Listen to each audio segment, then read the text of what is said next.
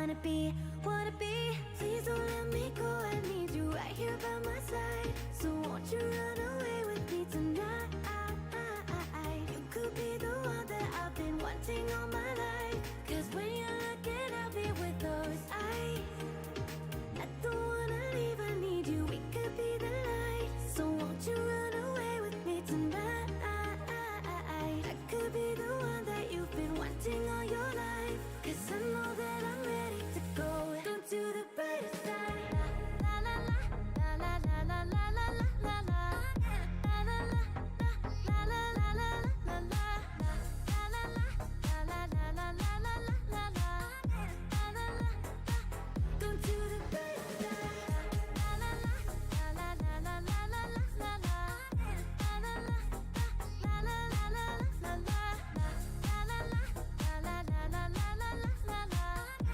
la la. Don't do the brighter side. At one, you take it all so well, and I'm mesmerized. I know it's hard, but you can rest your mind. It'll be alright, I don't wanna leave, I need you, we could be the light. So won't you run away with me tonight? I could be the one that you've been wanting all your life. Cause I know that I'm ready to go. Don't do the brighter side. La la la la la la la la la la la. La la la la la la la la. La la la la la la la la la. La la la. Don't do the brighter side. La la la la la la la la la la. La la la la la la la la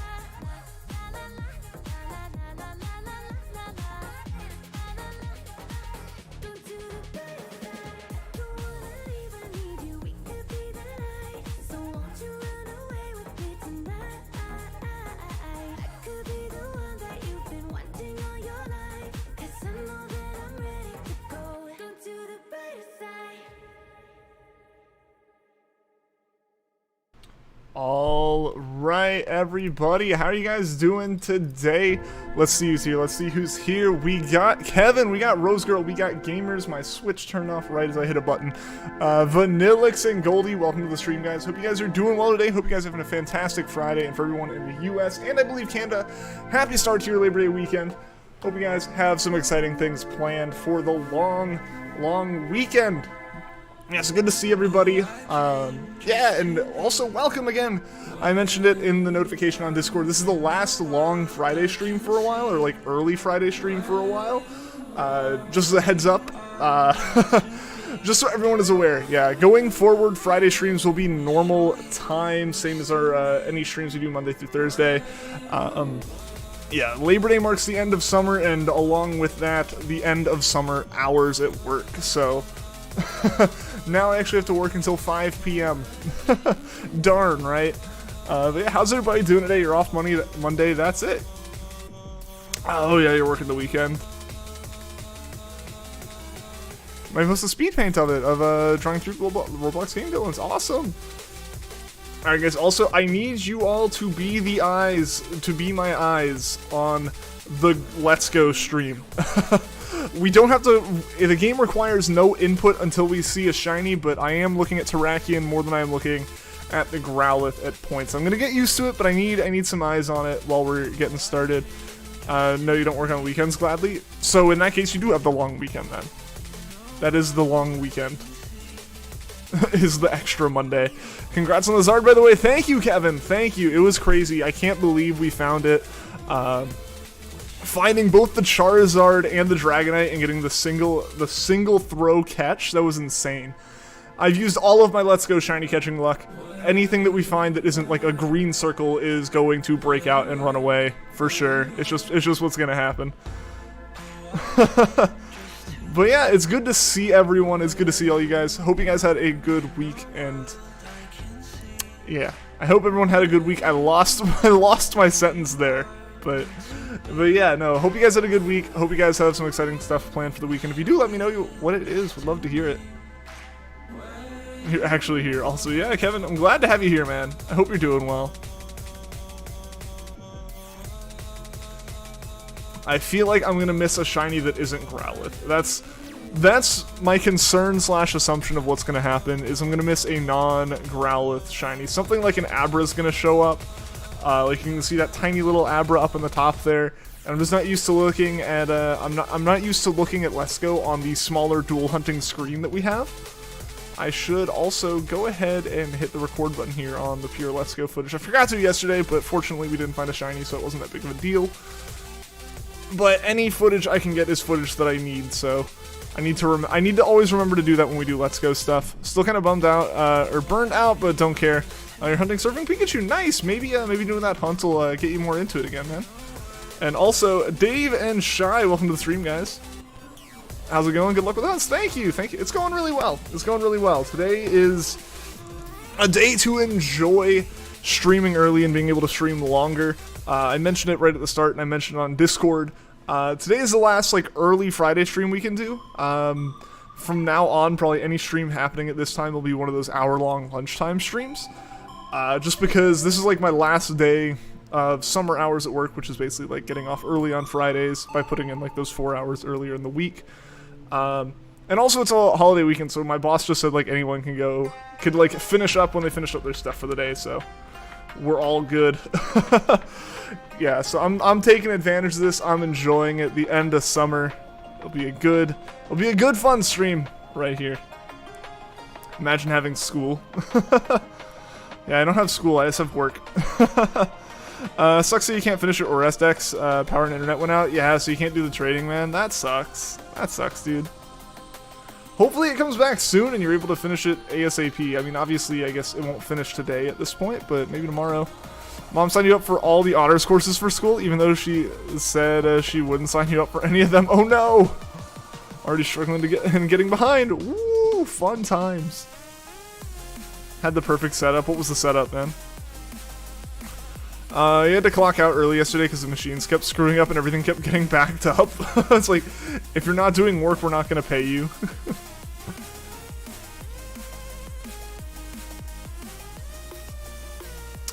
Had all your trading mons ready. Aw, dang, just going to set up all those trades.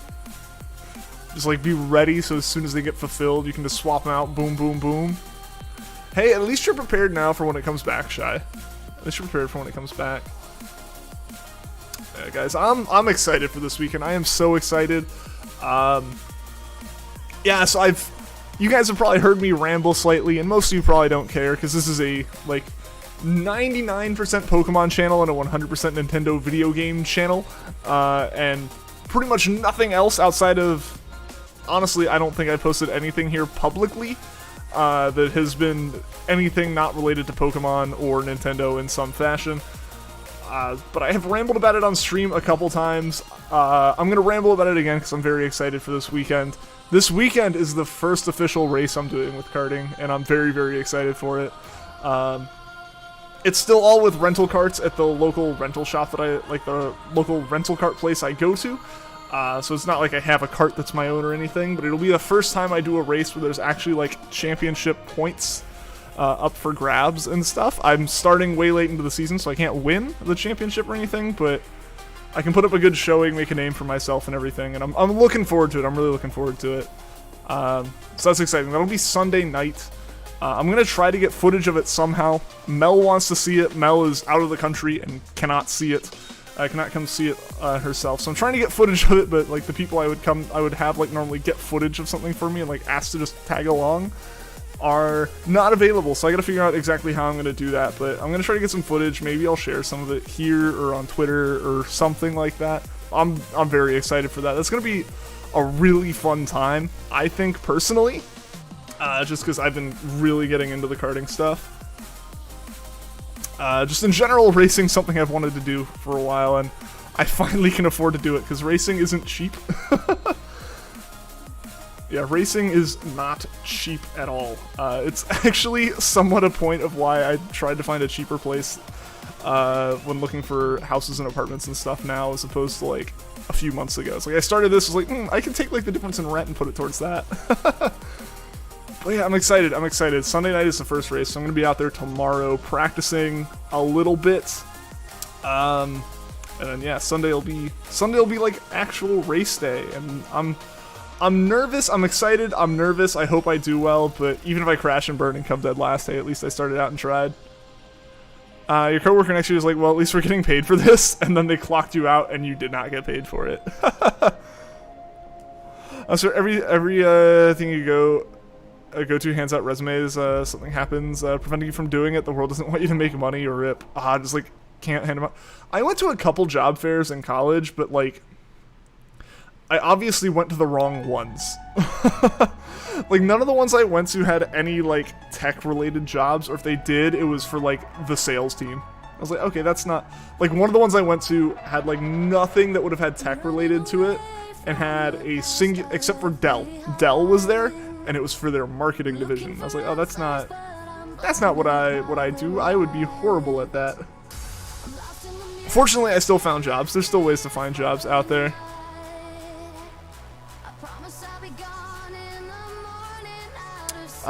It's been an hour or so, probably another hour until it's back. I hope it comes back soon. Also, what the heck just disconnected? I'm guessing... Sorry about those random Windows noises. I think those noises were either related to my DS capture card getting weird, or related to just the HG60S that I have that I use for some hunts that doesn't really work all the time. No ducks, just Nat, please. Don't want the side out. Your phone's about to die. Oh no! It's 1%. After it does, you can't contact anyone. Oh no! Man, yeah, that sucks. That sucks. I remember in high school we had like a massive ice storm and power was out for a week, and the only way to keep phones charged was to like... Fortunately, the cars had like mostly full tanks of gas in them, and we could like turn the cars on, get some heat for one, because we could run the heater in the car, and then plug the phone into like the radio to get some USB power to it. Dude, watch, karting's fun. Karting is so much fun. So much fun. I would love to go like beyond karting as well, but karting is the easiest entry point, you know, being that specifically the karts I do go like 45 miles an hour tops, and it's all indoors. Like, basically imagine taking like a store in a strip mall, not like a big Walmart, but like, I'm trying to think of like a Best Buy size store. Take one of those and put a karting track right in it, and that's effectively what I'm racing on. So like anything higher than 45 is going to be useless. So like, obviously you can go up from there. There's other like more so professional tracks around me, but entry fees to those are higher, and I can't justify it at the level I'm at. So yeah, definitely starting with this and working up with that. Since we still have till October to opt out, if that applies to science too, you'll opt out of honors science ASAP. That's the biggest problem. Imagine you get a paycheck week and you don't even get paid. I mean, if you clock out, right? You don't get paid for those hours. Your dog got attacked by bees. Oh gosh, oh no. Taking it and potentially keeping a second stray kitten. Well, I guess kind of good news on the kitten, assuming you're okay with another one, and I hope your dog's okay. Everything's about to die and you can't charge anything, yeah. Figure out a way to sacrifice all the power from every device except for one and charge your like phone or charge your 3DS. If only there was real-life Mario Karting. I mean, people have kind of done it. It's hard to do with real karts because eventually you get to a speed where that's just dangerous, and it's hard to mimic like stopping someone, right? Like you can slow someone down, but you can't like spin anyone, right? Like spinning people would be dangerous, and honestly slowing people down unexpectedly is also very dangerous. Coconut Mall. Acorns are falling from the oak tree, so winter's coming early. That's what your mom says. I could go with some more winter weather. Granted, it's finally like actually not like 90 degrees outside today, which is good. You know, the Samsung and its battery lasts forever. I feel like they're really good at idling. Coconut Mall. Did we just get coconut mauled? But you know, you can almost say that, but basically, yeah, it's like Imagine taking like a normal, just like a big box store, like it's like in a strip mall kind of thing. Like take a Staples, an Office Max, a Best Buy, like something that isn't building its own massive store and like becoming a supermarket around, and then like you build a strip mall around that. Like just take one of the other stores that builds inside that and place a karting track inside it. That's what it is. And yeah, so that's what it is. So it's all very flat and smooth, which is nice.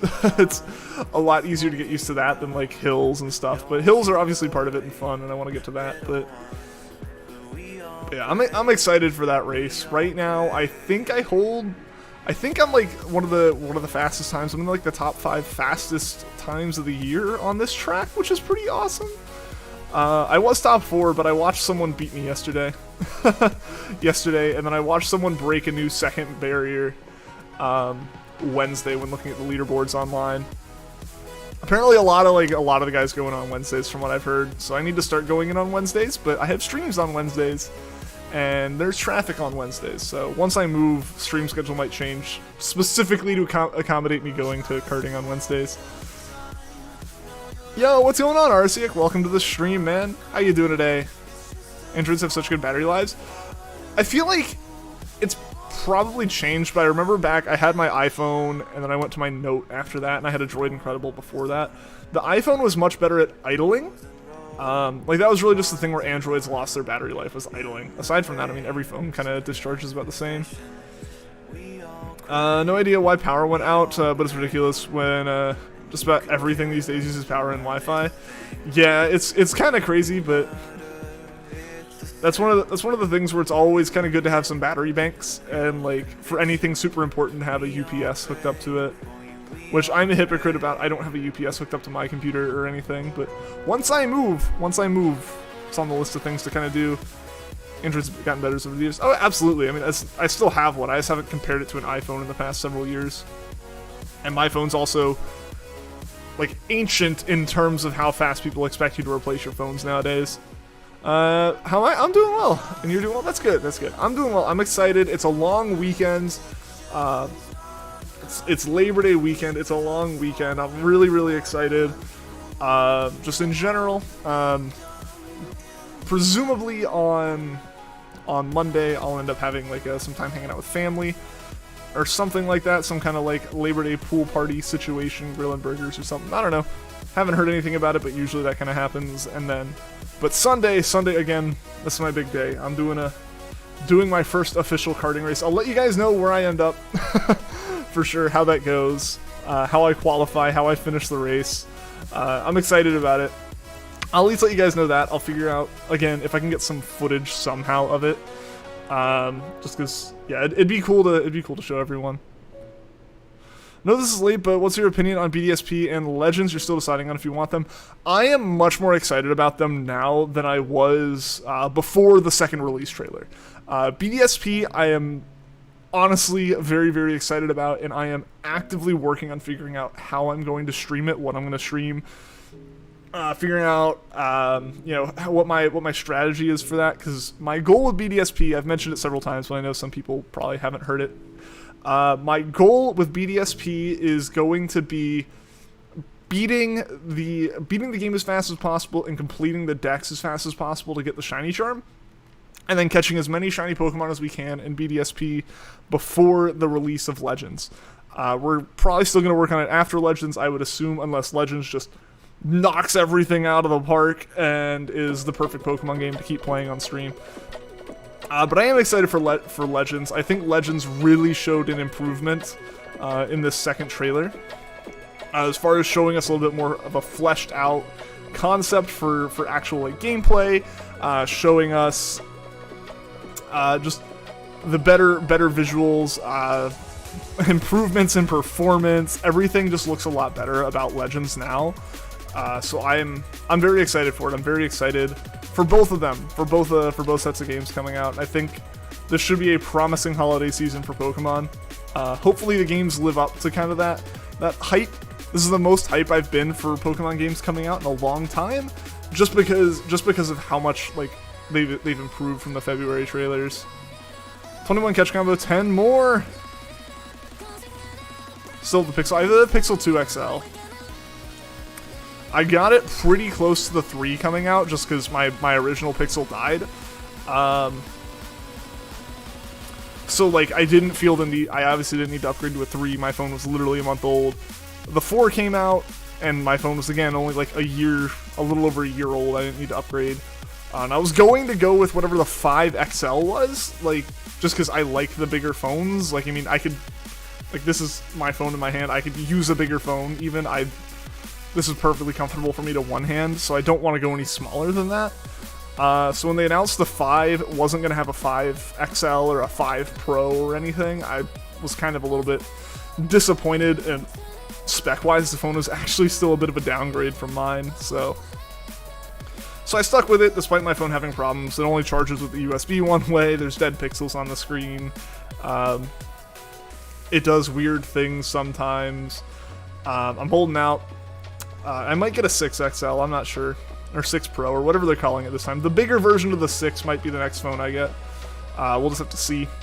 We'll just have to see what exactly it looks like once it comes out. I'm in no rush to buy it immediately. Where's the blue high bugger? What? Oh, are you going for you're going for Venonat, right? Probably skipping BDSP unless Shaman and Darkrai are huntable. Probably gonna get Legends, just not right away. You're also not super huge on the regional variants. Feels like a gimmick now. That's fair. That's fair. I know people kind of talked about this being a gimmick with Alola. Alola, it for sure made the most sense. Just given it, like Alola's regional variants definitely made the most sense, just given that Alola was like this remote area, and it was kind of just like a nod to Darwin and just. Yeah, having found stuff on Easter Island and Polynesian Islands, or Galapagos Island, sorry, and just like Polynesian Islands in general, just like all that kind of Pacific Islands kind of area, you know, like it kind of played into that a little bit, and like that was really cool. Galar, yeah, it just was a continuation, to be a continuation, and I would say the Hisuian variants are for sure the weirdest ones, because you're still in that area, but it might just be the Pokemon changed over time kind of thing. I don't mind it too much as long as there's still a way to get, as long as there's still a way to get the original forms in some way. You have a bigger phone too. Don't hear about the Google Pixels anymore. The 5 was just really awkward. So the 4 had issues. It didn't have the 4 made the very unfortunate decision of copying the whole "we're not doing fingerprint sensing, we're just going to do face sensing" right before the pandemic. Like at least like iPhone 10s and 11s and stuff like had time, like Face ID had time to be used before the pandemic. The Pixel 4 came out in late 2019, and yeah, came out late 2014, and then immediately people were wearing masks, like for 2019, yeah, and then people were wearing masks like 6 months later, and the phone, you have problems with that. So I believe the 6 is using an in-screen fingerprint sensor, which will be good. And then just like the 4 was kind of a flop, which is why they took a step back and were like, let's not try to market this as a flagship, let's just make like a normal mid-tier phone. And then they made a mid-tier phone, and no one talked about it because it was a mid-tier phone, and a lot of people probably didn't buy it because they were looking forward to an XL. So hopefully the 6 kind of puts them back up there. Just stick with the Samsung A series since they're not as expensive. That's totally fair. That's totally fair. I got an A52 5G, which is actually pretty sick spec-wise. It was almost $800 Canadian. Thanks to your deal, you got $400 off. Hey, that's not bad. 50% off right there is pretty good. I like how Venonat just does a little wheel and then boings.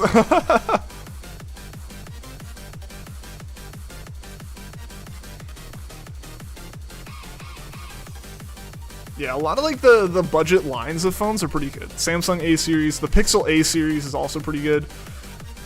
It is really telling that the cheaper phones are the ones that have headphone jacks. It's kind of like it sucks that higher end phones don't have a feature just because it's considered more premium to have less ports on the phone. It's like I want wired headphones, and my USB port only works for power now. So like, what am I supposed to do? How can these buggers be 4 feet tall? A big puffle moment. Very big puffles. They're just really big. They're also 4 feet wide. Had the same phone since 2019. Mine, yeah, I got like late 2018. Or like not late, but like second half of the year 2018, I got this phone. And it's holding up just fine. I don't have any particular reason to swap it at the moment. Like, it's showing its age, but like, who cares? There's like, realistically, we're to a point with phones that, especially if you're someone who plays your games on consoles and PC, you have no need to upgrade your phone every 2 years anymore. Realistically, there really wasn't even a point where like upgrading every 2 years was super necessary in the first place, but the process of phones, like, progression was just exciting for a few years, like the early 2010s.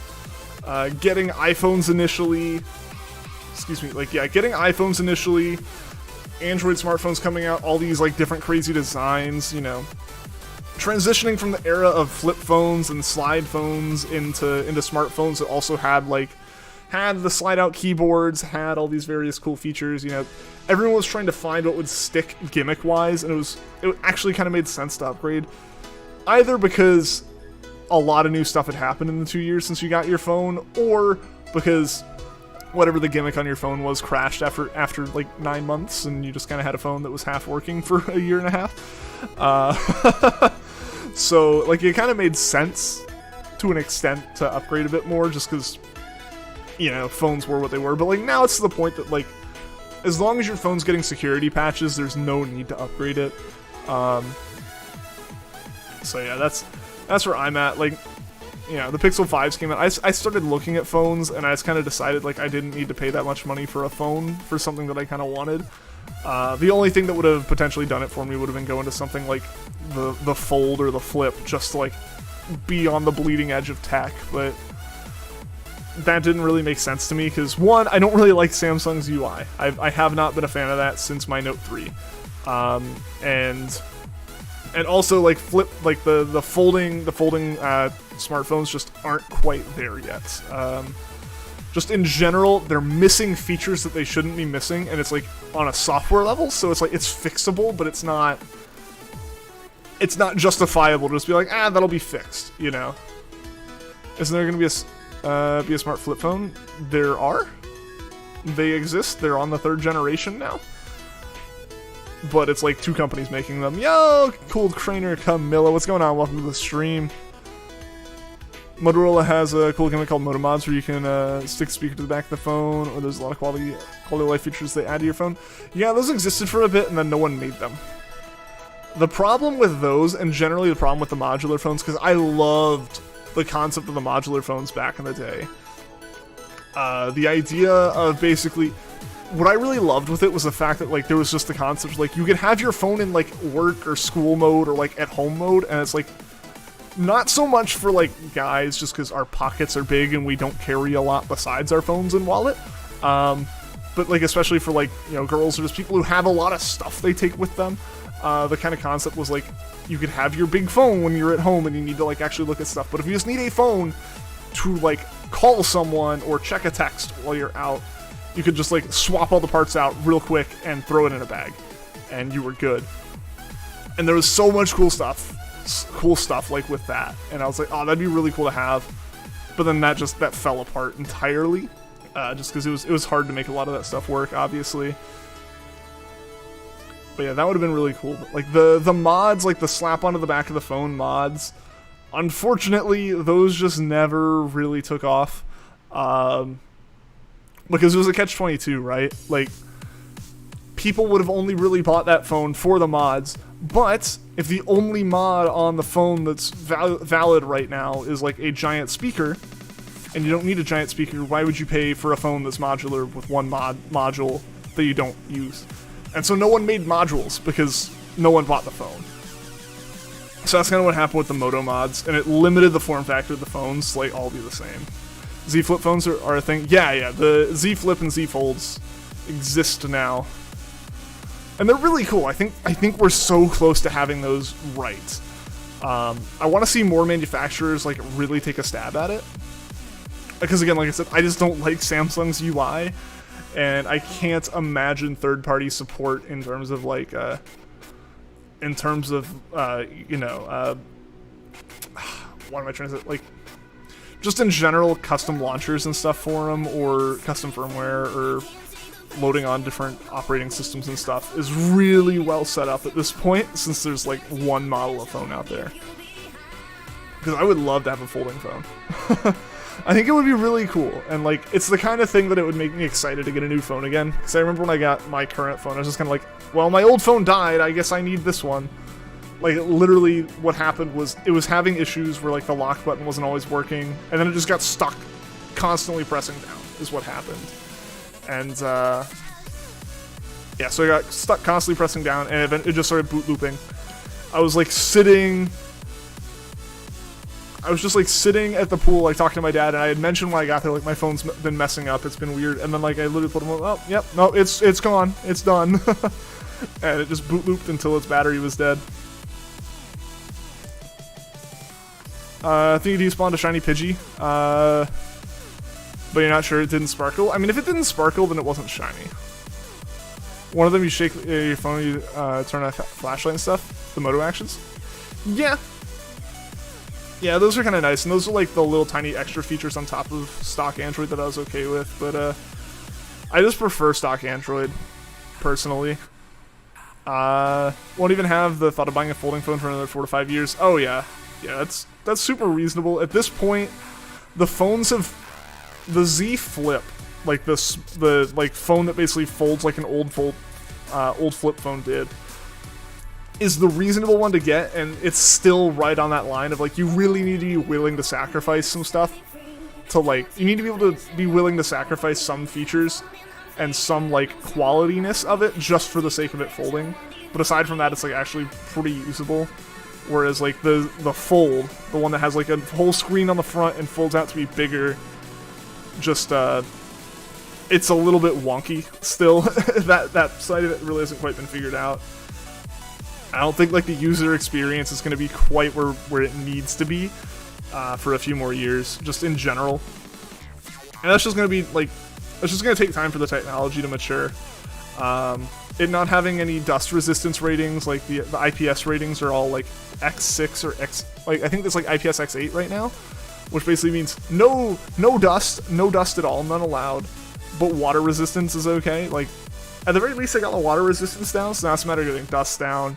It's still a matter of getting the crease in the screen to be a little bit less noticeable.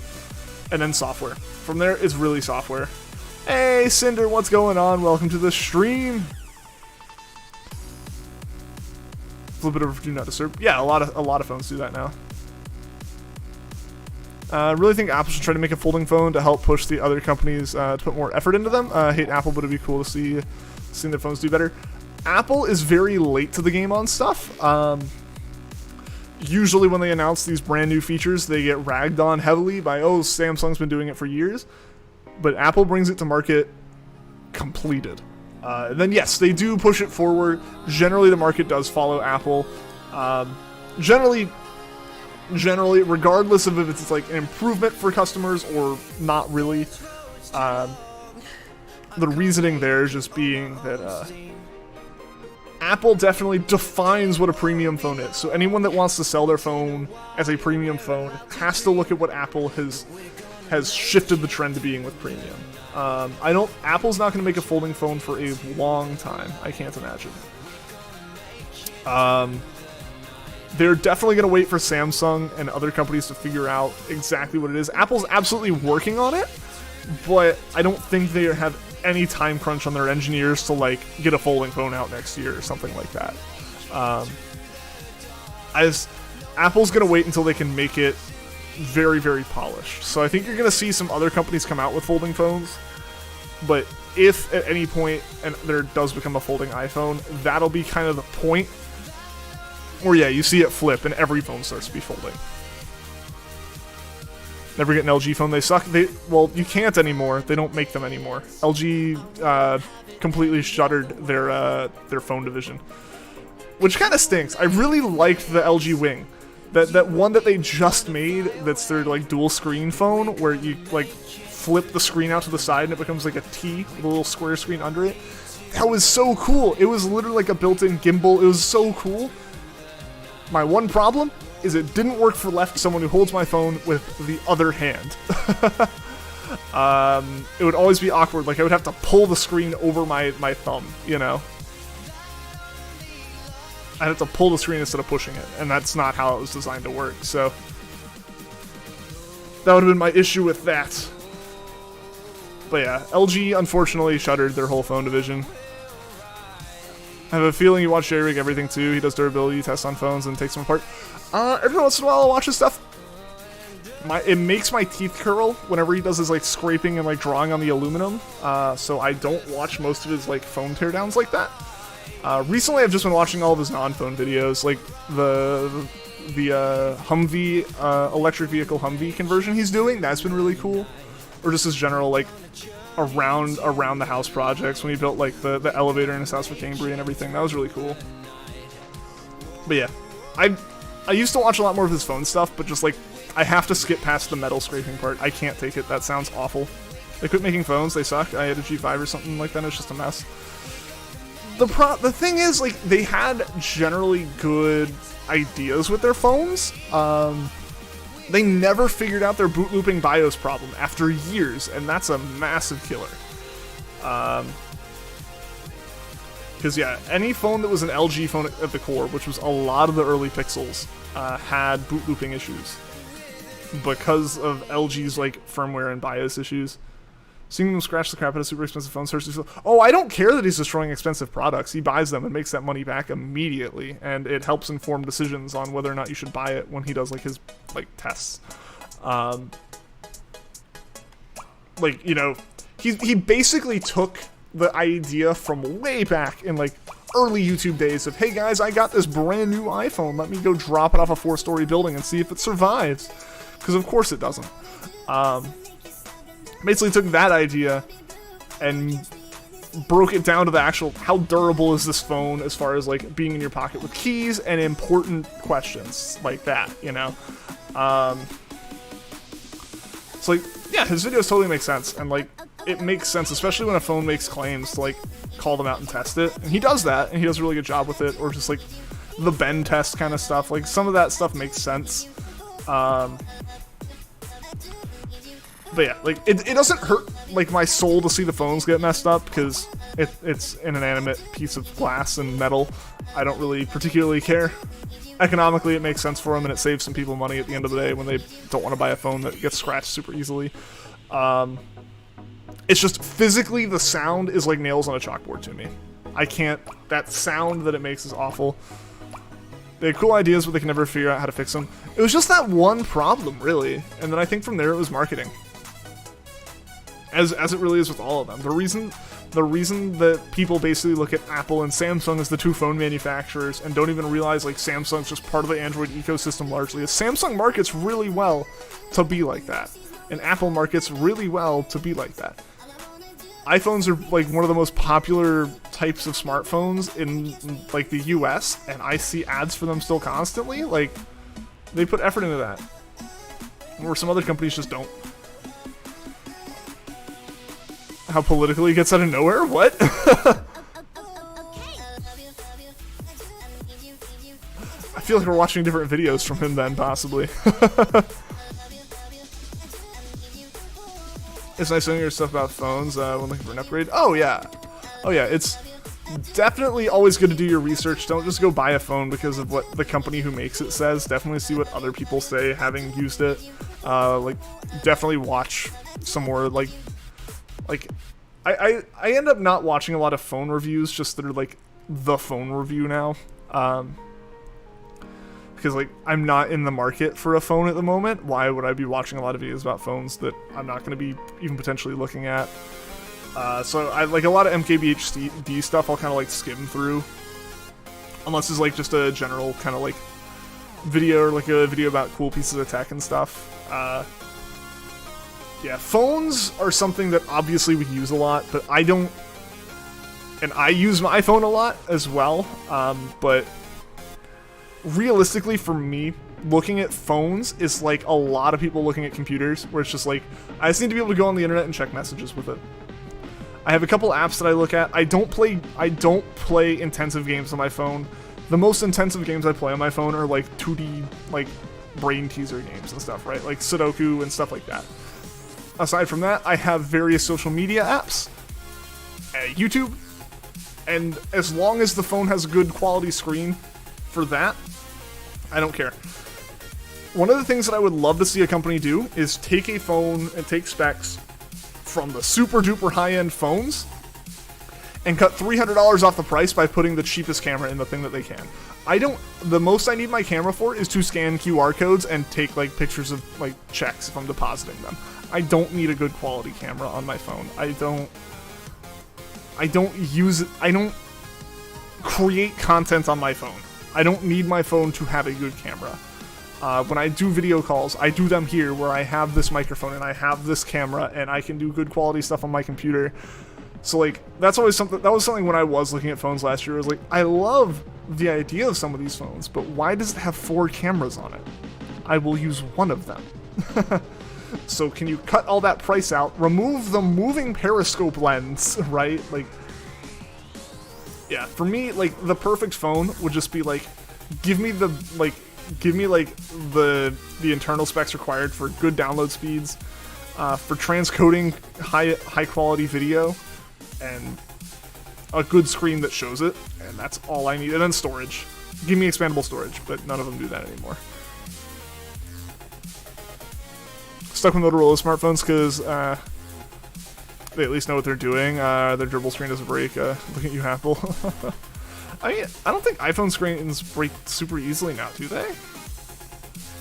I feel like since they've gone to Sapphire glass, especially, they've been pretty fine. You're the Verizon store, they recommend you the phone that you have now, and you loved it. Nice! Yeah, I stick with Pixels just because I don't want any of, like, the phone carrier bloatware crud. I know that, like, because that's the problem, right? Like, even if you buy the phone straight up unlocked from not the carrier, as soon as you sync it with the carrier, it installs all that, unless, like, the Pixels are the only phones that I know on Verizon, which is the network I'm on, that, like, don't have Verizon apps on them by default. Or any Verizon apps they do have, uninstall immediately.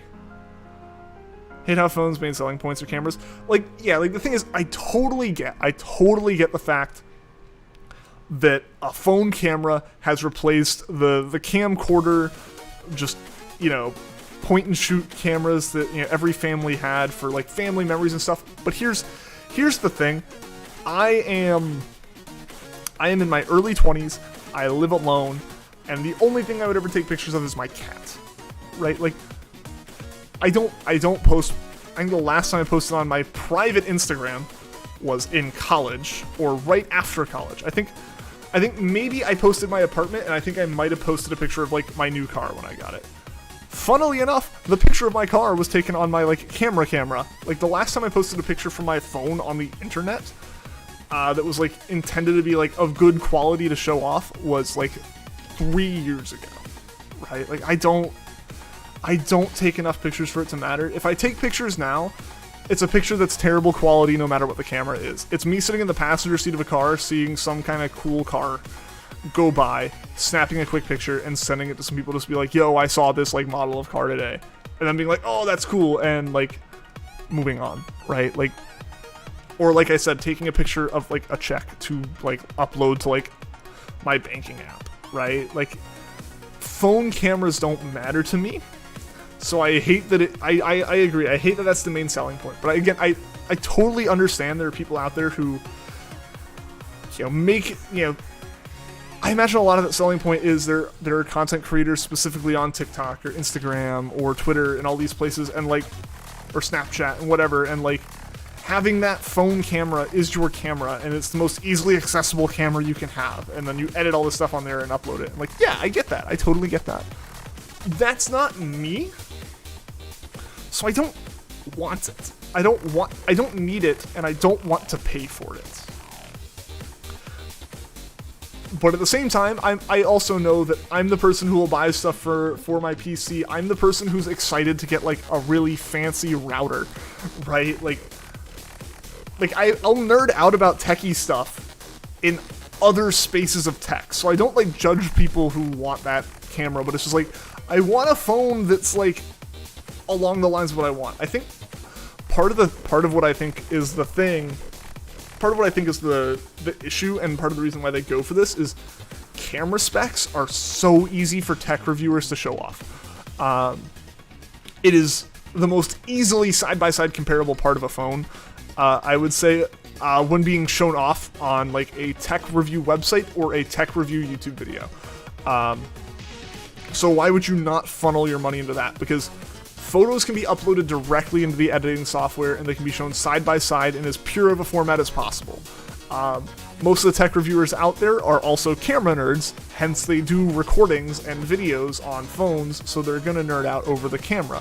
It's what happens, right? Like, it makes sense. It makes sense that obviously companies are going to try to cater to what the people who are promoting the phone for them like, and those people like cameras. So they'll put good cameras in the phones. But for me, it's like, I'm totally fine with the camera from a Pixel 1. A camera from 2016 is more than enough for me. That is plenty. Or 2017, I guess. A 4 to 5 year old camera sensor is more than enough for me to use on a daily basis.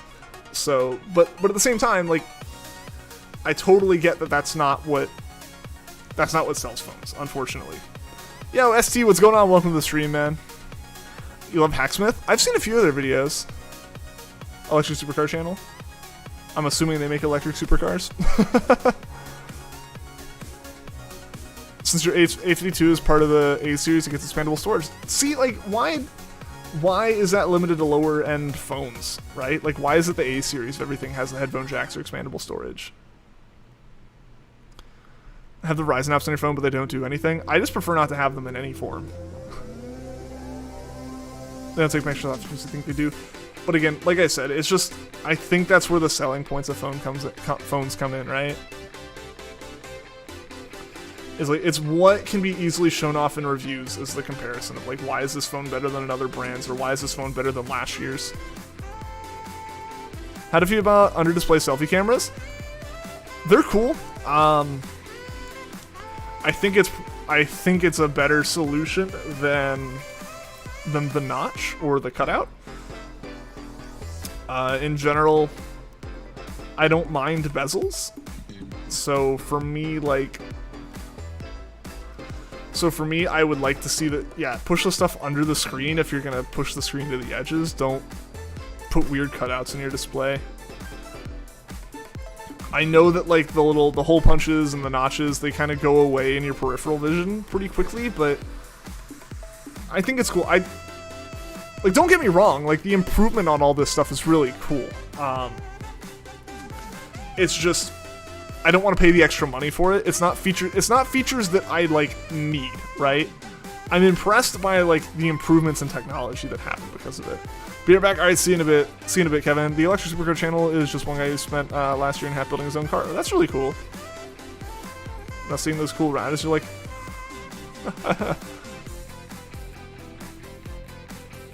Yeah, and I want, like... One thing I want to do is get a server rack and start putting stuff in there. Like, that's the kind of stuff I'm talking about. That looks next level. Yeah, I don't want one of those. I want, like, a Ubiquiti rack-mounted router.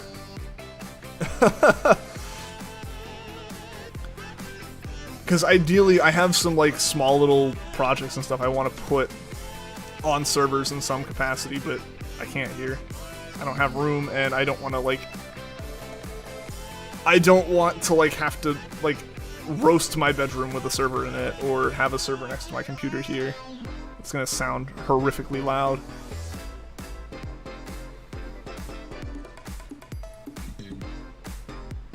So yeah, like... But yeah, like, for me, it's like... That level of the techie equipment is what I like. For me, it's not so much phones. Like I said, as long as my phone can access the apps that I use, which, honestly, any of my past, like, 4 phones would still be able to do that today. I don't need to upgrade until the phone starts having actual issues. yeah, I mean, the suite of apps I use on my phone regularly hasn't changed in the past 4 years. Yeah, I'm trying to think of like apps that have really like come in that I use now that like wouldn't work on old phones, and like the only reason for that would be like if my phone didn't get a certain Android upgrade. Don't they sell gaming routers? It's complete BS, but yes. It's like gaming headsets or gaming mice. Like, gaming mice is a bit different, I will say, I guess, but like most gaming branded things are just marketing, and routers are the same way. They're either marketing just a generally new piece of technology as for gaming, or they're like just saying it because of the aesthetic of the device. Like, yeah, Wi-Fi 6 and stuff is absolutely better than older versions of Wi-Fi for gaming. Like, AX Wi-Fi versus AC Wi-Fi is definitely better, but it's not really a gaming feature. It's just a new feature that happens to help with ping because it's just better about latency. Why would they do gaming routers if it depends on your provider? Because you do have to take into account like the speed of your router and the signal and latency delay to your router. Generally, I assume what most like gaming routers are marketing is you can set preferential MAC addresses on your network. Basically, so I can say like, hey, if there's 10 devices in this, if like there's four people living in a house and they all have a computer running and a phone connected to the network, and then some extraneous devices like a smart TV and like a tablet here and there, you can say this computer is doing like latency dependent networking, right? Like you can say this is the highest priority. If we hit the max speed on the network, if there's bottlenecks or something, make sure this device gets all of its power and buffer a different device. Don't buffer this device, is basically like just priorities there. Because yeah, your actual internet speed comes down to your ISP, and reasonable, if you're not like in a super rural area where it's just hard to get internet in the first place, you really shouldn't be dealing with ping issues from your provider. Gaming doesn't require a lot of bandwidth in comparison to things like video, like the video streaming and such. Max speed is like 60 to 100. Yeah, and that's totally fine for gaming. That's perfectly fine for gaming. The biggest problem you have there is downloads of updates. But actual like competitive gaming online does not use a lot of bandwidth at all. It's very, very minimal because all you're sending is movement information, right? Or like loading in the map. If it's like a Minecraft server, you're loading in the map and you're loading in like where players are and you're loading in text. That's about it. You're not like loading a whole lot of data. Compared to video when you're streaming like a 4K thing, Netflix is a bandwidth consumer? Yes, because it's video. It's absolutely streaming services are going to be the biggest bandwidth hog you have unless you like download your entire Steam library all at once. And even that depends on your Steam library. Like I could hit my data cap on my ISP in like a couple days if I downloaded everything as fast as my network would allow me to.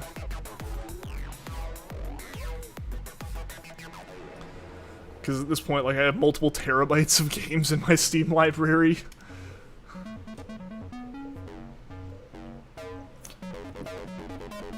Yeah, so generally a gaming router just looks really cool. There might be slight tuning for like if you have a horrifically laid out house with a horrific number of devices hooked up to your network, it might save you a little bit, but I wouldn't count on it.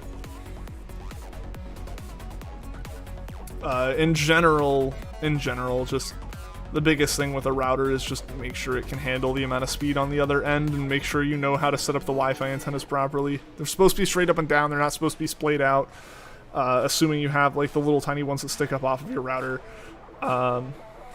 Aside from that, generally leaving it in auto is the best thing to do unless you know exactly what you're doing with every step. Yeah. You're back. Welcome back, Kevin. Downloading a game. Say Call of Duty. God. Yeah. What? At this point, At this point, Modern Warfare is like a 250 gig game, and like Cold War also can be up to that. Vanguard's gonna be 250 from the start. They just, I don't know why.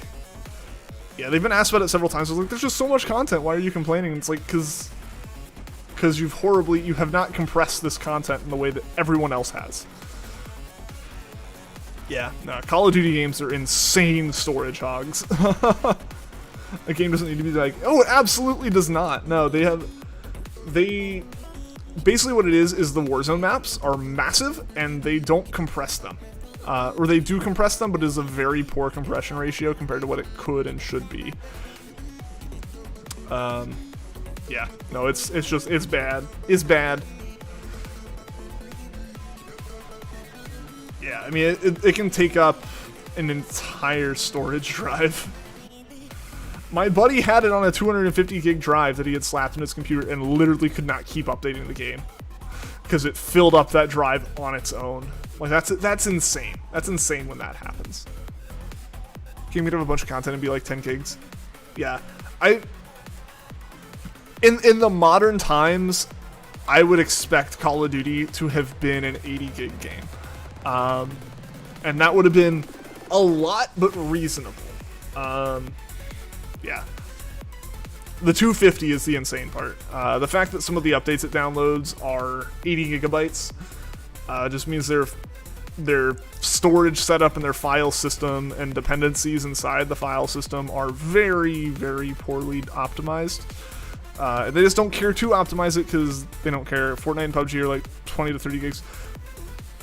Those aren't super great comparisons because neither of those have the visual fidelity of Call of Duty, or like, you know, the texture size and whatnot of Call of Duty. So again, I would compare Call of Duty to something more like Doom or Doom Eternal if you're going to look for reasonable sizes for an FPS game that tries to be more photorealistic. And Doom is an 80 to 100 gig game, depending on if you have the DLC, I believe, and if you're looking at Doom 2016 or Doom Eternal. So yeah, that's... I would not be saying that Call of Duty should be able to be 20 gigs. I don't think that's reasonable in the current day and age. Storage is very cheap, which is why they're able to get away with numbers that are larger like that, for the sake of looking prettier. It used to be that it's like, suck it up, we lowered the visual quality, but look, we also lowered the size of the game by 50%, right? Like, that used to be like the ideal, because it's like you had to fit it on a cartridge, you had to fit it on a disc, you had to, you know, be able to install it to a few kilobytes of storage space, whereas now it's like you have 16 gigabytes of RAM as an expectation, usually, right? Like, man, I can go to the store and buy several terabytes of storage today for a not offensive price. Flight Sim's almost like 100 gigs, right? Microsoft Flight Sim is very special. In the fact that it's constantly streaming that data down to you, because the actual map is several petabytes. Flight Sim is very special in that it has a fully, like, height-mapped version of the world. So yeah, Flight Sim's a very special situation, and I think Microsoft's actually kind of handled that fairly well. You can like pre-install areas you intend to fly in, I believe, so you can save like your internet bandwidth. But yeah, they try to pipe in like data from Bing Maps like on the fly. So that's a little bit different of a circumstance. So I announced another Hippogriff mount for the upcoming patch, which you're happy about. You're also annoyed because you have to care about the game again and get it. It's like, dang it, why'd you rope me back in? Relatable.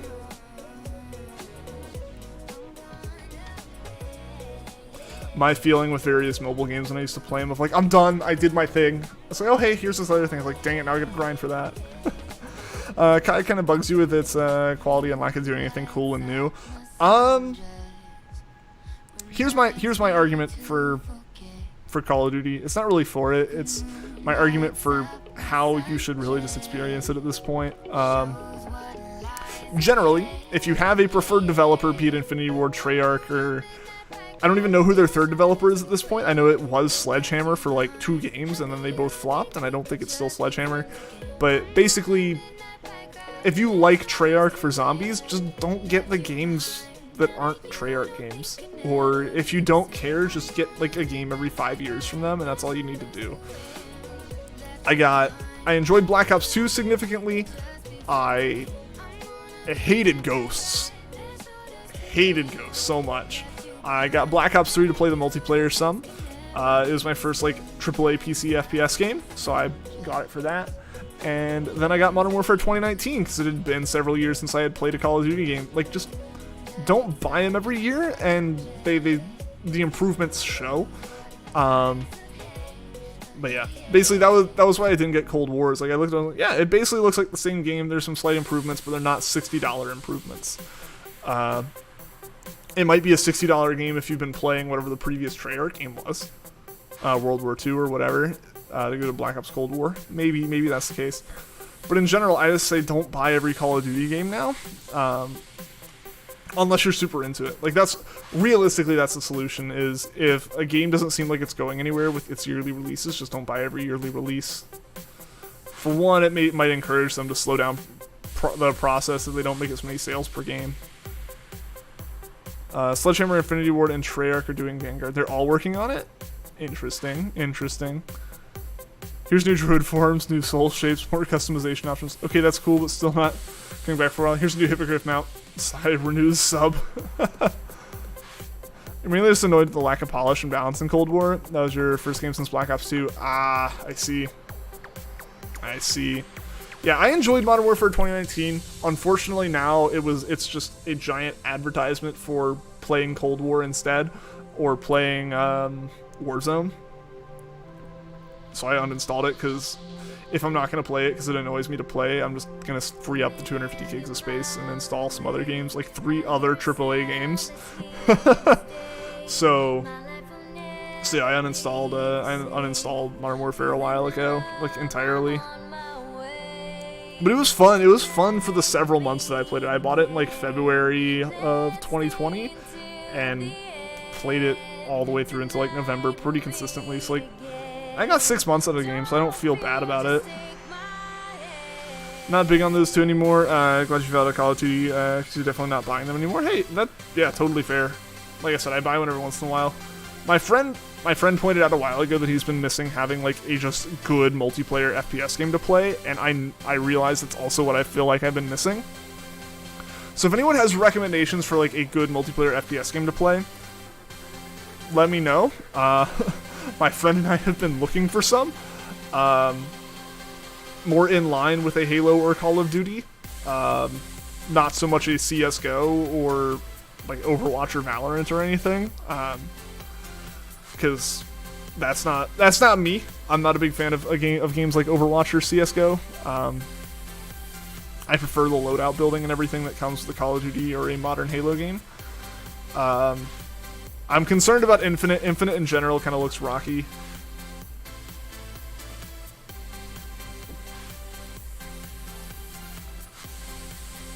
No, Treyarch's doing zombies. Forget who's doing multiplayer and campaign for Vanguard out of Sledgehammer and Infinity Ward. Yeah, I don't know. That'll be interesting to see.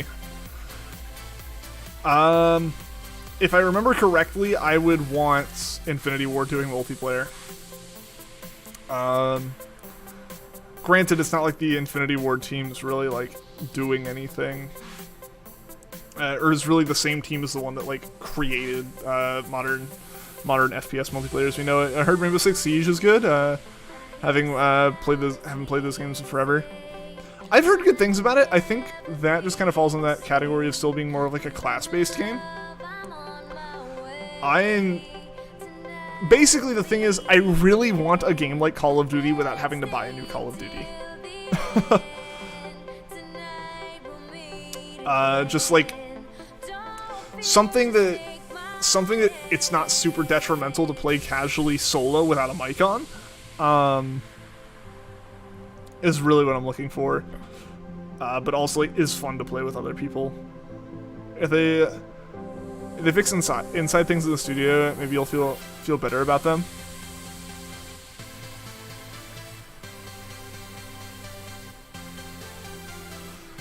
One of your online friends recently got a position as a bug tester for Activision. She examined how Treyarch was divided for Cold War and why it was rushed. Like, just like the studio itself, like they didn't agree on stuff or something? Or like because they were split and some were doing Vanguard. That'd be weird that they would sacrifice Cold War for that. I feel like they would just pass the whole game onto Sledgehammer and Infinity Ward instead of splitting it if there was like a resource problem. Unless Vanguard's supposed to be something really special.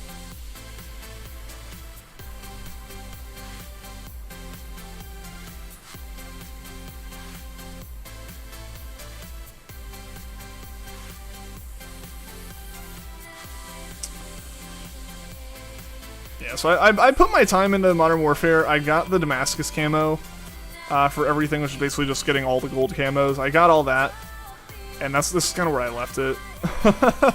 Because they had all the obsidian camos for specific guns, but I just didn't...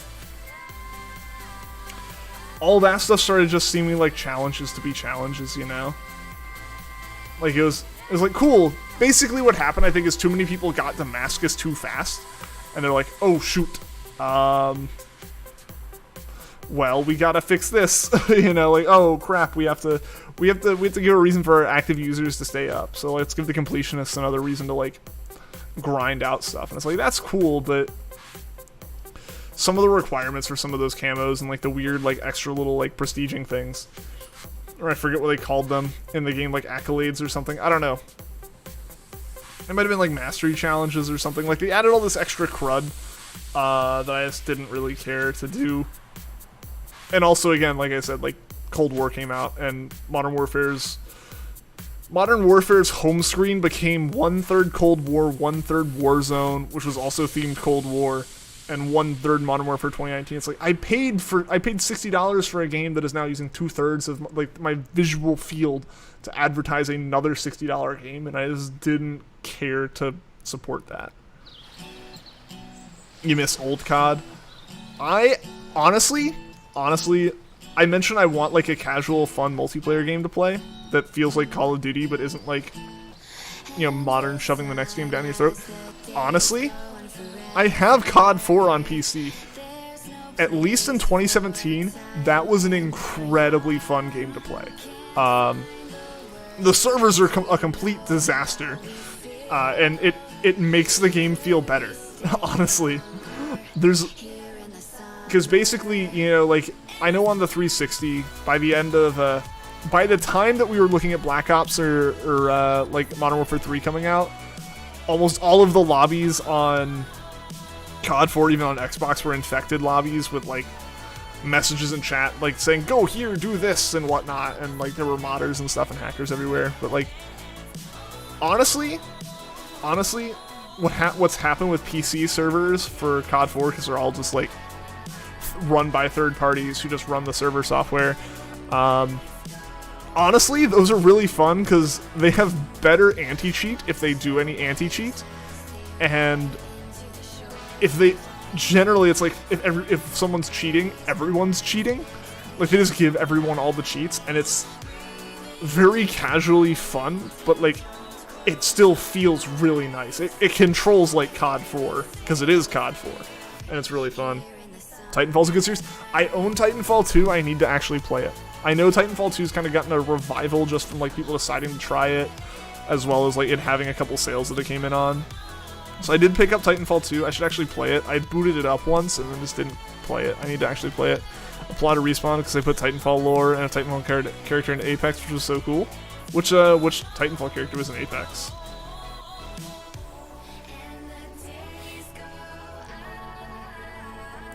Yeah, so I should try Titanfall. I own Titanfall 2. I should play it.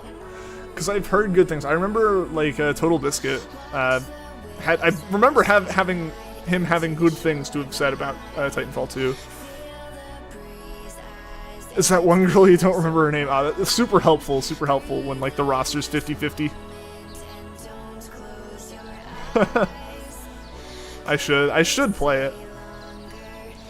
We'll see when I feel like playing playing it, because I talk about, man, I should do that kind of stuff like on stream, and then I finish stream and I like watch like Hulu or HBO or play Pokemon or work on side code projects and stuff, and just don't even think about. I just don't even think about the possibility of like watching something. Campaign is good, and so is the multiplayer. I'll definitely give the campaign a shot. The multiplayer, as long as the multiplayer is still like online, that'd be pretty good. Well, I know it's still online, but as long as it's like still pretty well populated.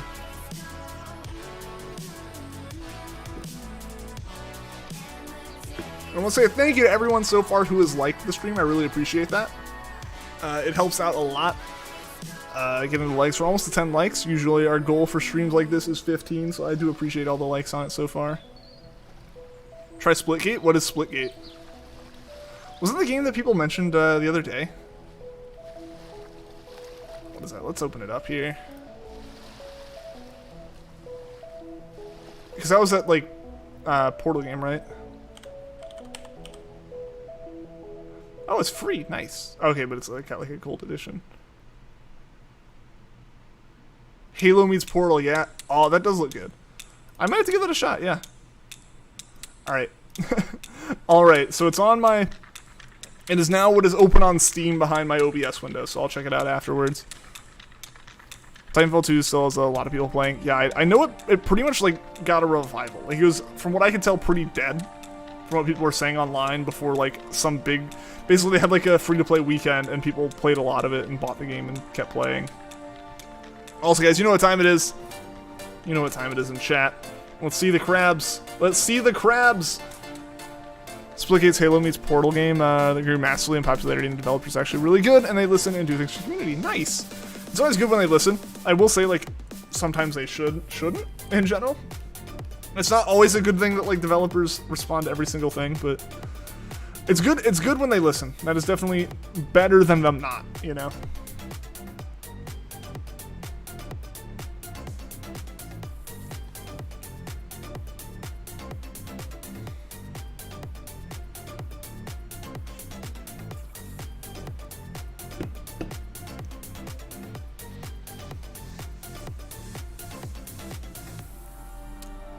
So I know like it came up a few days ago. I think Vanilli's the one who brought it up as far as me working on audio stuff.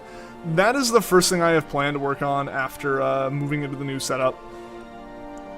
Basically, yeah. I want to get more songs, a more variety of songs playing. Figure all that stuff out. Figure out. One of the biggest things I want to figure out is audio levels. I always feel like I go in and edit like stream highlights and go, oh, this is what the stream sounds like. Yikes. And realize that it doesn't sound like super fantastic, so that's the kind of thing I'm going to try to fix. I'm going to try to fix up like stream audio and stuff like that. Get audio levels exactly where I want them, so it works well both for the stream and for my Discord settings and everything. Really, I need to overhaul all of my audio with everything, because one of the biggest issues I have in a lot of cases is I have 3 mics, or 3 things that my computer counts as mics. I have at least 4 or 5 devices that count as speakers, if not more. I don't really know what all it counts as speakers, and several different iterations of my amp, all in my Windows sound settings. I need to get all those cleaned up. I need to set up voice meter. I've really needed to set up voice meter for a while, but installing voice meter and setting it up turns all your audio settings on their head if you like don't have the time to sit there and like comb everything back out and get everything nicely set up. So I want to try to do that so I can have better control over that audio that I'm passing through into the stream. Better individual control on stuff, better control between pieces of software, all that good stuff. So I want to get all that sorted out. And then, yeah, start adding in more songs. So I think audio is one of the biggest things I want to improve before BDSP streams start. BDSP streams are kind of my goal. BDSP streams are my goal for, like, getting a lot of stream improvements in. Stream sounds fine to me. That's good. That's really good that it does sound okay. It takes a lot of fiddling for that, and the problem is a lot of times stream will sound okay, and then I have different settings on my amp that I have to like turn to to get my stream, or to get my audio sounding okay for to get my stream sounding okay for Discord calls or just various other things. So really, basically what I just need to do is I'm going to spend like an afternoon just sitting here recording fake clips of streams with various different audio inputs and comparing them when editing the video, when watching the video back and stuff like that, just to make sure nothing's peaking, to make sure nothing's too quiet. Because one of the problems I found is like I'd have my audio at a level that was good if I was right here, but if I did this, my audio gets horrible. This condenser microphones like this just have a very quick drop off in loudness of their audio pickup, just because of like the way they work. So they're really good microphones when they're like right where you want them. So I gotta figure that kind of stuff out. I gotta figure out what I want to do with that, and just in general, sit down and spend the time getting that perfect. It's one of those things where it's like it's gonna be very minor improvements, or very minor changes, but they're gonna be big improvements, I think personally. So stuff like that. I want to get lighting better situated, but obviously I need to be in the new space for that. I need to be in the new space for audio as well.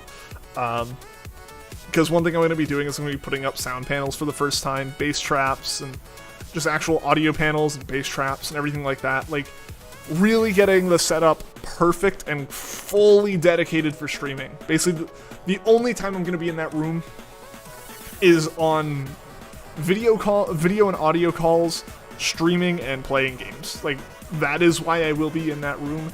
Everything in that room will be dedicated to making the best content possible and having the best gaming setup I can.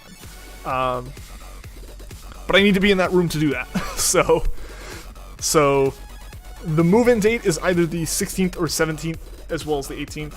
And then after that, it'll be a matter of getting the other desktop that I need, like as far as like actual top of a desk, getting audio panels, getting potentially new lights, stuff like that, and then just working through all the technical stuff on my computer side to make sure my stream is set up, all my audio is stable, making sure I can get everything so I can just like at a click of a button make sure everything's set up for streams. There's a lot of behind the scenes improvements I want to make, so like that, again, just the perfectionist side of things. I want to make everything as good as I possibly can. Hey, your power's back. That's awesome, Shy. That's awesome. Shocked to hear your fan randomly turn on. At least you didn't like actually get shocked because you're like, the power's fine. I can stick a fork in the outlet right now. There's no power. 1047 Games, the devs are actually a small indie studio, and they're doing really good. Nice. Audio levels are good. Need more music variety. Absolutely, we need more music stuff. We shouldn't be hearing the same songs every stream unless like it's a specific song that we've like decided will be a stream song.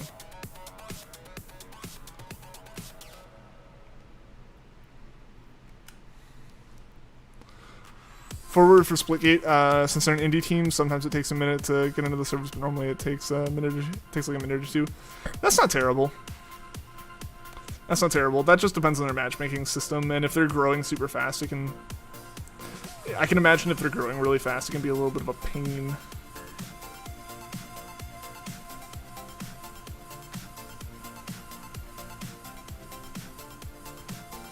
Like, it's one of those things, like, they've optimized, like, they have, like, their servers set up to handle, like, 10,000 people, and if they get, like, 100,000, that's just gonna, their matchmaking servers are gonna kind of grind trying to get that working. Gotta go, you have a brilliant idea. And it's not an idea you're gonna share with chat? Come on, man. I'm kidding. Have a good day, Kevin. It was really good talking with you, man. It was good to see you back here, and, hope everything continues to get better for you, dude. The health system in UI is so Halo. Nice. Nice. You know, one FPS game I haven't been into in a really long time that I think would actually be kind of fun to try again, as long as I could get my buddies on board with it, because they all own the game. We all played it before. We just haven't played it recently. Verdun. Verdun is a very fun FPS game. If you have a squad of 4, it is very, very fun. It is one of the most realistic FPS games I've played, and like genuinely enjoy that game a lot. Now you like Halo, so I think you'd be okay. Cool. Yeah, I love Halo. Halo was like the first FPS game I really got into, back with Halo 2. I forget about the game.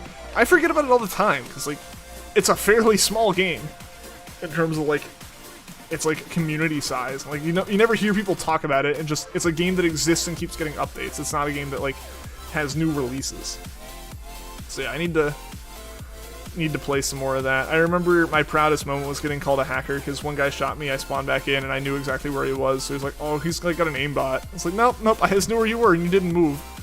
And we were one death away from losing. We were one kill away from winning. So obviously I'm just gonna go for it. It's like final kill cam was just me whipping around a corner and putting the reticle right on him, and boop. Quake got a remaster not too long ago. I wish arena shooters were still popular. They might make a comeback, you never know. It's one of those things I feel like it's just gonna kind of come and go, and like it's gonna be cyclical what's popular, right? Like eventually people are gonna get tired of the current system of like the hero shooters, and we're gonna go back to way more generic, fast-paced arena style things, I feel, and it's just gonna rotate, I would imagine.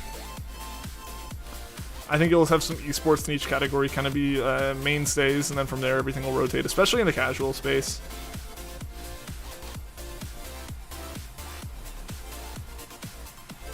I would love to see Doom 2016 style multiplayer stay around a bit more.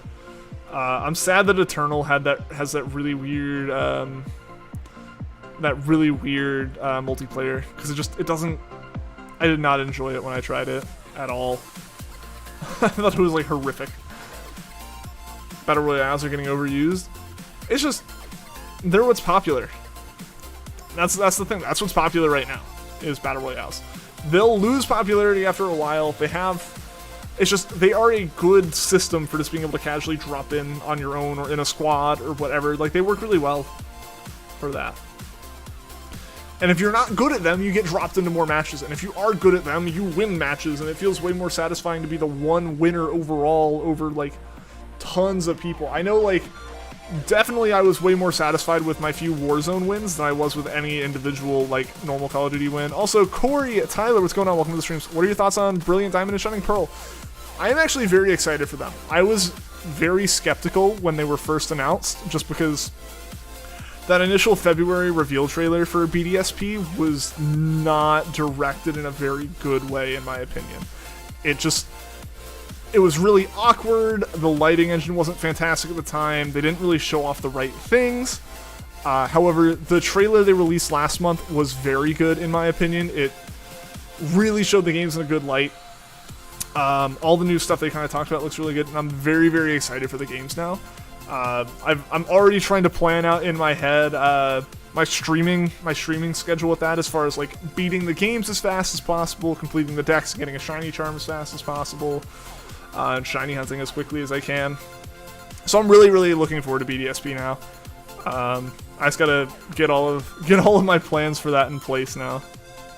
Warzone's victory thing is like credits.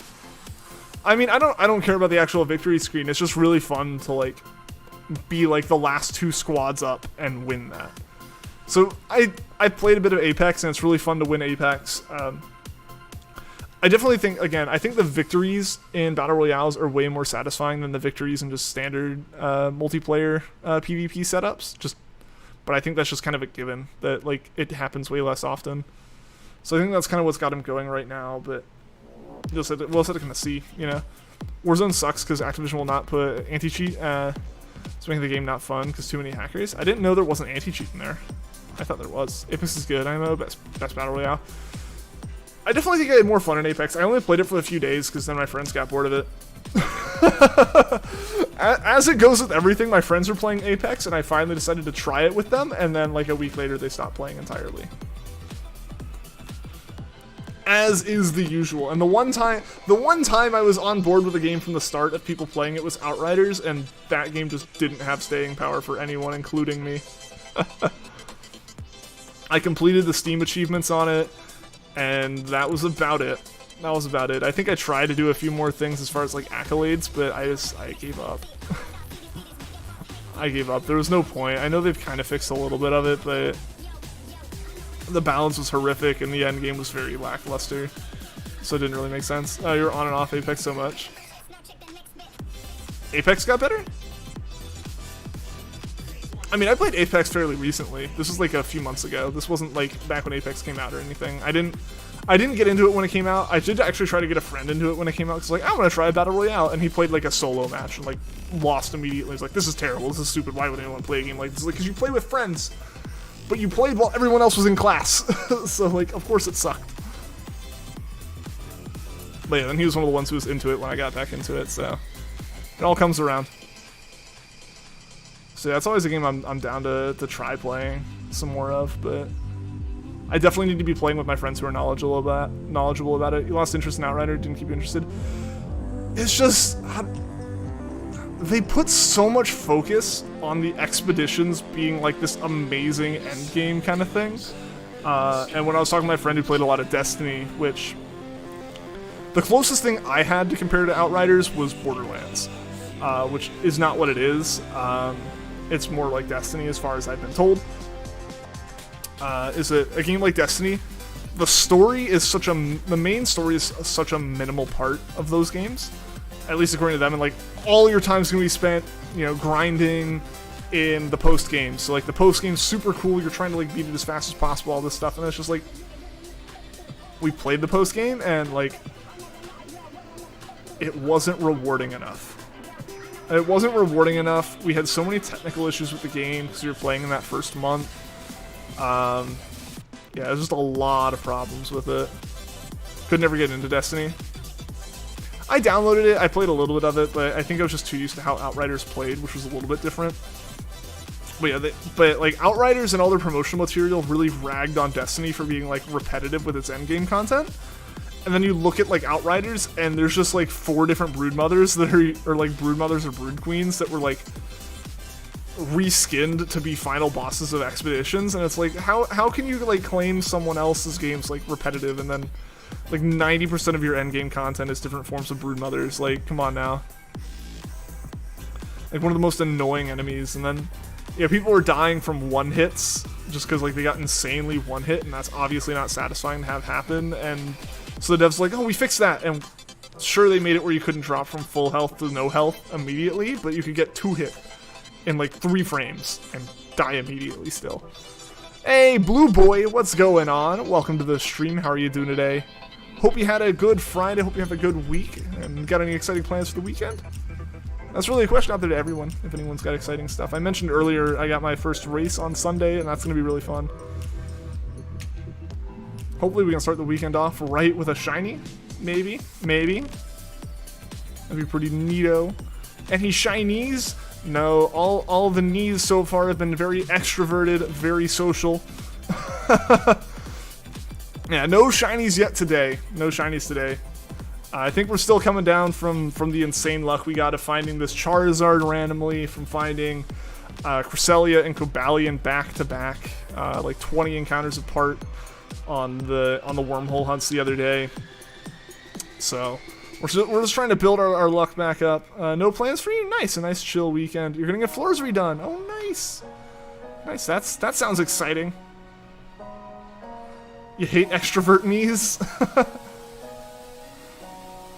The whole reason we have to have ripped jeans, right? You know, you can't. The extrovert knees just have to be out in the air. They can't be all hidden. Wish Bungie made the game better. We all thought Bungie getting away from Activision would help Destiny, but nope, it didn't. I don't know. I didn't play Destiny 1, so I didn't really have any opinions on it. I just heard about the comparison between Overwatch and Destiny 2, or just Destiny in general, after having, like... I enjoyed Outriders at first. I especially enjoyed the demo. Which kind of is another sucky thing, right? Like, the demo was really good for Outriders, and then, like, that was the most in-depth content in the game. And it's like, oh, that sucked. That sucks. Again, I refer everyone to the, like, drawing of a horse meme picture that's used for Game of Thrones seasons, and I apply the Outriders storyline to that. Like, that's the story of that game for me, and, like, the quality of it. So much of what I thought would happen got completely crushed and, like, completely subverted in the first few minutes, but it was, like, bad subversion. It was, like, Star Wars Episode 8 subversion. It wasn't, like, Knives Out subversion. What was I saying? What was I going to say? How long am I going to be live for? At least another hour, probably, too. maybe 3. I don't know. I'm enjoying the fact this is the last longer Friday stream I'll be able to do. Usually I would still be in work at this hour. This is like 2:45 for me right now. And usually I'd be working like 9 to 5, 9 to 6, or 8 to 5.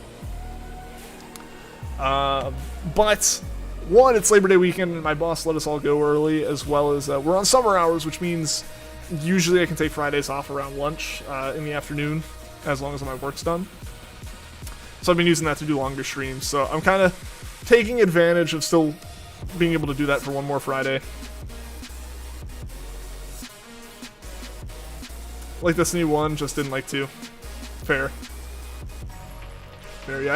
I gave Destiny a shot because, like, of how much potential I found in, like, the style of play that Outriders had. But man, I kind of forgot Outriders as a game for a bit. Should stream for 3 more hours? That'd be great if I could. That'd be great if I could. We'll see if my voice lasts that long. Last week I had to stop because, like, my voice just, like, died on me. Never advertise your game as from the creators of insert popular game franchise. I mean, totally ride your success from before, just so long as you can back it up.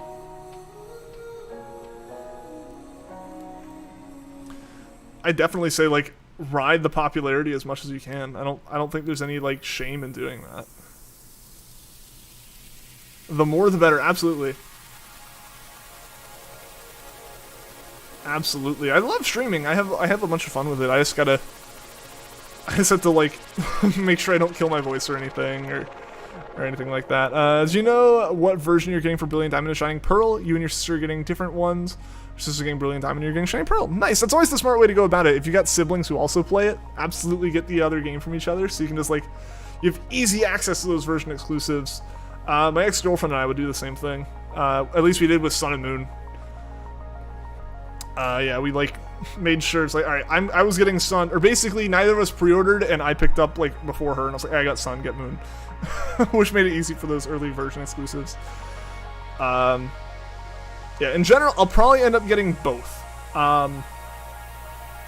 Generally, I try to use, like, my one Switch profile, for everything. So I'll have, like, one game that's my stream copy, and one game that's my personal copy for saves and stuff. I think, though, I'm just going to get both because I'm going to be trying to complete the Pokedex on my own as fast as possible on streams.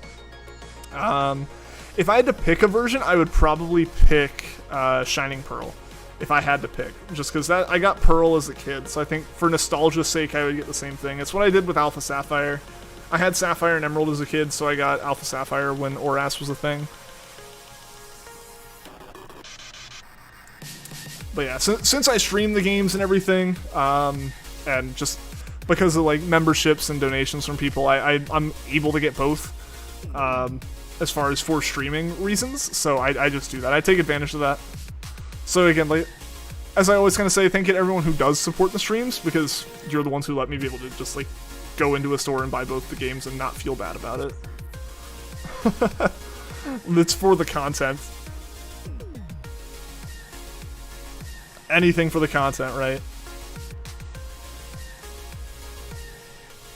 So yeah, I gotta figure out for sure what the game plan will be with getting those games, because I want to get physical copies and I want to have them at midnight. So I gotta see if that's gonna be a doable thing, or if I'm gonna have to buy digital copies, at least for the start.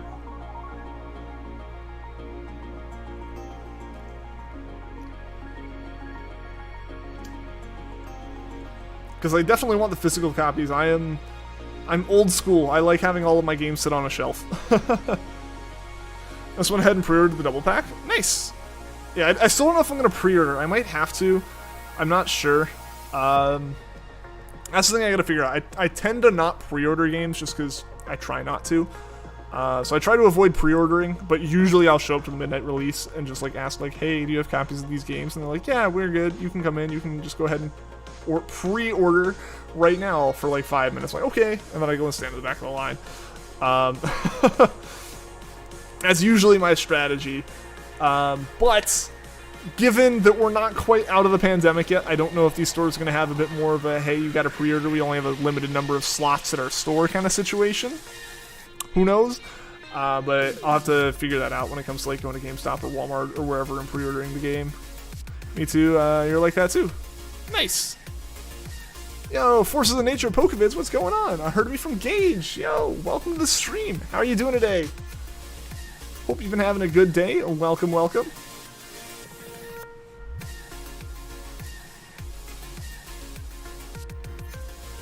So yeah, I gotta figure that out, because I messed up with Ultra Sun Ultra Moon when those came out. When those came out, I didn't realize my GameStop was releasing before midnight, so I rolled up like 5 minutes to midnight, and like I missed the whole thing and had to pick them up the next day, and I was just like, dang it, because I planned on streaming that night. And then I couldn't, because I didn't have the copies of the games that I bought, and I wasn't going to buy digital copies at that point. Like, I'd already paid, so I'm going to do all my research, because I'm not messing up this release at all. It's the first one I've been this excited to stream, so, like, I'm really looking forward to it. Fine, I just want to say lasagna crab. This is a reference that I'm not blessed to understand. Is it a crab that likes lasagna, or is it a crab made out of lasagna? This is the important question. Also, John, what's going on, man? Welcome, welcome. How you doing today? Hope you've been having a good Friday. Hope your week went well. Got anything exciting planned for the weekend?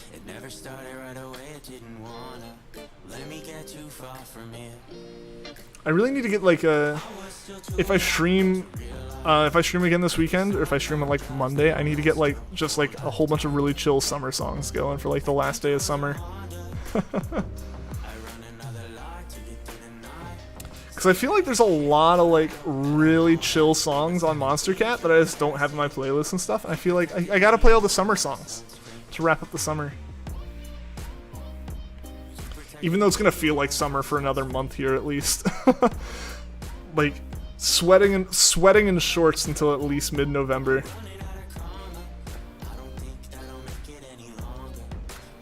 And then it's like an immediate switch to jeans.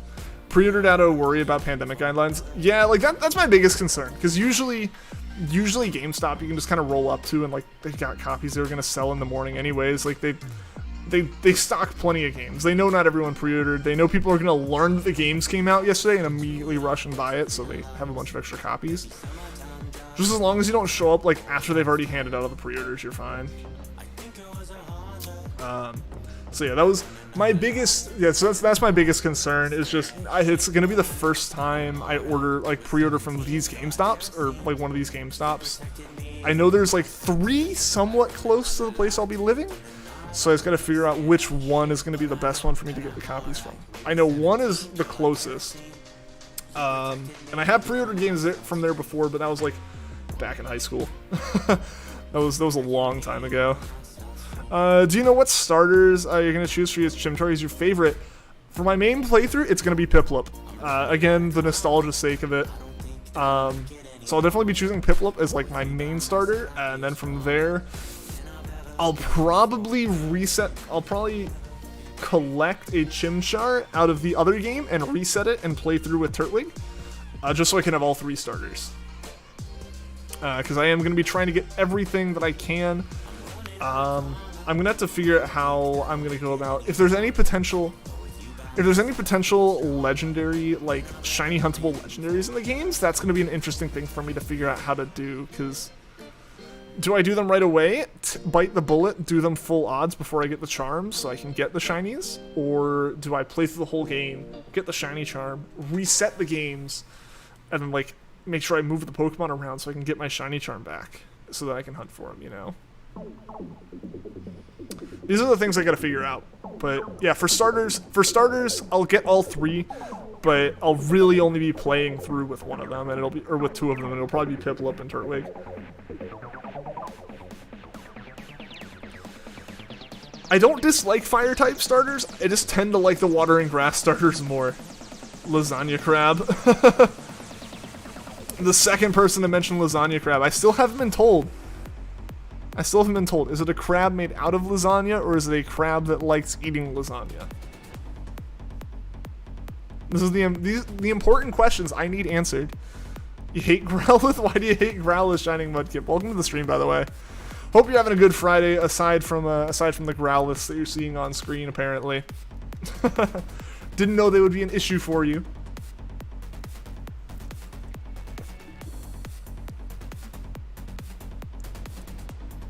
It's a crab covered in lasagna. Ah, I see. Does it like being covered in lasagna, or is this some punishment for it? Is it being punished for crimes against Italian food, or is this just like it's celebrating Italian food?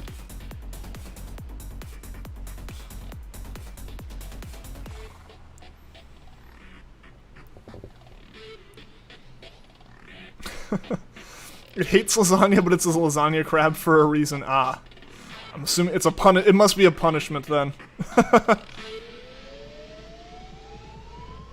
Just waving a knife around in the streets of Rome. Oh my god.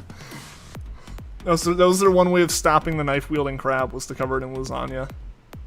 Can't hold a knife while being covered in lasagna, it's just impossible. The lasagna is too heavy, so even if you get a hold of the knife, you can't swing it. Makes it much easier to avoid, especially with the fact that, like, if you see lasagna moving around on the ground, you know something's up. Like, a crab walking around, a crab's an animal, it should be moving, but, like, lasagna is a food, it shouldn't be moving. That's some sort of health code violation if it is. A local restaurant just dumped a pile of lasagna on the poor guy. I mean, if he's wielding a knife, you gotta stop him, right? Like, if a crab's that intent on causing violence and harm that it needs a second weapon aside from its claws, you gotta put a stop to it. Like, once it learns how to use tools and it already has like giant claws on it, you know something's up. But I get the shiny this soft reset. We'll see. Unfortunately, we didn't. Maybe it'll be next one though. Knife crime is illegal, hence it is crime. Generally speaking, all crimes are illegal.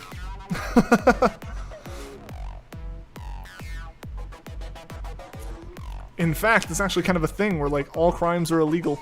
That's part of the definition.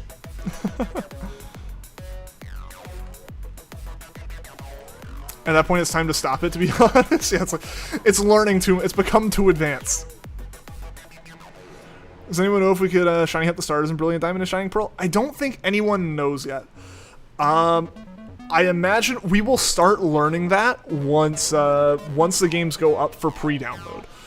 Generally, that's the first time that data miners really get their hands on stuff. Once you're able to preload the game, so some data miners will buy digital copies of the game, pre-order digital copies, which you're allowed to preload a few days before. And at that point, we're going to see some data miners probably really start breaking into the games. Basically, just as they download the game, they're going to be watching, like, on the...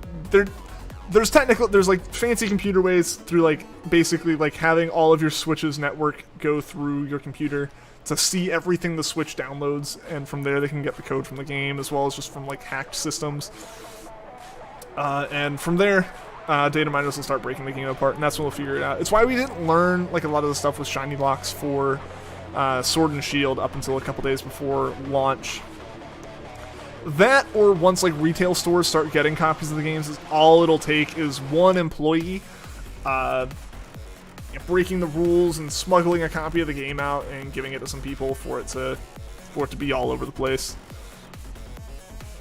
So yeah, expect it to be sometime early November that we learn a lot of that stuff.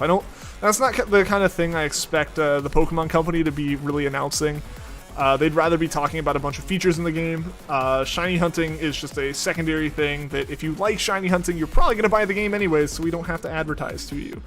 It's really their thought there, I think. All crimes are illegal? Yes, but not all illegal things are crimes.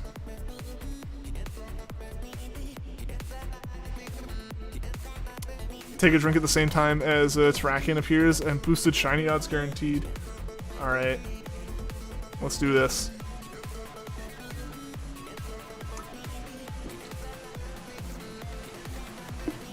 Well, the boosted odds didn't help, and I'm almost out of NOS. Gotta love data miners. Oh yeah, they do. They help so much with the shiny hunting community. as someone who likes knowing the numbers like Puffin does, I know Puffin also really likes knowing the numbers. It's really good when data miners have like solid information on the games, because even though it doesn't change if I'm gonna shiny hunt or not, it's nice to know like where my odds stand. It works for all the streamers. Also to get some more water. Maybe it wants water. I think it's because you have to take multiple swigs. I got a little bit left. Can't wait for the data mines because of the music. Yeah. New and improved Sinnoh tracks.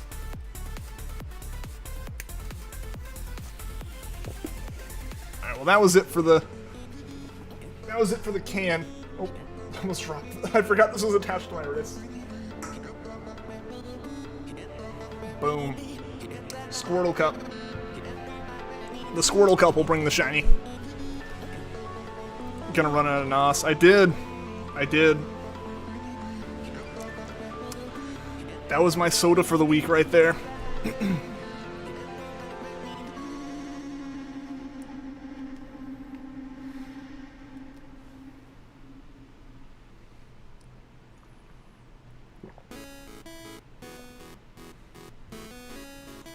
Finally tried Grape NOS. It's so good, dude.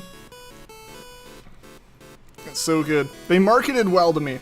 I was at a Formula Drift event, and they just were giving it away free. And I was like, I'll try that, because I'd never had it before. And the 2 free cans they gave me have resulted in many cans sold. Working on your Ultra Sun decks. Nice. How close are you to completing it? I think it's cool that we can customize our Pokeball any way we want now. Yeah, that's such a cool thing, the like Pokeball covers. Yeah. No, there's a lot of really cool stuff in BDSP. I'm very much looking forward to trying it all out.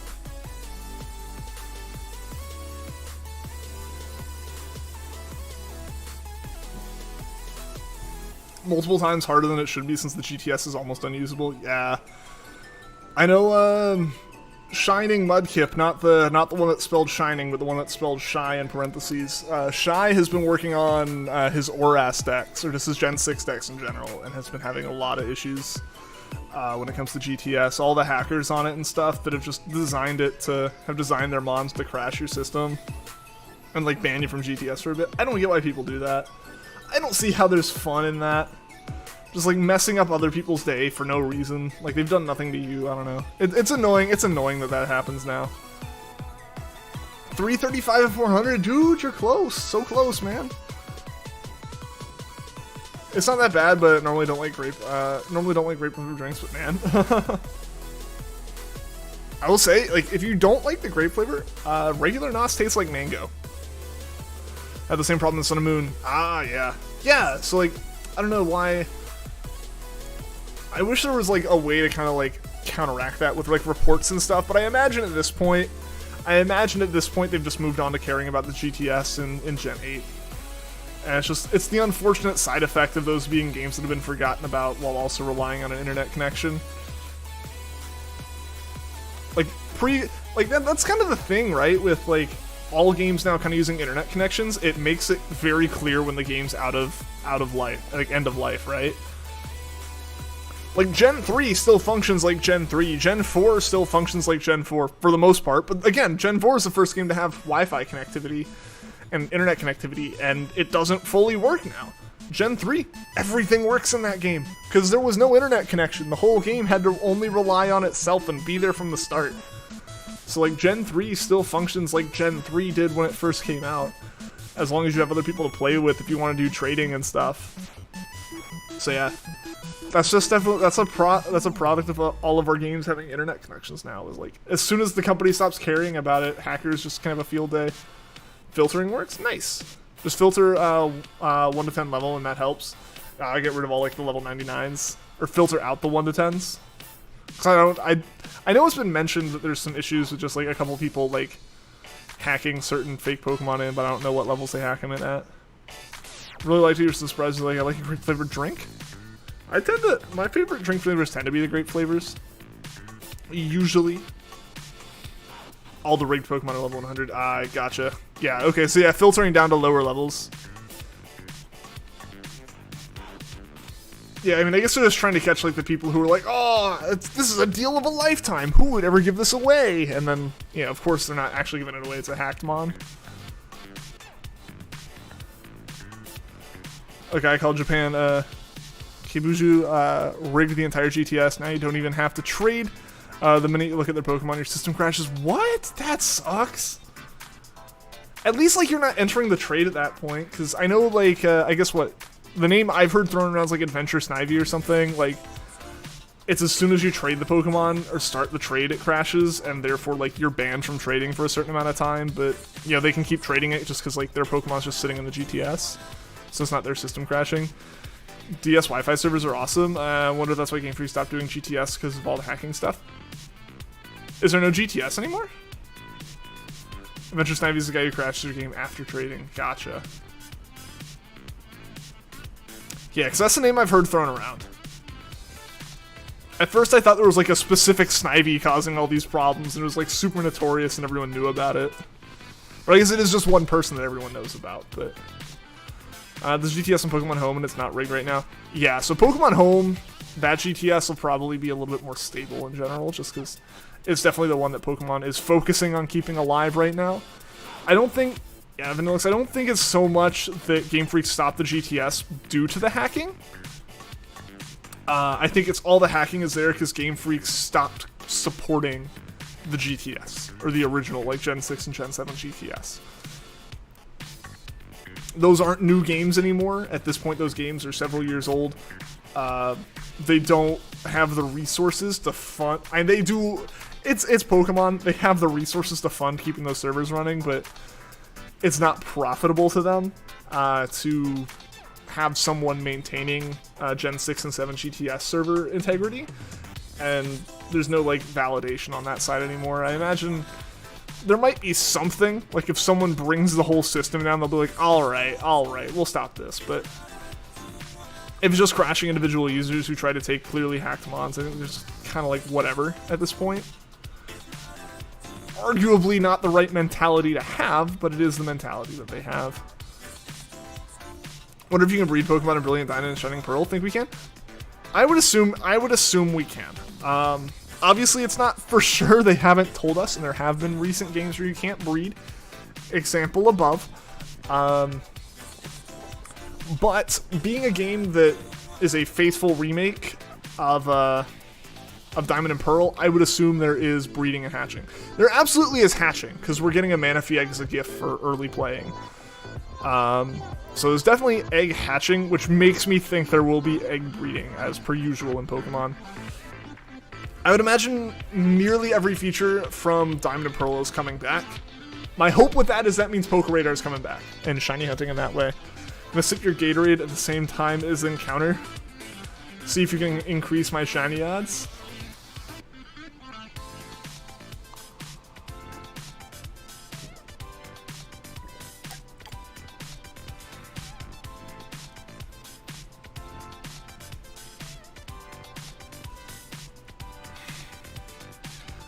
I feel like you've brought several shinies to me, so obviously your luck is the luck that's used, so go ahead and boost your shiny luck to increase my chances of finding a shiny. The whole success of this channel relies on you, Shining Mudkip.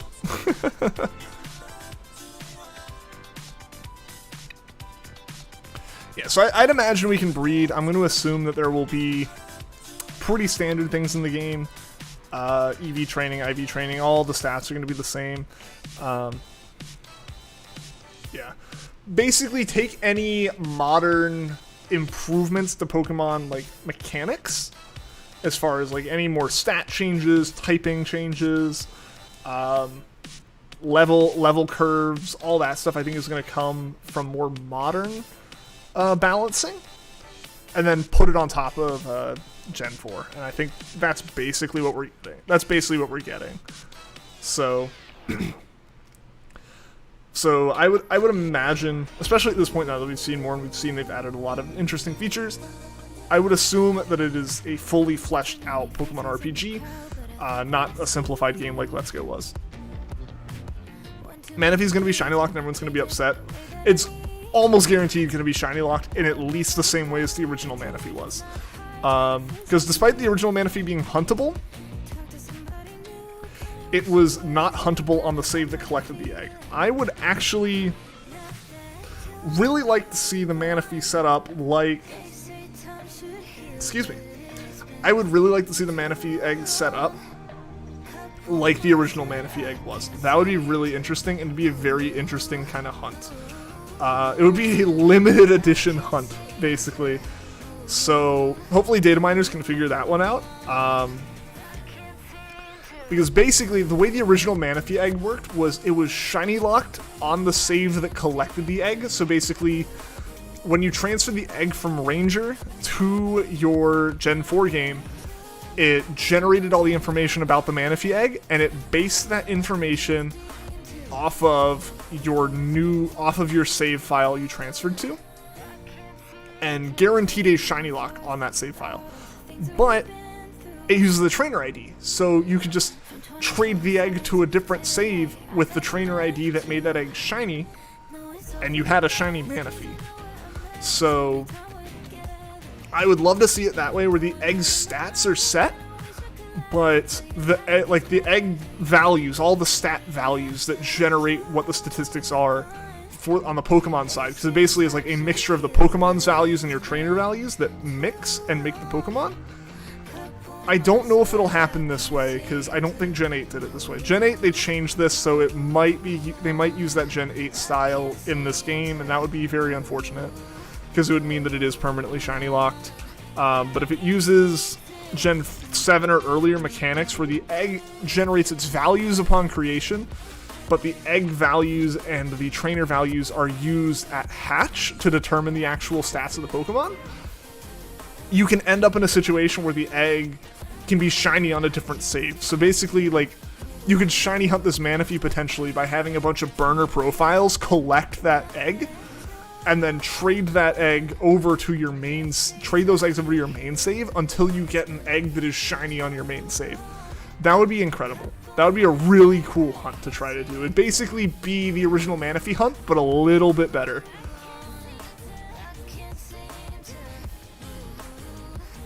Manaphy's gonna be shiny. Okay, yeah. Tiny Mon?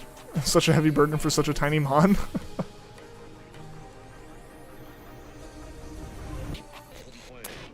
Starters and legendary story related are going to be shiny locked from now on, unfortunately. Absolutely.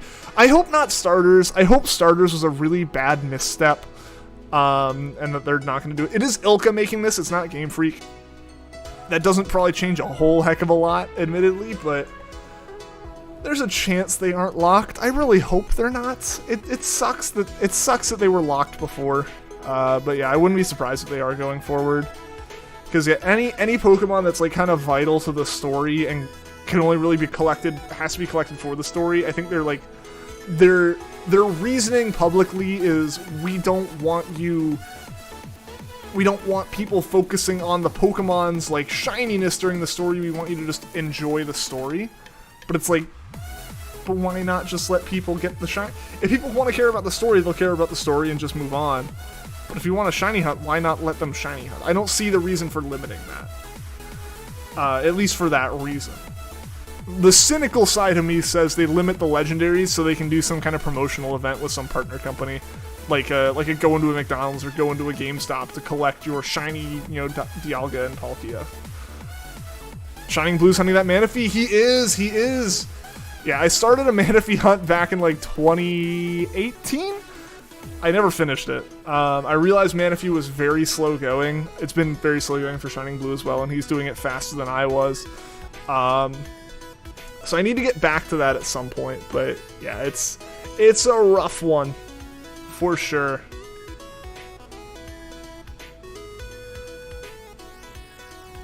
Fairy types are going to be in the Brilliant Diamond and Shining Pearl. That'll be cool if they add that. They did it in Let's Go, so why not Brilliant Diamond Shining Pearl? I imagine the typing changes to include Fairy will happen. It seems like the Pokedex isn't identical to any of the games in Sinnoh, specifically, so I wouldn't be surprised. I wouldn't be surprised if Fairy typing's a thing and just general stat changes that have happened over the years or what. Because again, I think like all their talks of modern improvements includes like modern Pokemon balancing that's happened. Can you find Venonat anywhere other than Route 25? Not that I can think of off the top of my head. I know Route 25 is the place to find it. You're back. Welcome back, Goldie. Successfully got Wishmaker Jirachi after 2 years of hunting. I know. I'm so happy for him. I've been working on my Wishmaker Jirachi hunt a little bit. Shining Blue actually offered to send me some of his Coliseum bonus discs. I said I would take him up on that. I just have to, like, I'm moving soon, and I don't want to take in a bunch of stuff that's expensive. Like a bunch of discs that are expensive, and then, like, potentially lose them in a move. So I gotta move and get, like, my setup all going for that, because I definitely want to be doing the four encounters at a time setup like he was doing. Because otherwise, I'm doing, like, 15 a night, and I could be doing 60 a night. That would be an incredible improvement. Puts on glasses. According to your statistics, 50% of your shinies were brought by you. I mean, I'd believe it. Nothing wrong with that if people like the shiny on, let them shiny on. Exactly. Like, I don't see why restricting what we can do matters that much. It's like how the shiny charm, or like the XP share, can't be turned off now. Why make the XP share permanent? I leave it on, so I'm fine with that. But like, why make it so the XP share can't be turned off for people who want to make it harder? Also, hey, Crab Rave again. I shuffled my music in the middle. I realized it wasn't shuffled, so I reshuffled it. So that's why Crab Rave's coming up again. But we can get the crabs going in chat. It's Crab Rave. It's a Crab Rave, guys. Yeah, so I don't know. Sword and Shield made a lot of really weird decisions with menu stuff. The fact that, like, changing the in-game volume settings was a key item you had to pick up that was optional to pick up, like, halfway through the game was a very strange choice. Like, why is that not just a setting? Like, why do you have to play any of the game before you make the decision on your sound options? That was a very strange one to me.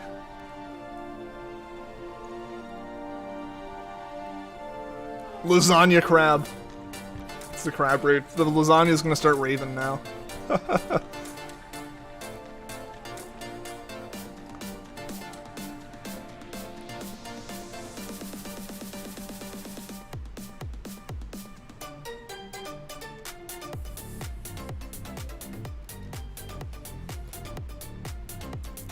Is that the high-tech earbuds? Yeah, like that's the thing that should just be like a normal setting. That shouldn't be an item you go pick up and then it lets you change, like, settings. I don't know, there were just a lot of very strange decisions with Sword and Shield. Like, that sounds like something where they didn't know how to... It's, like, that to me feels like they couldn't figure out how they wanted to handle integrating the different volume settings into the UI. Like, naturally, and they just decided that it would be an option like running shoes, so they just give it to you later. What's an old dude doing with earbuds? I don't know, maybe he bought them for, like, grandkids and that's why he's giving them to you. What's up, Shy?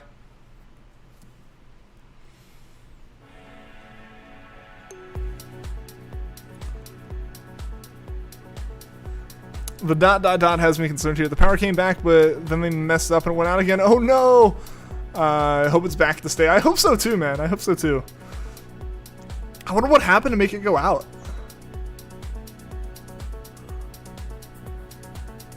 Yeah, definitely get your devices, get as many things charging as you can while the power's back.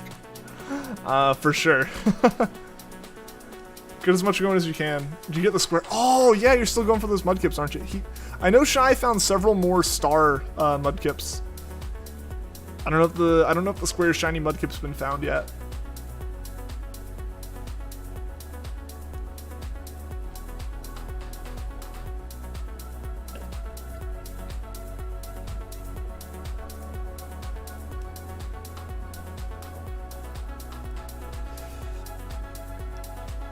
I forget that I have this song in here. This is one of the songs, like, at the very, very end of the playlist that never gets played during a normal 2-hour stream.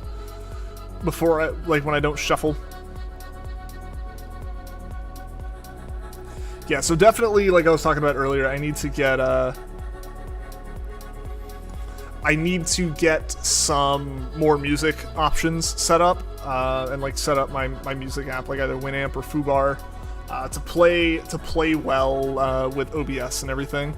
Do you know what kind of Pokemon do you want to have on your team yet? I have a small idea what you want for the first one, not sure on the rest. Or for the first Pokemon, but not sure on the rest. I don't know, I kind of just... Ah! I dropped my controller off the table. Pikachu is upset with me for dropping my controller off the table. I don't know. I don't really ever strategize what my team's going to be going into a Pokemon playthrough. I just kind of go with the flow and see what happens. Usually about half of my team slots are just being used to evolve Pokemon for the decks as I play through the story. So yeah, I usually don't have a team in mind. Usually it's just kind of something where I'm like just trying to complete the Pokedex as much as I can. And Pokemon get swapped in and out of my team until something just like feels right and sticks. And then eventually I have a team that's like 5 Pokemon plus a Pokemon I'm leveling. That's kind of how I ended up with my team in Sun and Moon. I always have the same 5 Pokemon on my team with an empty slot to collect the shiny. Usually, I think that changes depending on what I'm hunting. But yeah, that's usually how that goes for me. With SOS hunting at least. And that team just kind of formed over time with whatever stuck. Whatever, worked for one of the final gym leaders, it stayed on my team, and then it, was leveled up enough that it handled the Elite Four, and that's how it's always gone for me with Pokemon. I've never been super good at the battling side and like the stats and all that involved with it, so I just kind of go with what looks cool. And eventually I stumble across something that works. So I imagine there's going to be a lot of yelling at me during my BDSP playthroughs. No one knows how it went out. All you know is it affected 10,000 people. Dang, that's a lot of people. 3 hours to try to get the charm unless they cancel a football game you were meant to play it tonight because power goes again. Now you'll just play with a bunch of flashlights, right? Yo, don't like, what's going on, man? Welcome to the stream. How's your Friday been? Got anything excited planned for the weekend? Taking a short break to hunt Kyogre? Best of luck. If I don't have a Luxray and Staraptor, you can unsub. Honestly, those will probably be on my team for at least the first half of the game. Generally, those the first bird and like dog Pokemon in the game stay on my team for a long time. They don't always stay the whole time just because they get swapped out for me leveling something else up, but I imagine through at least Gym 4, those will just naturally be on my team. Especially while they're still leveling up to be a Luxray and Staraptor. Got this Friday off because of a stressful week at work. Hey, well that's awesome. Glad you had that off. Do you have Monday off as well for Labor Day? Get the whoop. I gotta leave that on my team just for the sound, right? Alright, sorry about that, guys. Head cook, so you got it off. Nice!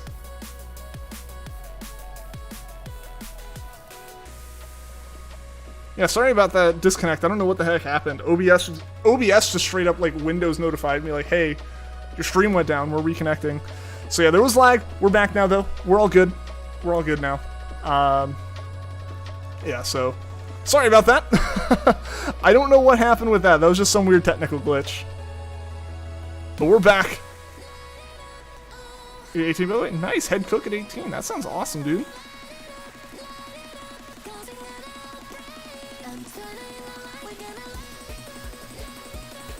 If you don't get Monday off, that's just messed up. I mean, if a place is open, they're going to have people working.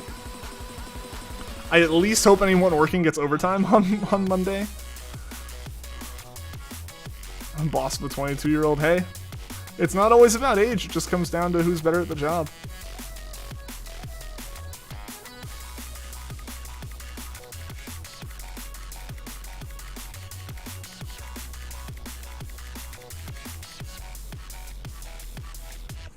I thought that Growlithe was shiny for a second. I don't know why Let's Go has to have 3 different sparkles in it. 2 of them aren't even for shinies.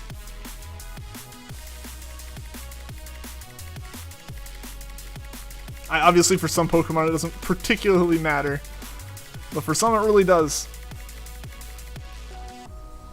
We got paid $14 an hour, and that's not bad.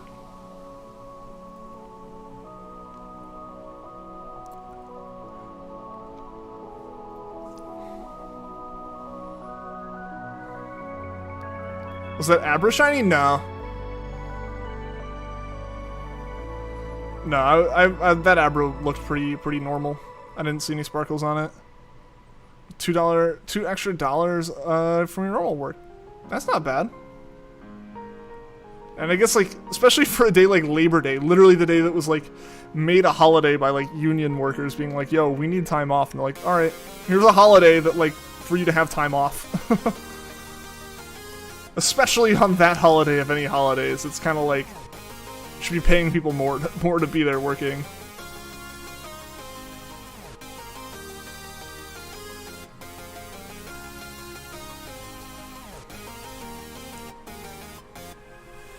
I'm excited for the 3-day weekend. I'm so excited for it. We got a Formula 1 race to watch. Got I believe the Daytona 500. They're not the Daytona 500, but they're racing at Daytona this weekend with NASCAR. I'm doing my own racing, which will be fun. As I mentioned earlier in the stream, for anyone who wasn't here, you know, doing my own first official like race in a tournament on Sunday. That'll be fun.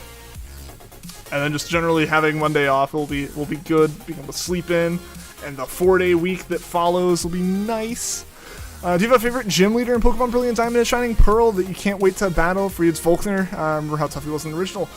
I don't have any specific preference with that. No, I'm just excited for the whole game, honestly.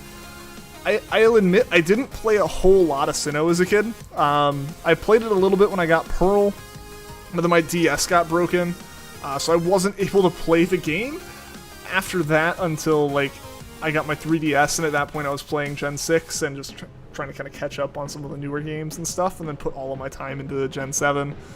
So this is really like my first time to like dig into Sinnoh, like really dig into it beyond just like a small like casual playthrough. Are you the only one who was happy when Juneteenth was declared an official holiday? I don't think you were the only one happy by that at all. And there was a lot of people who were happy about that. Looking forward to Rorik? Nice.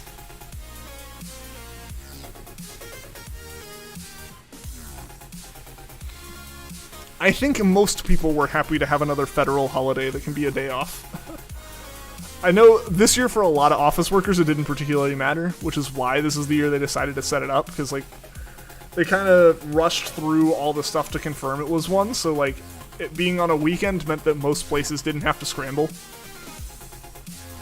It's like you already had the day off, it was like a Saturday or something. And then you have a year to actually plan for it in the future. But yeah. It's a good thing to mark with a holiday for sure. Yeah, definitely a good thing to mark as a holiday, and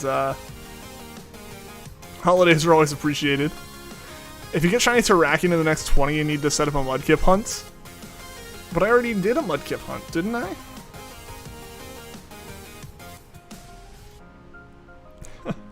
It just wasn't on a cartridge that, like, we would consider a legit one. Or it wasn't done by someone who we would consider to have legit done it. I think one thing I want to do at some point is I might do a...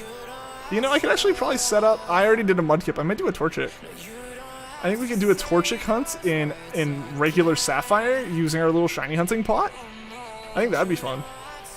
I can modify the code to run Torchic, and we can just sit here and talk for a stream and like go over the bot and what it does. I think that'd be fun.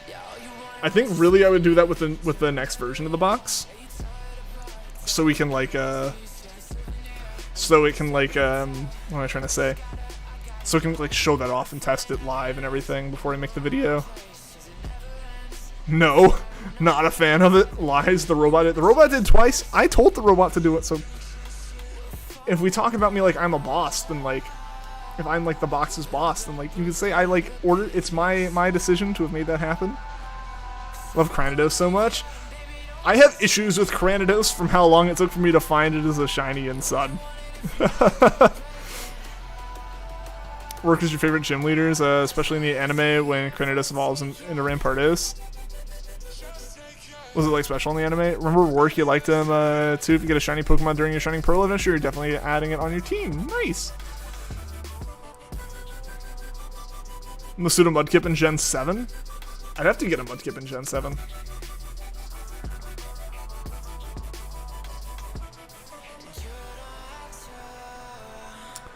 I need to do a Gen 6 hunt for one at some point.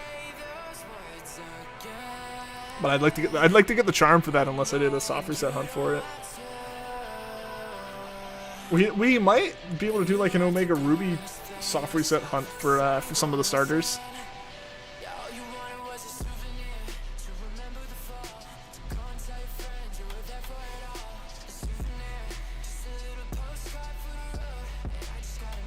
Ask your son because your 2DS broke. Transferring one over. Why it was special is because you were watching the anime. And could you not? You found a shiny while the Cranidos evolved. Hey, that's a pretty nice memory to have with it. That's pretty cool. Definitely makes that a memorable moment.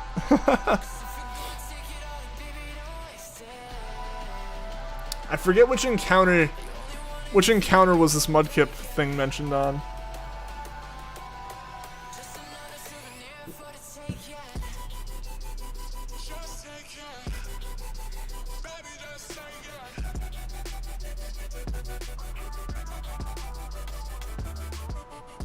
Well, I need the shiny Swampert if you could. I appreciate that. Yeah, I'm gonna... Hopefully I'll use some of the time this weekend to work a bit more on my Gen 6 decks. I got a lot... Tomorrow, I don't know what I'll be doing. Maybe I can do it. I don't know. We'll see. But I think definitely Sunday morning during the F1 race I'll be doing some shiny hunting. Don't know about Monday. Tomorrow morning, I'm probably going to be practicing for my race. Saturday afternoon, I'm not sure what I'll be up to. I'll probably be packing some. Sunday morning, I'll be watching a race. So I'll be watching an F1 race, so I'll just be doing that. And then Sunday afternoon, I'll be prepping more for my first race. And I don't know what I'll be doing that night. Either celebrating or sulking, probably. If we're being completely honest. Either I'll do way better than I expected, or I won't, like, meet my fantasies of, like, getting a podium in my first ever race. I'll be like, darn, and just hanging around after that. It's Roselia, by the way. Nice! Roselia is a pretty cool shiny. It's a subtle one, but I like it.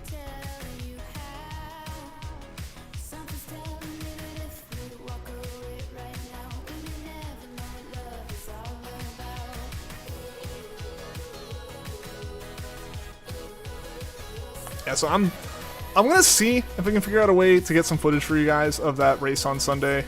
Just because I want some footage of it. Mel wants to see some footage of it. Because Mel can't come to it, unfortunately. Mel will be like just waking up as it starts halfway around the world, so so that doesn't work. Yeah, so that's not something that can happen. And then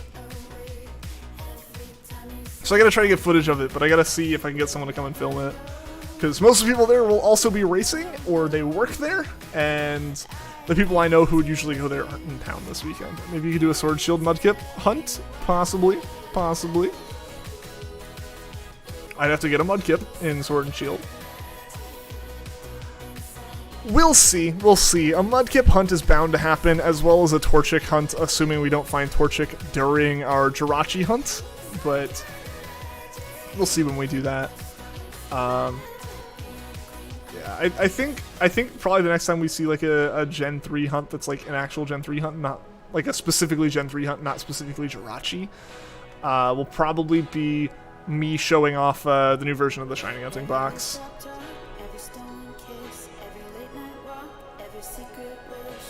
Complete accident? Hey, sometimes those are the best shinies, right? You can trade me one?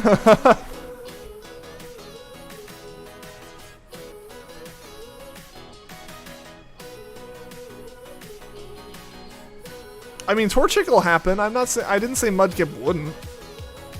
Mudkip also needs to happen. The only one that has happened is Trico. So definitely need to do the other two. Also, thank you to everyone who's left a like on the stream. We passed 10 likes. It's awesome. Let's see if we can hit our goal of getting at least 15 likes on the stream, if not being crazy and getting it to 20 by the end. Can lend you one of your adoptees from Shy. Possibly. We'll see. I've got so many other shiny hunts on my plate right now, and like so much other stuff just going on. I think I'm kind of booked on shiny hunting for a little bit. I think we kind of got a lot of stuff in the works already. So at some point, totally, I'd be down for doing something, but not quite yet. I have to give it back. Oh yeah, I'm totally fine with that. I have no problem giving Pokemon back after trading. If it's like trading to get an egg and then trading back, I'm perfectly okay with that. I was actually always nervous that some people wouldn't be okay with that, or wouldn't necessarily want to do that. Like with my original playthrough on Sun, I did some trading with some people. I ran into some people from class like at the midnight release and just ran into them before class again and traded like Kadabras for Alakazams and did like trade evos. And I had to be a little bit forceful, be like, no, I want my Alakazam back. I know it's an extra trade, but I do want that back. So yeah, like, because I really like having my own Pokemon, my own original trainer name on stuff, and I don't like taking trades from other people, outside of the like necessary trades, usually for an egg. Like even to the point that in my copy of X, you know how you get your rival's like starter at the end of X and Y, with their like nickname on it and stuff, and it's like really cute and everything. I got 3 eggs from it. Because I want all of the Pokemon in my living decks to have my original trainer name. I don't want any of them to be like Shauna's Pokemon or anything like that. That's not what I'm there for. Wired internet connection is fine, but wireless is still odd. That's strange. That is a little bit weird. Because I would assume the router, like your router needs the power no matter if you're trying to use the access point on it or if you're trying to use like the wire on it. The same way, yeah.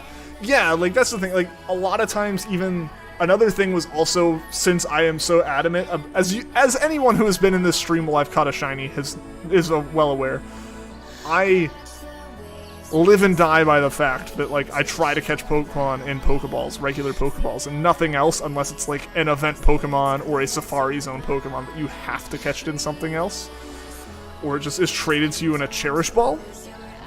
It like for me must be in a Pokeball if I can help it. And like when that Kadabra was traded to me and became an Alakazam, I was like, oh, we can just leave it. I was like, I really want mine back because mine says my name and it is in a Pokeball. This is an Alakazam in a Great Ball. This is garbage. I was like, I caught an Abra in a Pokeball. I want that noted. So yeah, that was my having to be a little bit assertive there. And eventually also realized, oh, yours is higher level too. I'm like, yeah, sure, that's why we'll trade back. That's the most meaningless statistic on this Pokemon to me, is the level. It's all the other superficial stuff that I care about. That are your DS's garbage? Huh. I mean, unless like maybe the router's still just resetting the access point, the wireless access point on it. If you drop off your Charizard, you can virtually touch grass. I was gonna touch. I had to throw the dead grass out. I can't touch the real grass anymore. I gotta get new grass. Why'd I do that? I have to get some new real grass to have inside. So people tell me to touch grass, I can just like touch it. Cause yeah, I tried reviving that grass. I had been trying to revive it for a little bit, but my cat's not in trouble for doing this. The grass was literally cat grass for her to eat. But she ate all of the living stalks of it. And so all that was left was dead grass, and it had no way to regrow. But right now she's taking a nap, and she looks really cute. Sometimes I like to use the Premier Ball for shiny Pokemon, because you think the shiny animation has white sparkles in it, in the original, if you're not mistaken. Yeah, like I know a lot of people use Premier Balls for shinies, and it's very fitting. I think like that makes sense. Like for me, what it is I like the consistency of all of my Pokemon in my collection having the same Pokeball, and because starters are only in Pokeballs unless like you go forward several generations to the point where you're able to catch them, like going from Gen 1 to Gen 6 for Friend Safari or to Gen 7 for Let's Go. And unless you go that far, like, if I want to catch all of the Gen 6 Pokemon in Gen 6, you have to get those in either a Pokeball or like a Cherish Ball or something, so I just try to get everything in a Pokeball because of that. And since the Shinies will also have the Pokeball, I just keep everything consistent. But yeah, I think Premier Balls make a lot of sense, and I also respect the people who, like, find that perfect Pokeball that's, like, themed the right, like, coloring to match the Pokemon. That makes a lot of sense, too. It's just not for me. It's just not for me, you know?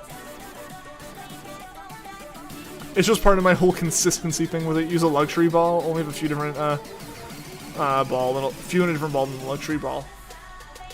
Yeah, no, I totally get it. I get everyone. And, like, the people who just use, like, quick balls and stuff, it all makes sense. Like, you Pokeballs all the way. Oh, yeah. I mean, I've had people screaming at me in chat over my usage of Pokeballs. I'm like, just use an Ultra Ball. Just catch this thing. It's gonna run away. It's like, no. I know it might run away. I'm willing to fail it. Salazzle and a Premier Ball, though? Again, yeah, that looks fantastic. That looks really good. Yeah, I mean, plenty of Pokemon have really fitting Pokeballs you can put them in. Use a Beast Ball. Make it even harder. Come on, man. That'd be the real task, catching every shiny in a Beast Ball.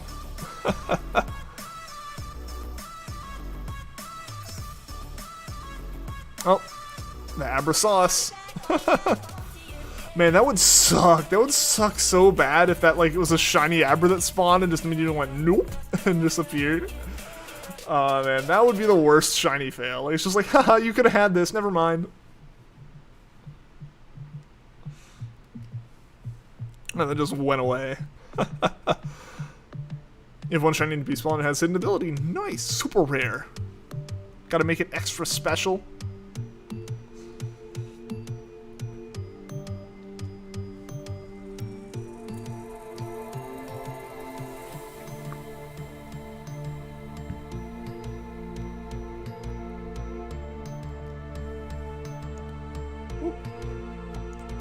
Is it a Salamence from Bag on SOS? It's a Salamence from Bag on SOS. That's actually pretty cool, then. Fail to Beldum to use a Pokeball. That sucks. I understand, though. That Beldum catch rate is brutal. Yeah, that Beldum catch rate is brutal. It's very highly likely that it struggles before you catch it. So unless you have like your whole Harvest Lepa set up just to keep it alive, yeah, that one's rough.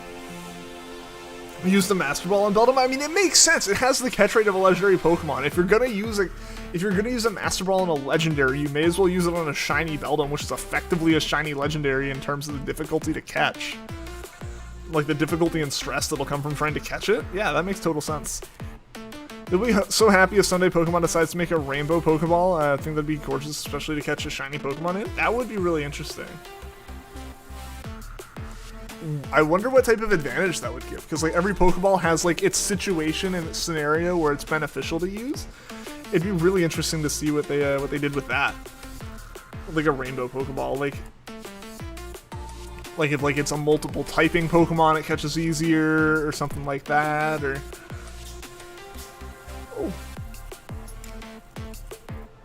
oh, a cat having a sneezing fit. She just woke up from a nap. Rather than lose a Beldum than sacrifice your pride. I mean, dude,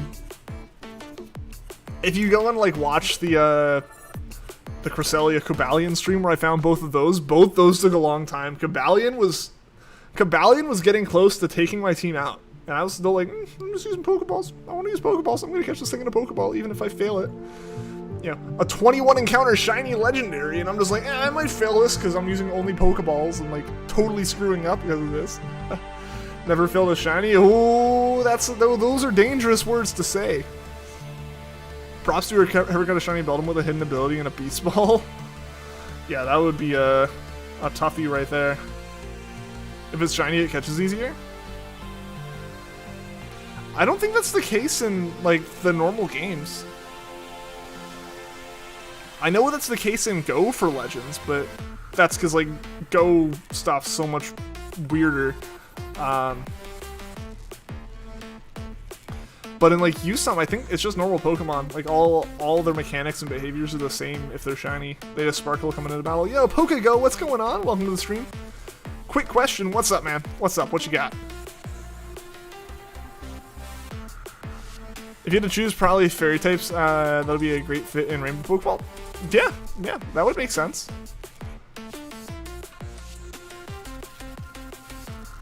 Oh, the Rainbow Ball. Okay.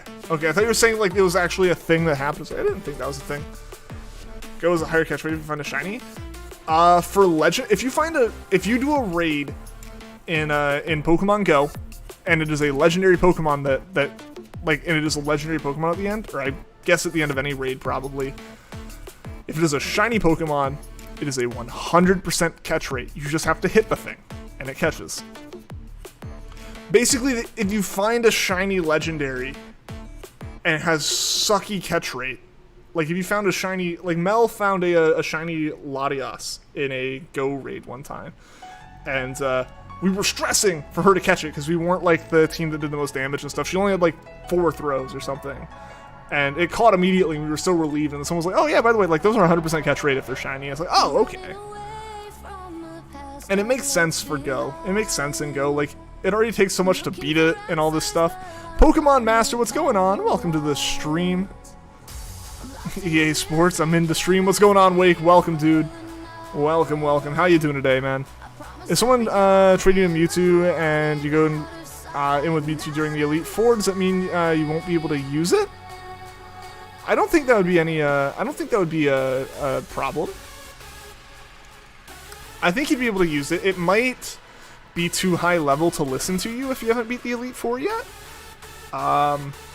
So it might just do its own thing, which means like on some turns it won't listen to you, on some turns it'll do a different move, or like sometimes it will do the right move, but I don't think you'd be banned from using it. I think you could use it. I'm not sure though. Also, Pokego, thank you for the sub. I appreciate that.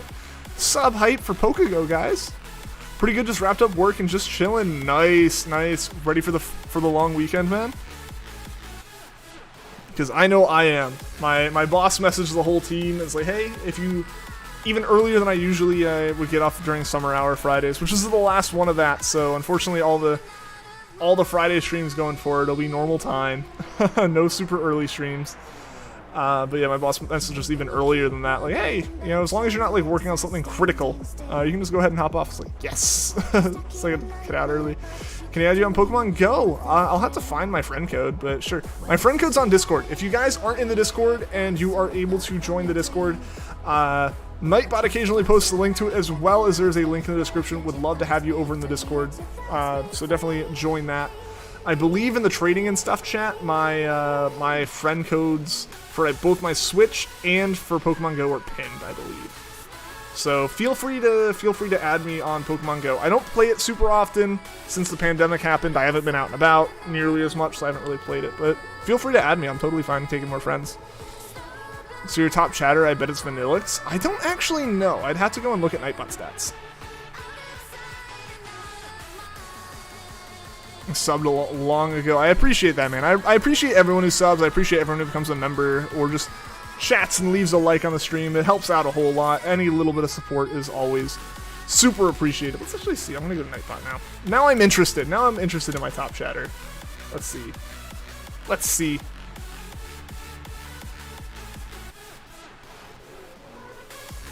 Regulars. I don't know. It doesn't say.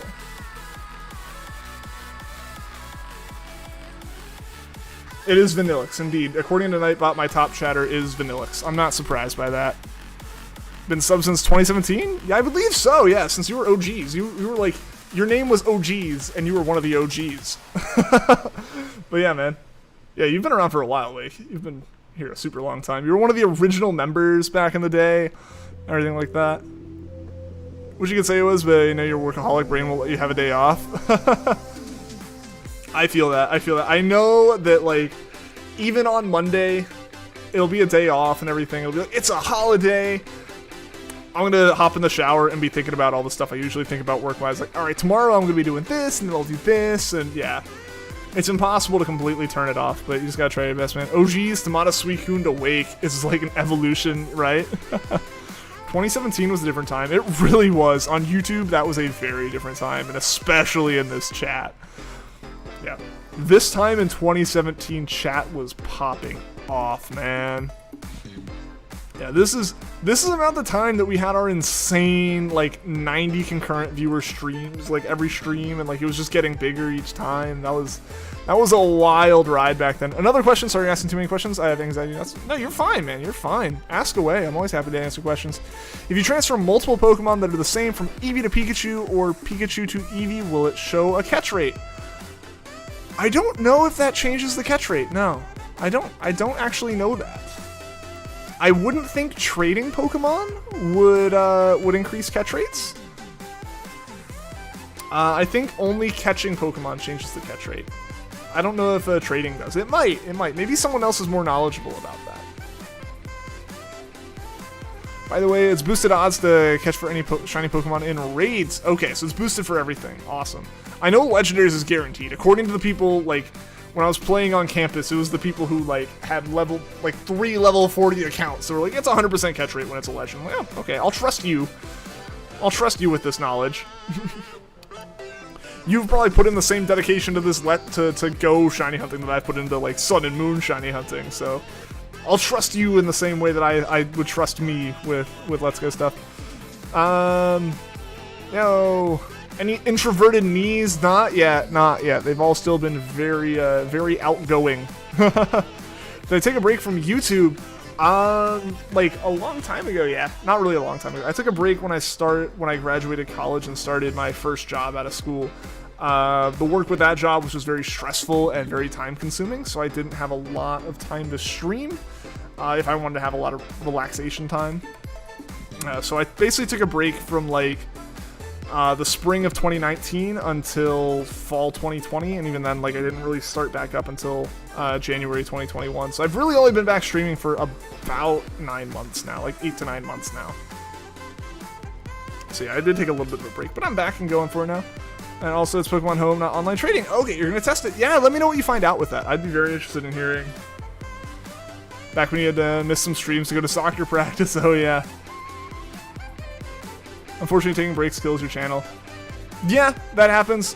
What also kills your channel is getting falsely banned from YouTube. That happened to me once.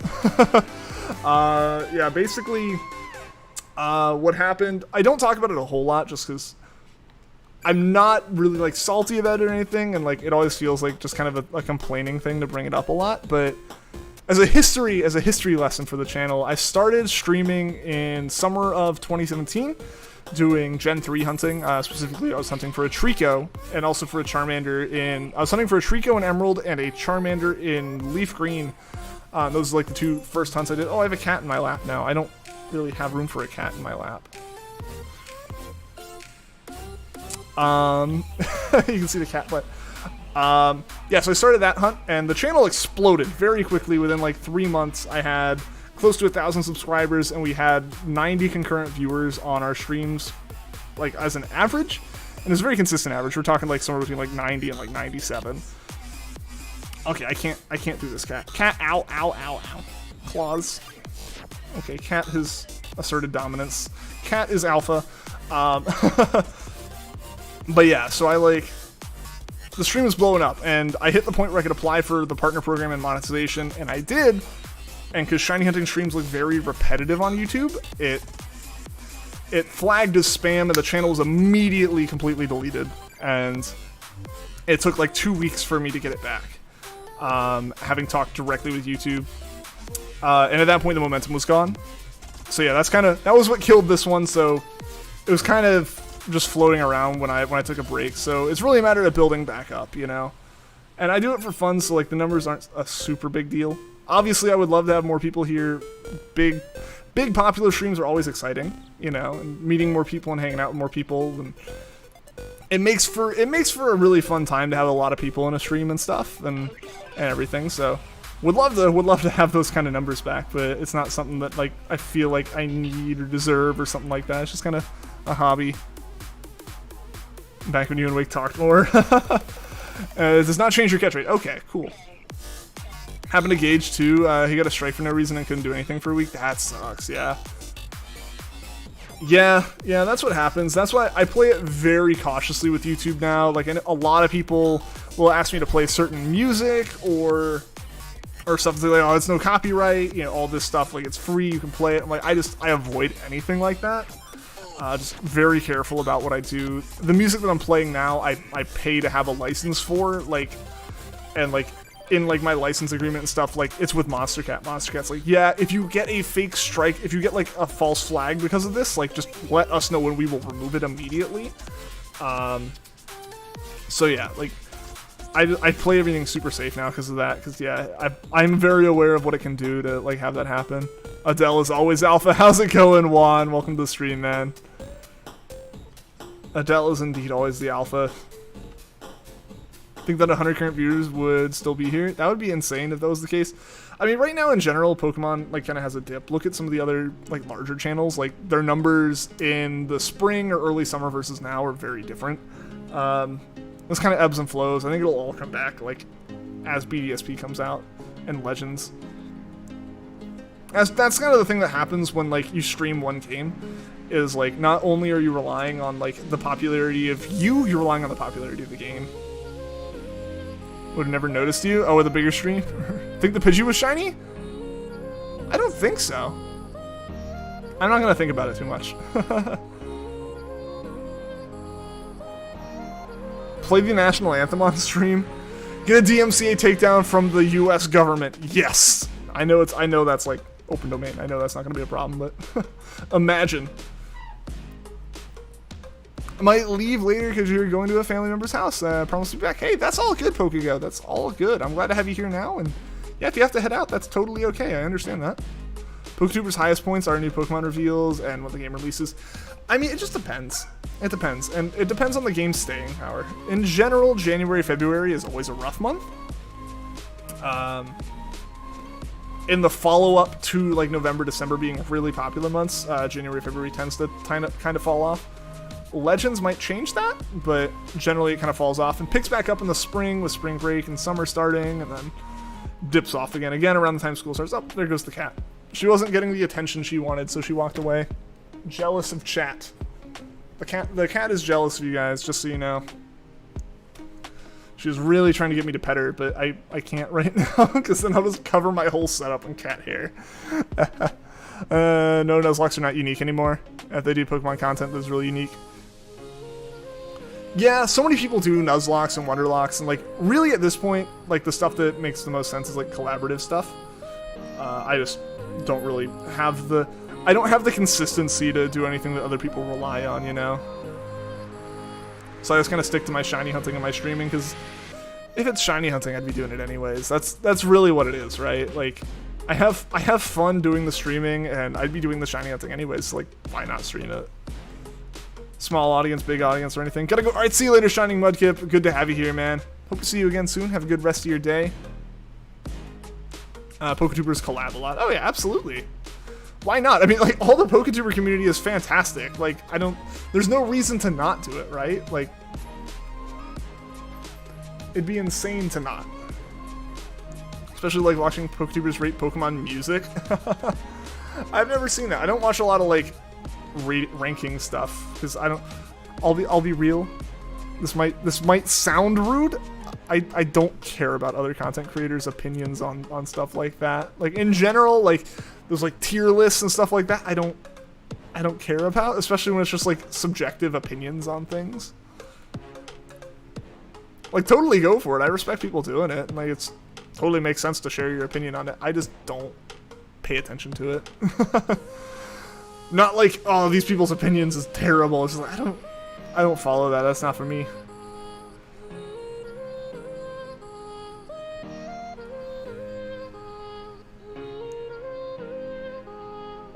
Collab with a Felicify?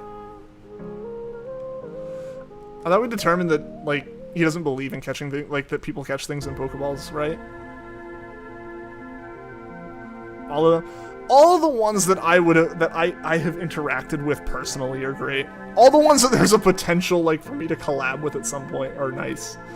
I don't think I've had one, like, negative interaction directly with another PokeTuber. any of the people who do just like stir up drama are not the kind of people that I would try to interact with, right? Like, and I'm not of the size that anyone's trying to interact with me. Also, thank you guys for getting the stream to 15 likes. I appreciate that.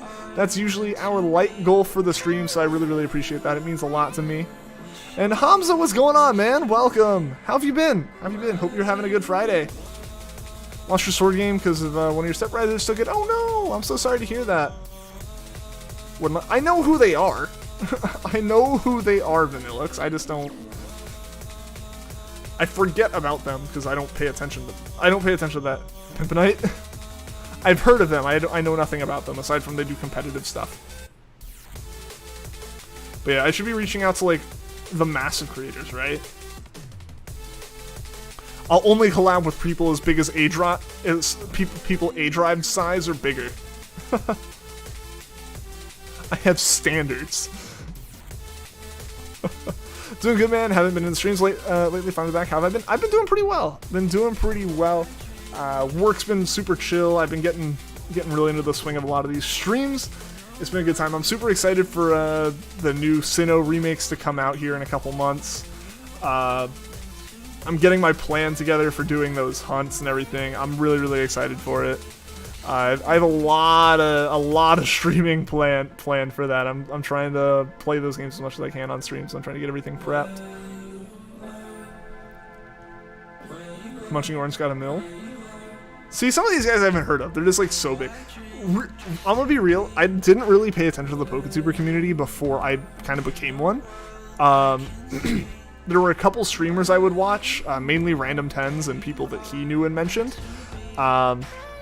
Aside from that, I really didn't do a lot in the PokeTuber community until I started streaming and like started having people raid me, and I met them, and I started raiding people and met them and stuff, and that's when it really kind of kicked off. But like I was like, oh, I'll talk with some people.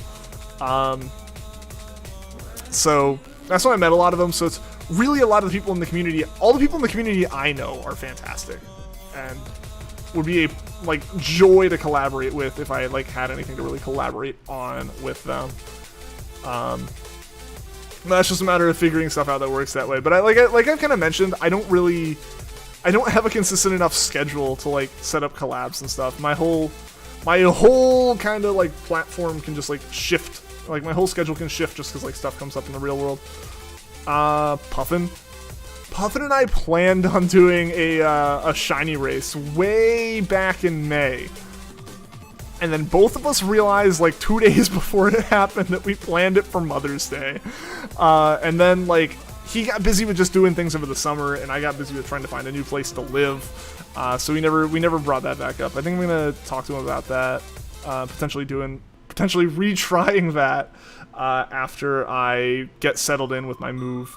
Because I was really looking forward to it. I thought it would be a lot of fun. I think he was pretty excited about it too, but it fell apart. It fell apart when you know that slight hitch happened of an important family holiday. so yeah, we gotta work on replanning that, and hopefully not plan it for like another holiday accidentally. Kept getting recommended British content creators and just enjoy it because they're stupidly funny. Hey, that's awesome. Collab with Yellow Bandit. Who are they?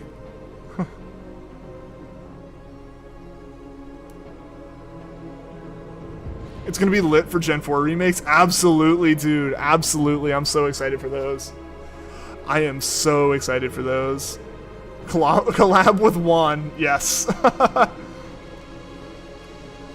Forget Ian has standards.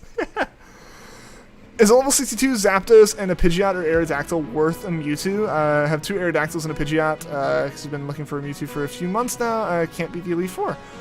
Like, what do you mean by worth? Like, is a trade? I don't know, because you can catch your own Zapdos. Oh no, oh, he has standards? I like to think I do. They might be super low, though. We can work it out.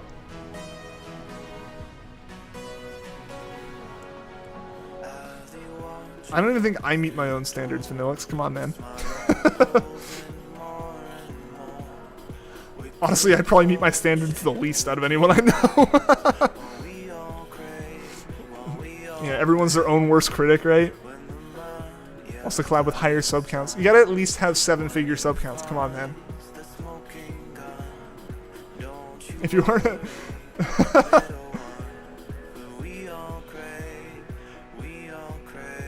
See, I couldn't even hit my own summer sub goal. Can I collab with you even though you're 10 and like have 300 subs? I'm kind of joking about like the whole like standards on collabs and stuff. The biggest thing for me is just not having like the plans and things. Or really the time at the moment to set up collabs. That's the biggest thing. Like usually I'd probably be open to it. Just like right now I'm trying to move and stuff. So like I have like very strict times I can stream between work and like packing and moving and everything. And next couple weeks are gonna be really crazy. Forgot about that goal. I kind of did too. We definitely missed it. I'll say that. Alright, nah. We technically haven't, guys. We have 3 days to gain like 2,400 subs. Come on, let's do it. You guys can create accounts that fast. I kid, don't do that. Subs that are just duplicate accounts are completely worthless and boring, and if anything, mess stuff up. Life is very short and there's no time for fussing and fighting your friend. Oh, absolutely.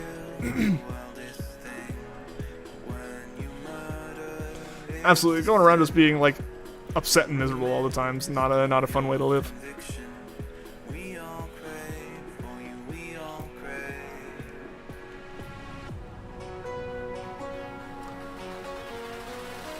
Just made all the accounts too. Ah, darn. Use them to swing some online like polls and votes online. You know, name a few more things boating with Boatface, even if they have nothing to do with water. Stream for another hour and a little bit, possibly. We'll see how long we go. We've been going for about 3 hours now, almost 3 hours. So we'll see. I'm gonna have to get a water refill in a little bit if I keep going. We're gonna have a 24-hour stream if we reach this. Nope. Yeah. I still think one of the coolest collaboration things would be like a 24-hour like shiny hunting power stream with a bunch of different creators. I think that would be really fun. I think that if I was gonna do like a collab thing, that's the kind of thing I'd want to try to set up. Like one big event that kind of like brings a whole lot of creators together, pushes them either onto like one channel, and like you do that like once a month on different people's channels and like see how that goes, or just like I wish YouTube's rating system was actually proper, because right now like you can kind of raid, but it's only like your own videos or premieres. It'd be great if YouTube actually had like a proper raid system where like you could like I could end my stream and immediately like transfer you all to Puffins or something like that. You know, like that'd be really cool. I think that would work pretty well. But yeah, we gotta. It's one of those things where it's just like figuring stuff like that out. You know, like if YouTube kind of did that, that'd be better. But like, if that worked, you could do like a 24-hour stream where it's like every like 2 to 4 hours, like you wrap up your stream and like the next person's starting and boom, you move this whole like you just basically have a 24-hour raid train going on. That'd be incredible. But I think like the best way for that to happen would be kind of like a big overarching broadcast that like has a bunch of other creators come onto it. I think that's probably the way that would work out the best. Also, I think we've probably played all the music at this point, so I'm gonna go ahead and switch us over to a different genre. Let's just go to something. We're gonna try this. We're gonna see how this goes. This will be really interesting. This music's not vetted, so I apologize for any lyrics that just like pop out very loudly or offensively. Recommend streaming until at least 5:10 Eastern Standard Time? That's a very specific time, I might say. I have to say, very specific time. Kind of like what A-Drive did. Did A-Drive do that thing? Twitch, when you raid, it automatically takes you there. Yeah. Like, that'd be really nice. That'd be really nice, because that's one thing that happens a lot with raids, right? Is like, on YouTube, it's like, I post the link, and like, you don't know if anyone went to it, you know? Like, I think I did a raid the other day where, like, no one showed up for a bit, so I just hung out and chat with the guy, and, like, he was super chill. Like, it'd been awesome if everyone raided. But it's just one of those things where, like, if everyone clicks off the video and doesn't click the link, then, you know, it happens. So yeah, how did A-Drive do it? Any shiny yet? Not yet, Corey. Not yet, Corey. Sorry for missing the message for a bit. It would be the worst streamer for shiny a thing, just the straight face when a shiny appears. I'll say, if I'm shiny hunting alone, I do the same thing. Like I have like the little bit of like an adrenaline rush, like oh, and, like, I might go like, and like that's about it. Like that's probably the most that happens off camera. But being on camera and being on stream, it hypes it up. Not like in a fake way, just like there's more excitement and there's more energy when you're streaming. And in general, like having just like kind of energize yourself a bit more for the stream, it makes it a bit more exciting. And just sharing the moment with people makes it more exciting, I would say. So I think I talked about like when I was like really into it with SOS hunting, I was just like, I just was like, oh, shiny. And, like that was it. That was like the end. That was the end of my reaction right there. Yeah, after the first few where you like fist pump in the air because like you're all hyped up, it kind of goes away. Whenever a new game drops, he has a really long marathon stream. They try out the new shiny hunting methods. Yeah, like that'd be a lot of fun. That'd be a lot of fun. We might do something where like I might try something like that. That's the kind of thing where I'm going to be trying to figure out, like in my head, it's like, do we play through immediately? Do we just accept that we don't have the charm and try shiny hunting immediately? Like what's kind of the plan there? Because once the game drops, I'm probably going to do a 24-hour stream on the 19th, I'm assuming, where I basically just like power through the game, try to beat it, and then work on the decks as fast as possible. Like, just because I want to shiny hunt as soon as I can. I'm hoping within the first like week I am shiny hunting with charm. Ideally I have the charm by the first week, by the end of the like that weekend, but I don't know if I can pull that off. So he did. A-Drive did that. He didn't have the charm. I mean, yeah, you don't need the charm for it. My thought is just like, if my goal is efficiency, do I try to beat the game twice in 24 hours or like twice in 48 hours and then spend the next 24 hours just like hunting or like hunting for Pokemon for the decks? Like, what do I do there? That's what I'm trying to plan out in my head, and I think a lot of this is going to come down to me setting up a bunch of different ideas on like a whiteboard or on just like a spreadsheet in like Google Drive or something. And as soon as data miners drop what the shiny hunting method is and what like the dex is, I decide from there. That's what it's going to be for me, I think, is like once the data miners drop the information I need to actually plan out with detail, I'll plan out with detail what I'm doing. Wish you could track Pokemon that you've traded from Sword back to Let's Go. Yeah, that'd be awesome if you could. I know the reasoning behind that is like they get more stats when they go into Sword, so like you would lose those stats if they went back. 24-hour Let's Play a BDSP speedrun. I mean, the game's definitely going to be beatable within 24 hours. It's a Pokemon game. If you play constantly, like, I mean, even with me being super grindy, I think I had like 30 hours on my save when I beat Sun. So like, playing smart, probably wrap up real fast. He would just get to a point in the game where you can shiny hunt and then he tries a new method. Yeah, so like, that's the thing, like you just have to play long enough to get like Poke Radar or something, assuming like the Poke Radar equivalent or hideaways, assuming those are the shiny hunting, and just try that out. The biggest thing I wouldn't want to do is lock myself into a shiny hunt if I could be beating the game and getting the charm, because we could end up in a situation like Poipole, where Poipole took me thousands of encounters in like a month or two of streaming. So when I came back to finishing the game, people were like, why are you still playing why are you doing a playthrough of this? This game's already like finished. And it's like, because I didn't have the time, because I was shiny hunting, come on. Like, that was very frustrating. That was genuinely frustrating comments to see on stream. Like, why are you playing this game? It already came out like 3 months ago. I was like, because I want to. Does it matter? Does it matter that the game's old? I don't care. Like, that was just kind of what it got to, you know? Even playing casually, you could beat the game in a day. Yeah, absolutely. It's going to be a matter of beating both games, and getting a living dex, because you're pretty much going to need a living dex, for the sake of like trading your whole dex across, right? Like figuring out where to catch Pokemon and where to start leveling them up and stuff. It's going to be an interesting thing, and again, that's going to come down to data miners, and how much information can Bulbapedia and Cerebi put up before the game comes out. Legit can't get any trades done because your DS disconnects before you can deposit anything. Dude, that sucks, Shy. I hope your internet like fully comes back soon, man. I'm guessing the power outage probably messed with some of like the internet down the line or something. Ian gets to experience Gen 4 hype. I mean, I've experienced Gen 4. It's just going to be a bit more in-depth of an experience this time, that's for sure. Trading someone right now, and they have a level 100 Mewtwo, and you have a level 62 Zapdos, but you're looking for a level 70 Mewtwo. Are you trying to get a level 70 Mewtwo because it'll be like, it'll still listen to you? They declined. Oh no! Yeah, they might decline, being that they wanted like a level 100 something. I'm gonna turn it off and see if it's a problem with the DS being on the whole time. It might be. It might be. Like, sometimes just rebooting computer stuff helps. That's usually like the first tip with IT stuff, right? Have you tried turning it off and on again? We'll see why Team Galactus is considered one of the best evil teams. I'm aware of what the story is, Vanillix. I've played the games. I haven't spent as much time with them as I have with something like Gen 7 or with Gen 3. That's all I'm saying. I've played the games. I own all 3 of them. I own Diamond, Pearl, and Platinum. I have played a significant chunk of all of them. I think I beat Pearl. Like, I didn't spend as much time with them as I did with other ones. So rusty on Procreate right now. Feels way too smooth with the Apple Pencil. Yeah. Like, there's no resistance like a normal pencil on paper. Just all slippy.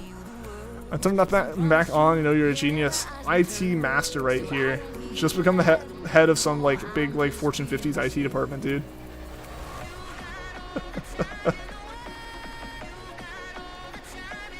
How many times are you going to trade the same person and get declined? I mean, if you keep trading with them and they keep declining, I don't think they're going to not decline.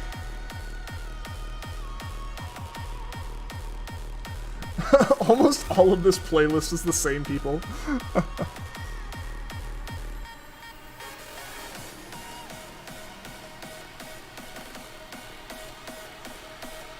I set it to one genre. I set it to hard dance genre on Monster Cat, and it's basically all EMEL and Stonebank remixes. Because they all just have the same... They all just use the same bass. Shy has a brain blast! Jimmy Neutron style. Oh, guys, we're almost at 20 likes on the stream. Thank you so much for that. I appreciate it. Good old Gen 7 and 8 trading, people just decline you constantly. I mean, if you're trading the same person and you're doing the same trade they declined, they're not going to change it.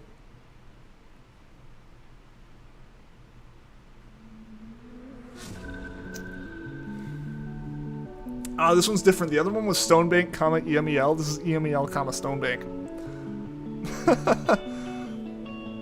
So very, very clearly a difference here. If you play the strings, I'll sing all night. I need a remedy, and melodies always make me feel alright. If you said to Miss the PSS system in Gen 6. I'm not as much of a fan of that one, just because it's new and scary to me. I don't know. I just didn't like its layout on the bottom screen and X and Y where it just kept popping up like, hey, you can do these things. It's like, I know, but I don't want to. You've told me about this 3 times in the past 30 minutes.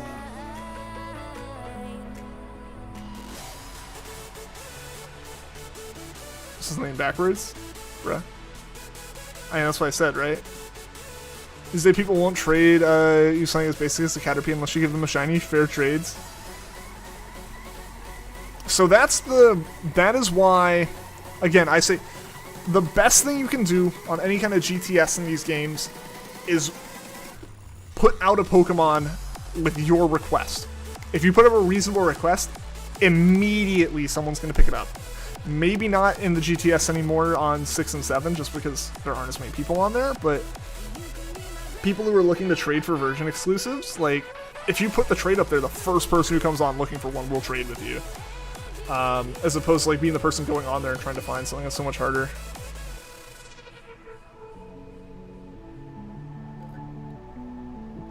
Could turn off the PSS notifications. Like the ones that are like, oh, you know, click that you can use this to do this. This was like tooltips, and I could never figure out how to turn that off. Like, it wasn't like I was trying to turn off notifications of people being online or something. I was just trying to be like, hey, I don't care about this feature. PSS to Festival Plaza to Comlink. I will say, as much as I dislike the PSS, it is much less bulky than the Festival Plaza. That's fair. Eevee Ho and Giraffarig, don't know how to spell the name. Oh, that's right. Or almost right. Almost right. It flips backwards. Basically, it's like giraffe. rig, because then it's like basically take all the letters from before F and just put them backwards. Gen 6 put it on the chop asking for what you want. Gen 7 put a Diglett and ask for what you want. Switch your bottom screen to something else.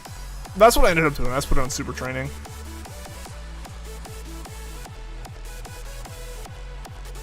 PSS is always on, and you get notified as soon as someone requests it, but 7.8 gonna server load. Wait, there's no real notification until he's on the spot, yeah. Legit works. Oh, for getting anything? Nice.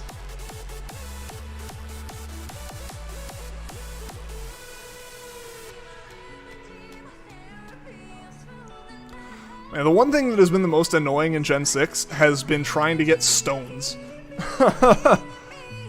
Stones have been incredibly rough to get for evolution, because either you just have to do that one battle that's like a daily battle that randomly will reward you a stone. So it's like you might not need the stone it gives you if it even gives you a stone. Because if you do too well, you don't get a stone. You get a rare candy. It's like, no, I don't want that. Yeah, so that's annoying. Like, that's in both ORAS and XY. And then XY, you do have super training, so there's a way to like guarantee you're going for a stone, but super training sucks. I will say, super training sucks as a lefty. Super training really sucks as a lefty.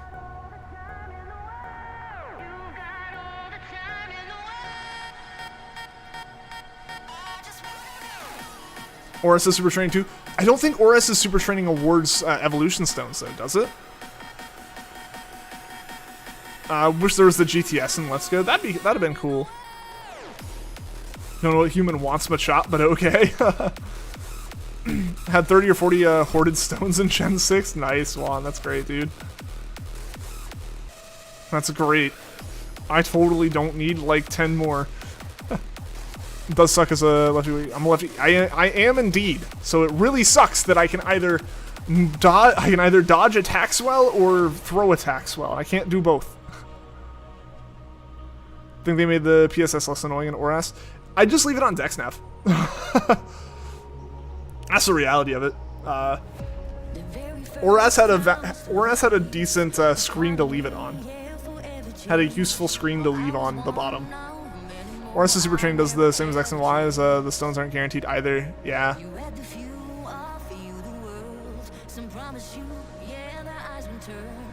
Yeah, it doesn't drive. It sucks. It sucks having to do that for stones.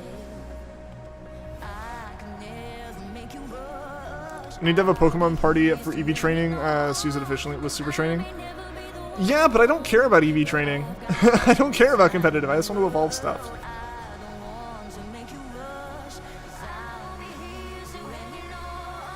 Like the Hoa News Network kept it on that. It was a cute little thing. Kept yours on the map. Yeah, I just left mine on the DexNav screen because that's the thing I needed the most while doing stuff. Was like, all right, well, it looks like there's a gap. This is where I can find more Pokemon. Like, I don't have like the golden crown yet.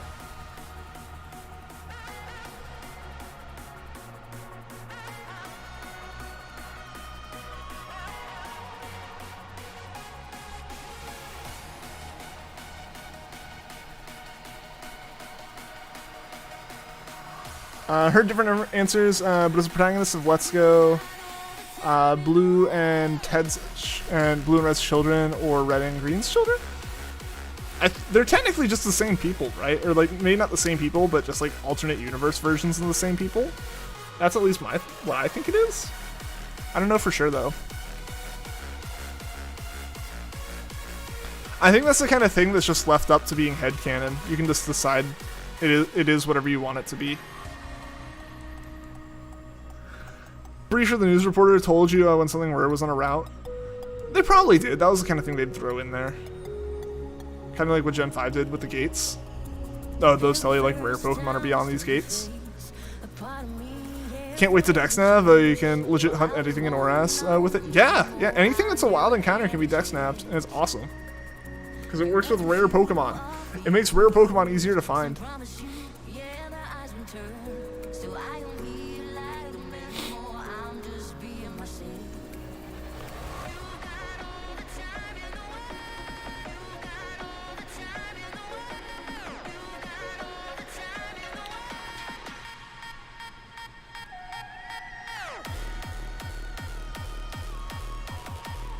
Eating spaghetti right now, and you see a heart spaghetti. Oh, nice. Hope it is good spaghetti. A severe thunderstorm is happening on Route 7 and thunderous will be there. Oh, okay. That's what you mean by that. More like a heart balloon? With the full decks, all your deck snap pages are complete so you know what's available. Yeah, exactly. Yeah, no, deck snap's really cool. I really like it. I really do want to do some shiny hunting with it. Like, I did the Ralts hunt, and that was fun, but I just need, like, to actually, like, complete my decks so I have the charm, and we can do that, like, as a side kind of thing.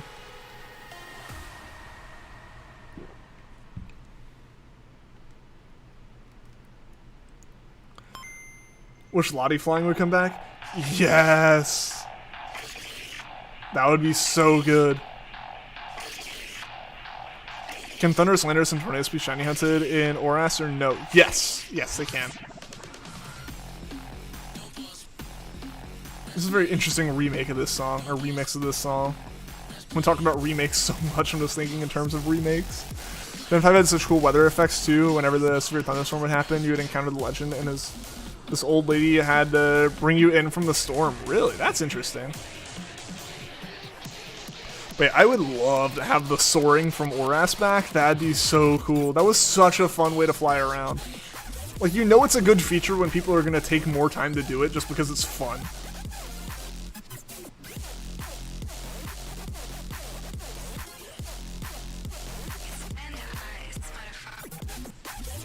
It's very interesting having a song that already went pretty hard try to go even harder.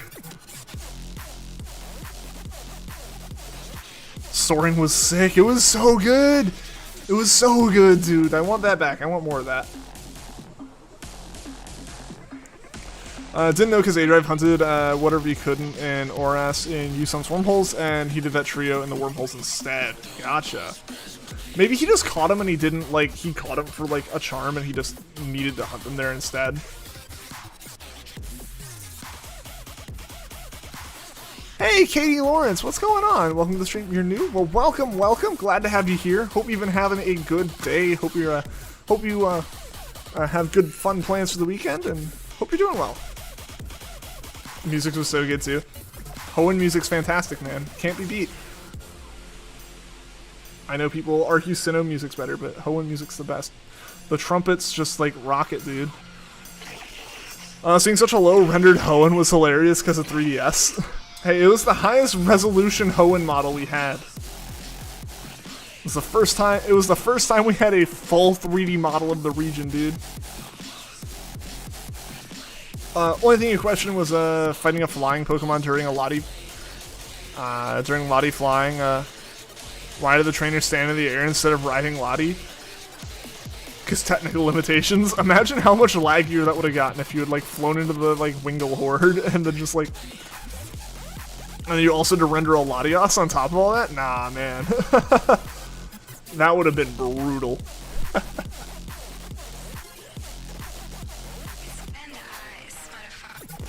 In the original Red and Green games, or Japanese versions Red and Blue, in normal games the old man needed this coffee, but in Japan he was drunk. And here this Pokemon as a kid's game. Yeah, but in Japan it's a little bit more common just to like just it's more casual to have the like a drunk person in something like that. Soaring would lag sometimes. Oh, absolutely. Of course it would. It's rendered on a 3DS. If you have the same vibes as the Island Flyover game from the Wii, yes! You're either talking about Pilot Wings for the Wii or Wii Sports Resort, and either way, yes. Specifically Resort, though. Resort was fantastic. I loved that. When Nintendo nails like just like an included inbox games sequel, like that just shows why people love Nintendo so much. Wii Sports Resort's fantastic. Wii Sports Resort, I love that. I played so much basketball on that game. So much basketball, and then yeah, the flyover stuff was always really fun. Finding all the little like secret hidden areas.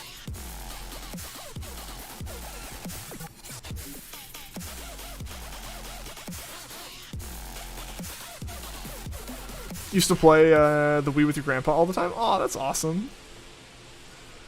Yeah, my grandpa liked doing the bowling and Wii Sports. He couldn't really, like, stand up all the time. Like, yeah, if he had to stand up, he would, like, be using his walker. But he was still able to bowl from the couch, so he had a blast doing that. The sword fighting one? Yes, the one that I would totally be using strategy and wouldn't just be violently swinging the sword as hard as I could before the opponent could react and block.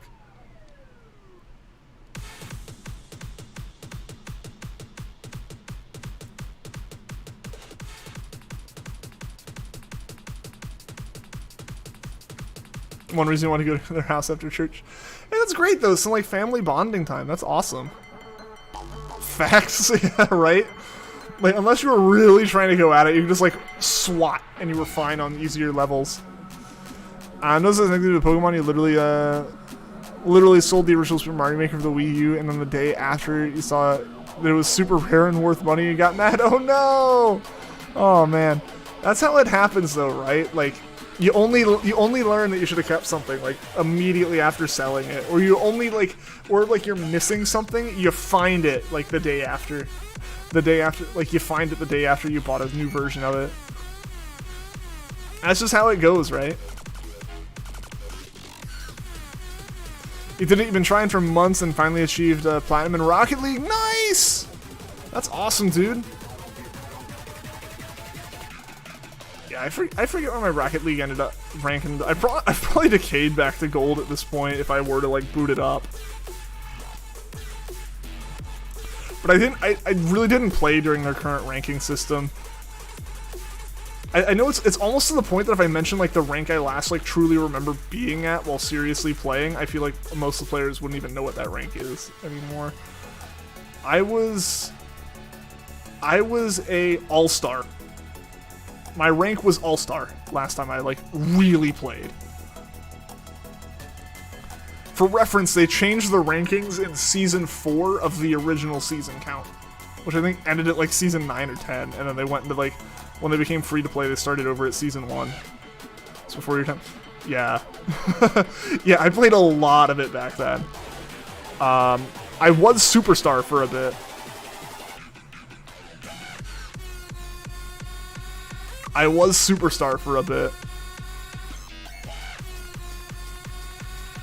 Okay, so they sing the Wii remote and you beat Matt. Don't want to play with Vanillix now? You don't want to get beat with a Wii remote?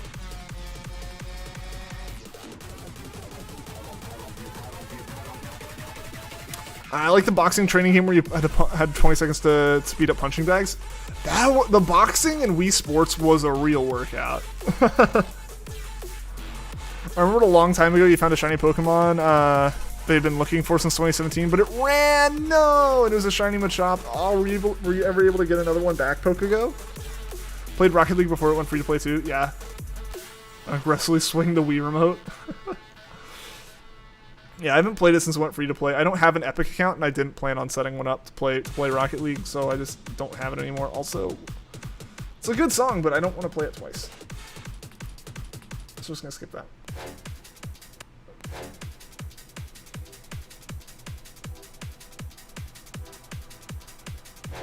There's a lot of doubled up songs on here, so I'm going to be having to skip a little bit, pay a little bit more attention directly to the music.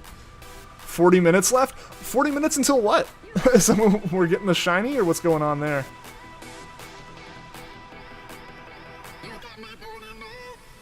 Superstar is about Diamond 2, according to the chart you found. Yeah, I think some of it depends on... I think some of it depends on where you were rank-wise before... They did like an entire ELO shift at one point, or like an MMR shift, in the middle of Season 3, because they don't do it anymore.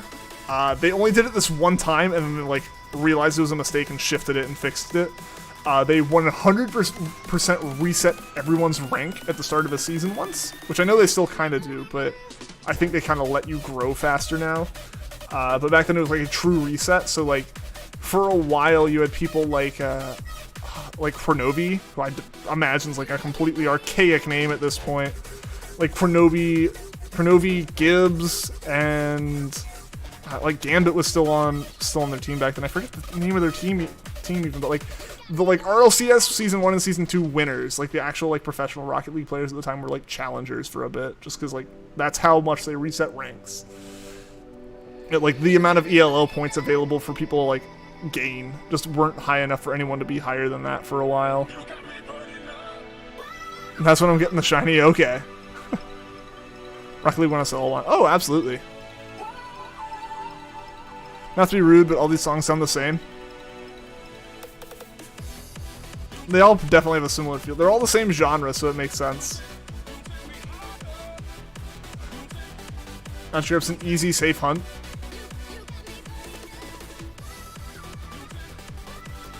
What Pokemon should you shiny hunt? Everyone can decide, and let's go. I say you go for a Krabby. Krabby would be fun. Magikarp has 1 point. Cronovia is a name you haven't heard for a long time, right? Right? It took me a minute to think about it, but again, like, that's the time period that I think of Rocket League in. Because I basically followed Rocket League up until Pokemon Sun and Moon came out. And then I was like, oh, I enjoy Sun and Moon as much as Rocket League, and I don't get, like, anxiety from it. Krabby 1 point. Pikachu as well, yeah.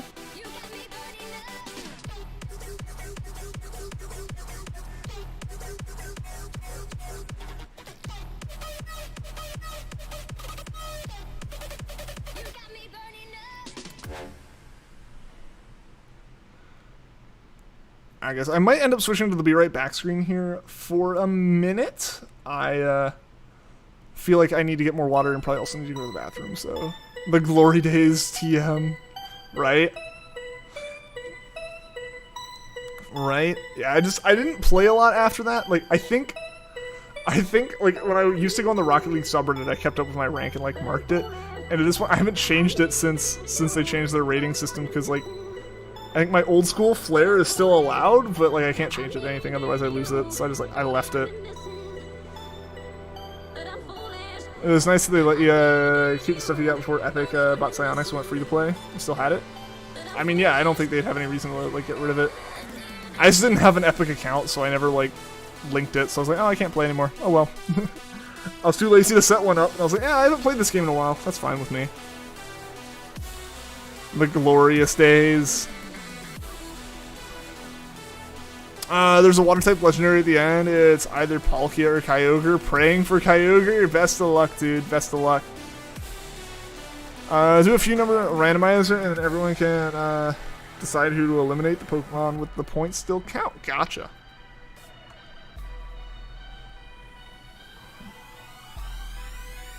Alright, guys. I'm going to be right back. I got to go to the bathroom real quick.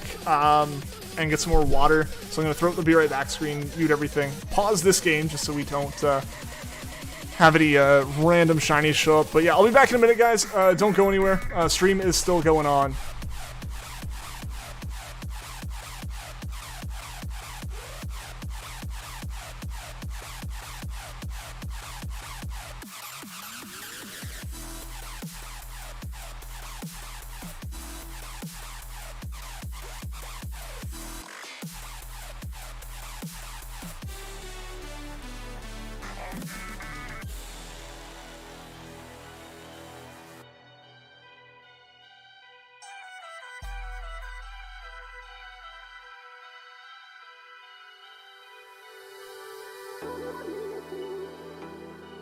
But I'm foolish. I'm needing you. Know that I've been listening. But I'm foolish. I'm needing you.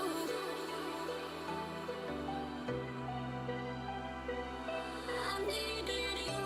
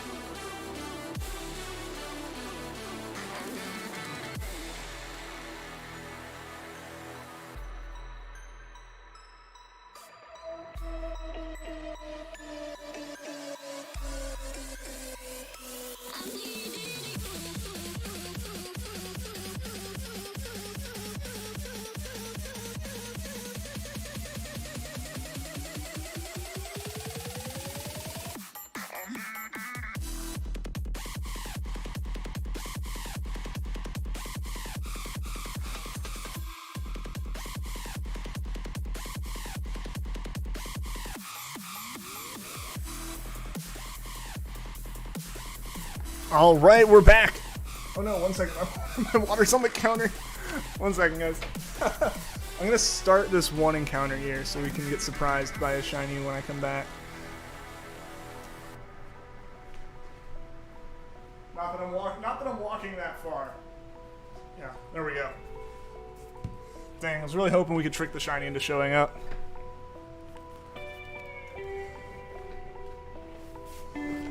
Alright.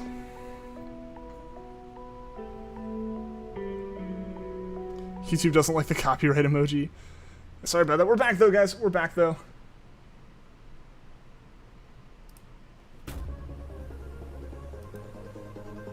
Ooh, I feel like I'm already gonna like this song. I have legs.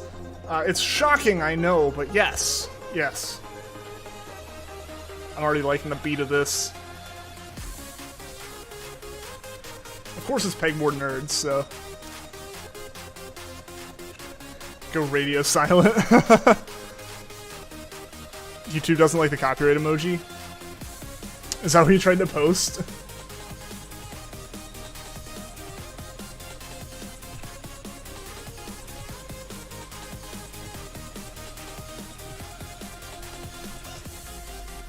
Pegboard Nerds, yes, yeah, man.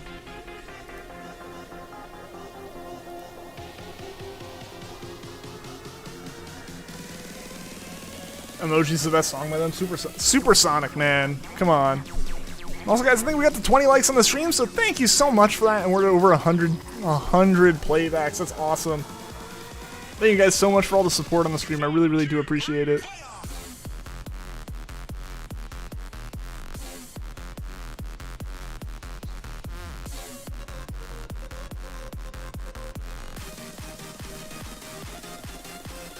After this, I'll probably change up the genre just to mix it up a little bit. Emoji's is good too. Oh, it's absolutely good still, but it's not supersonic.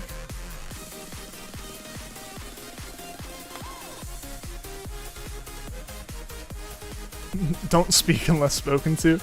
Everyone go radio silent when he comes back.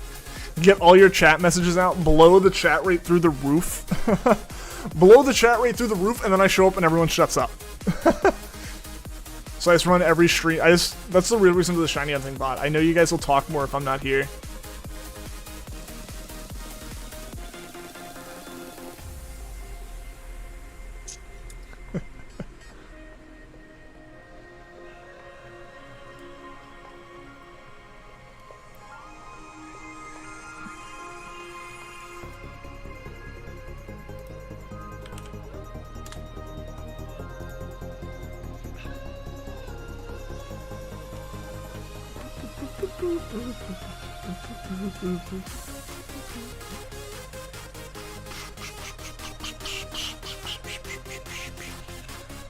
This is solid. This is very solid. I like this.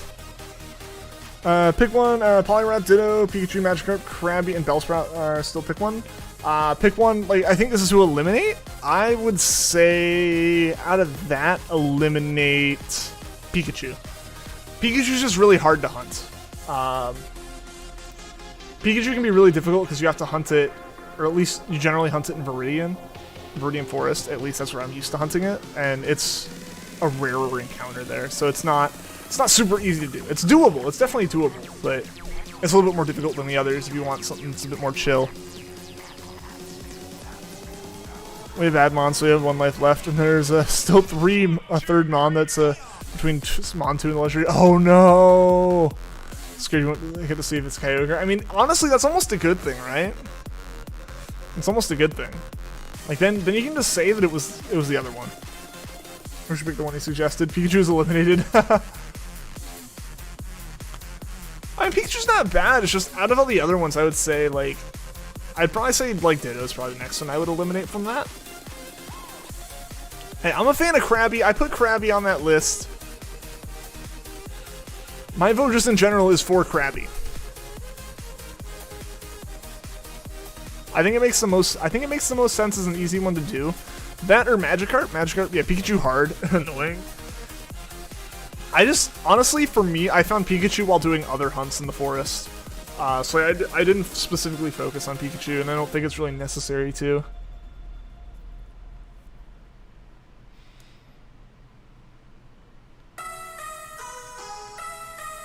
This will be an interesting one, because I know other songs named this.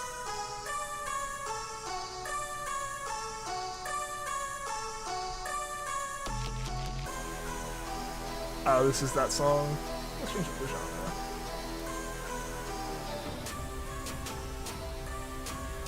It's been a long time since we listened to this.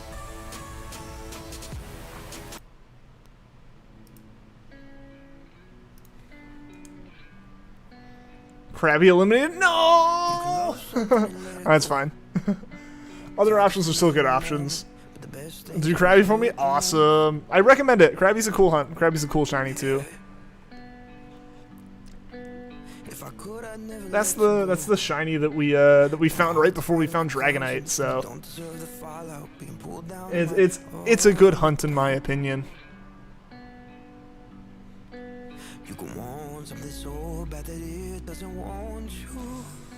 I really appreciate that I just have to like touch the Pokeball and wiggle it and wobble it a little bit, and it counts for I'm gonna skip this one though, just because. Yeah, I'll skip to this just because it's a little bit different and doesn't have as much audio. I don't think this still has audio, but it's not as much. Leggy, Terrakion, or Palkia. Oh, did you make it?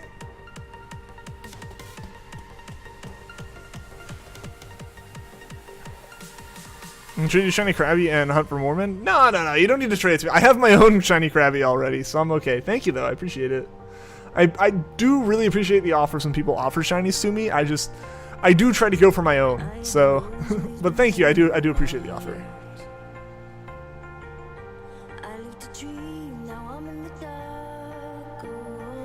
Possibly Suicune, if you didn't catch it the first time through.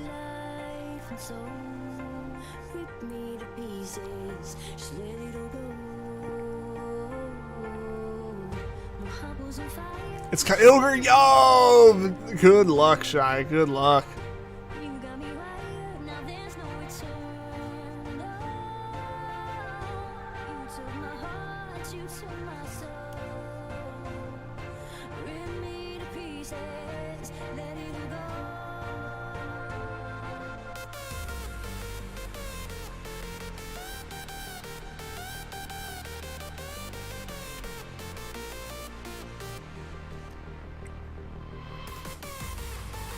Do you have any shinies? I don't have. I mean, there's a few, but like, I'd like to hunt for them at some point. Like I said, I appreciate when people offer me shinies, but I don't really accept trades just because I don't want to take other people's shinies from them, and I like to collect my own. Kyogre, the non-evolution of Wailord.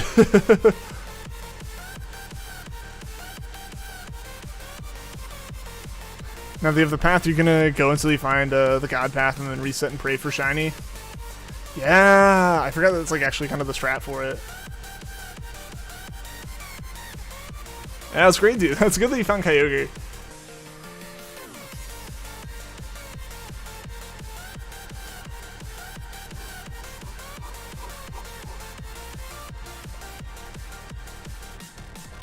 Don't say Shy, I don't want it to say you played, to be honest. I get that. I totally agree with that, yeah. I totally get that. Need him on with Wyguard to stop Origin Pulse.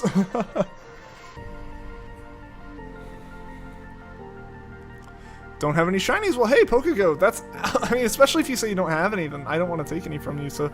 Yeah, hunt the shinies. Let me know that you found them. That's what I want to know. I don't want the shiny from you. I just want to know that you were able to find it, man. That's the thing that matters to me, is like being able to be hyped for you guys finding shinies.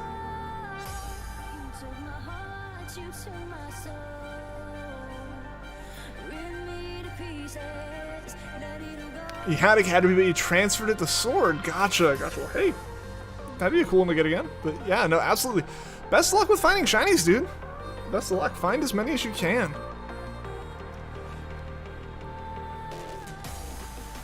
Build up a whole collection, dude. Origin Pulse is OP. I bet.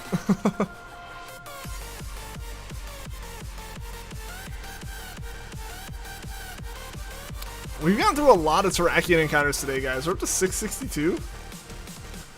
Not bad for a single stream. We've been going for 3.5 hours now. Sweet, one of our longer streams. Definitely have to celebrate. Have to celebrate the long weekend happening. Have to celebrate, you know, our final day of summer streaming, most likely. As well as like just celebrate in general. Just like a long Friday stream. Enjoy it. Take advantage of it. It'd be awesome to get a shiny today. 666 is coming. Watch it. True. True. Gonna hunt Staryu. Yeah, Staryu's a cool shiny. Best of luck with that. That is absolutely another good one. Maybe you can stay up late tonight to get the Charm and Oras. It's something you weren't able to finish it earlier just because power went out. Yeah, I don't blame you with that. Especially with it being a long weekend.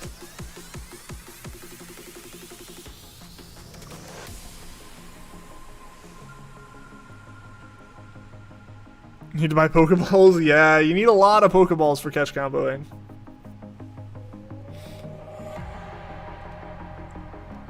So in general, I feel like it's a very good idea to have a lot of Pokeballs when hunting.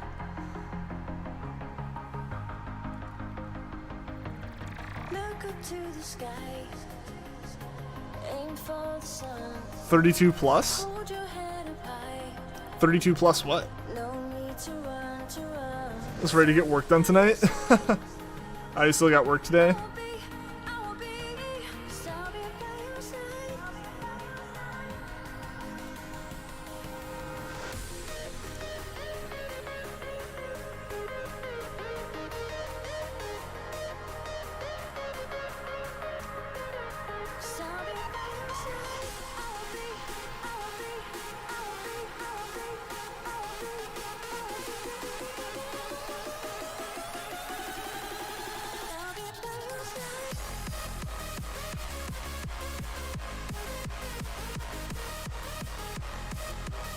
That's one for each of the mons you catch to build up your combo, plus the one for the shiny. Oh, yeah. Obviously need more because not every ball catches. Okay, that's what you're talking about. Yeah, for sure. For sure. You at least need 32. And if you get very lucky, you can get away with 32, but usually you need more than that for just goofed up throws and for Pokemon breaking out of Pokeballs and all the fun Pokemon stuff. You have evening shifts so you head home late. Oof. At least you get to sleep in. That part's at least a little bit nice.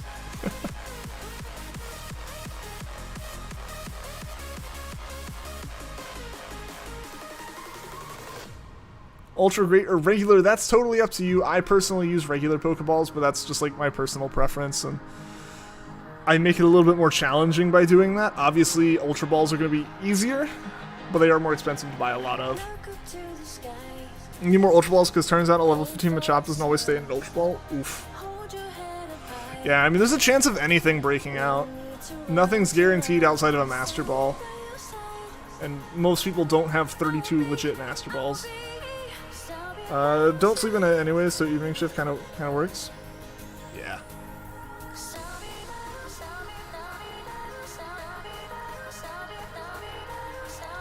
Great. It's cheaper than Ultras, but more effective than Pokeballs. That is a good point. It is a good middle ground, especially if you have to buy a lot of them.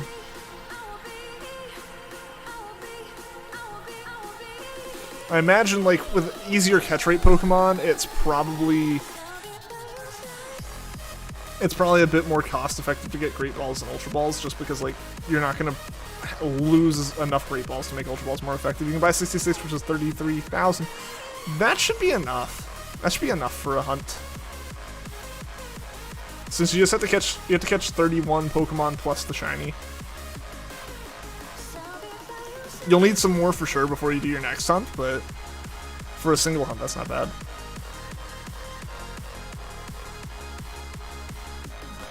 I have 64,000 something, but you spend it on Max Potions and Revise for Elite 4. A lot of it'll go there. Since Charizard is a combination of Char and Lizard, imagine if we pronounced it with of the two parts of its names, Charizard. What if that's technically the like proper pronunciation and has been the whole time? Charizard.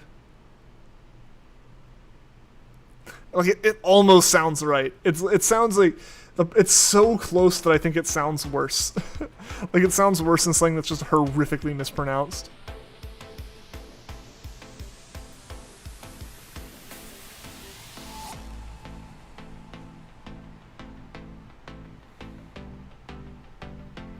After getting the shiny charm and trading a lot to get every Pokemon you need, you managed to win a Master Ball from the lottery once. Nice, that's awesome, dude.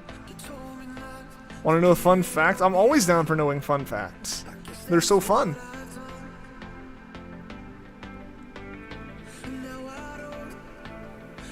I also realized I have listened to this Happy Hardcore playlist so much, I need to change that up.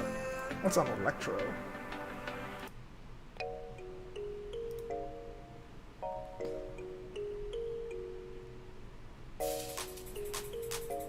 Fun fact, you're now manually breathing. Wake, I want to point out that I think YouTube even knows how much of a troll that is. I had to approve that comment. That's really funny that I had to do that. I don't know what you're naming your shiny Trico Mega Sceptile, but you want to see what y'all would name one? I mean, I named my shiny Trico Corn Dog. Yeah, it's like YouTube's like, nah, we can't have that.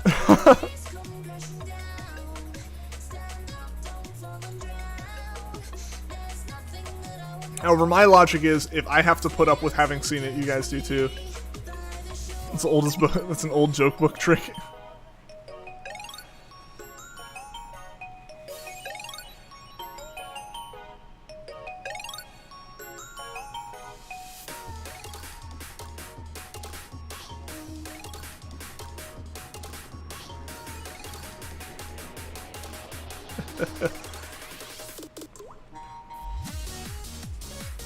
Plus breathing, it's a thing mortals have to do.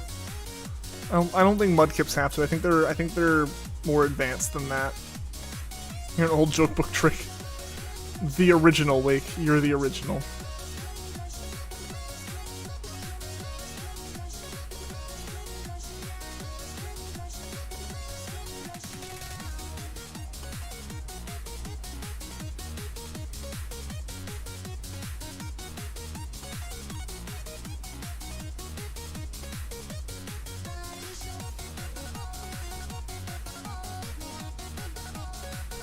Almost there? Almost? Yeah, man.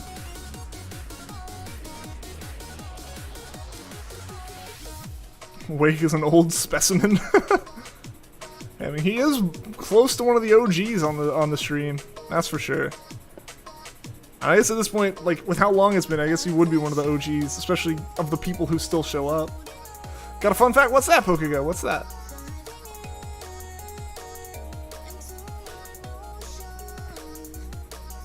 Let's take O through your nostrils and then release CO2 when you've used it all. Yeah. Yeah, don't have to breathe though. So did you know? Yeah, go for it. Old specimen, you're also infinitely knowledgeable. It comes with the territory. They're directly correlated. OG gang, yeah. Yeah, I think one of the most OG people that shows up that wasn't like someone in the Discord call with me before I started my first stream ever. Like, you know, people like Indy and Yumiko, and Brad. Like, outside of those guys, I think like the most OG person who still comes to streams is Grenji. Grenji was like one of the first people in one of my streams.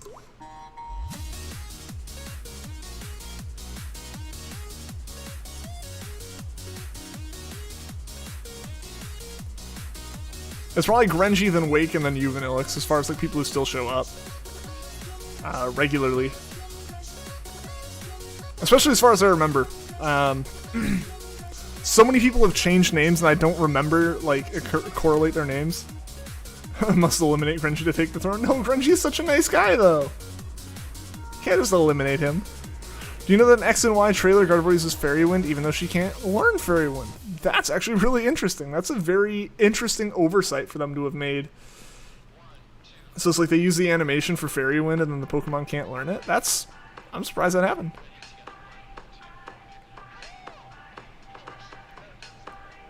Persuade Grenji and then take the throne? I'm not sure what... I'm not sure what could persuade possibly mean here?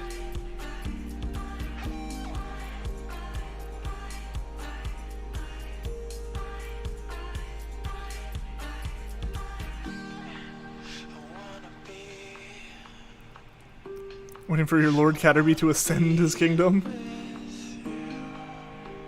Leave a trail of TS games to a locker room. Like, ooh, piece of candy, but ooh, Pokemon game. Ooh, Pokemon game. Ooh, Pokemon game. Path might be good. Ooh. Hopefully that works out for you, man. NPCs are dumb and don't take the Venusaur. That's the worst thing, right? Like, I wish when you were alone, you got to control, like, the AI. Maybe not the specific moves they do, but you could, like, say, hey, take this. Someone should take this. You know, not even necessarily, like, say who should take it, but just, like, someone take this. Give you a little bit more strategy with it.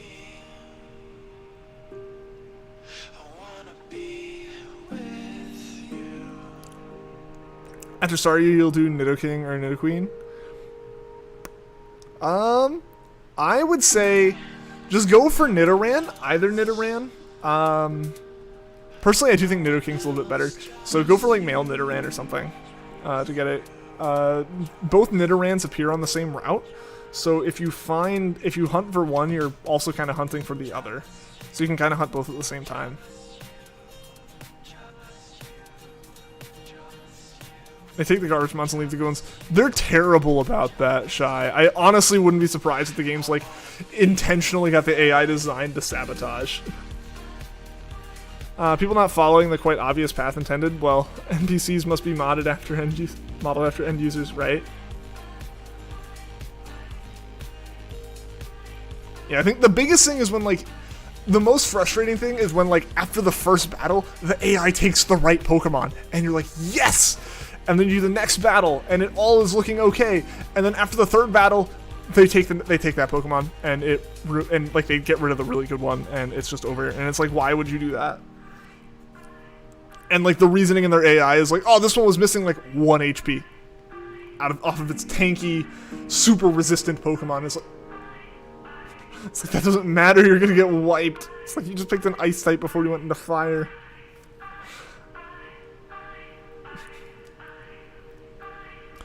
Gotta let AI take the Electabuzz so you can take Ivysaur. Yeah, that's probably what it's gonna be, right? Like you gotta learn what the AI is gonna do and just play around that as much as you can. When it gets to the legendary, they always choose something that's one shot, right? Right? Then the AI would change what they do, and then one probably would take Venusaur. I mean, fortunately, like, if you choose something, the AI gets, like, lower priority every single time. There's no, like, randomness to that. Like, the AI just straight up doesn't get it. Fun fact, if you say yes, you agreed to something, but if you say no, then you denied something. But if you use them right, you can always use them in a positive or negative way. Yeah.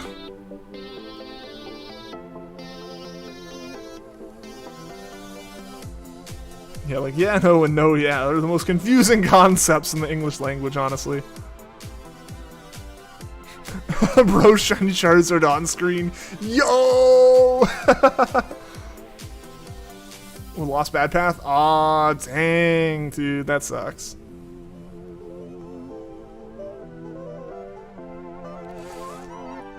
Ivysaur was female, so it would have been nice if it was shiny. Dang, that sucks.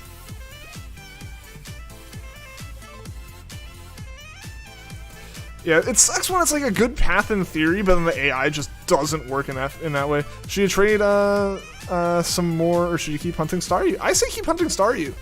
I say keep going for it. No shine. Dang! Can name a fun fact about anything ever. Name a fun fact about fun facts.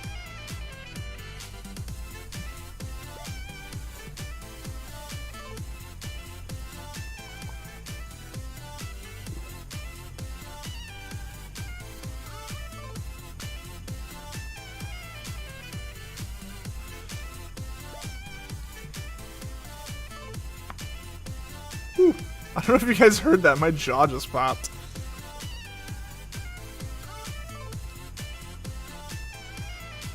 I don't know if it was loud enough for you to hear, but it was very loud for me. That was like in my, like it popped inside my ear. I mean, a fun fact about a fact that is a fun fact. Really getting Wake now. We're really going meta.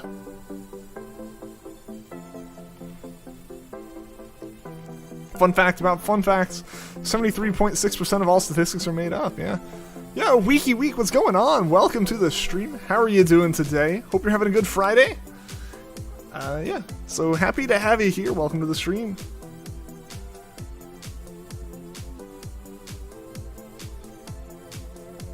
Hope you're doing well today. It's actually facts. 3 good mons were on the bottom of the selection screen and the AI actually took them. You're gonna go out of your way to take all the bad mons and switch at the final good mon. Yeah, good plan, man. Good plan. Yeah, I mean, honestly, if you can get all of, like, their good picks done in that section,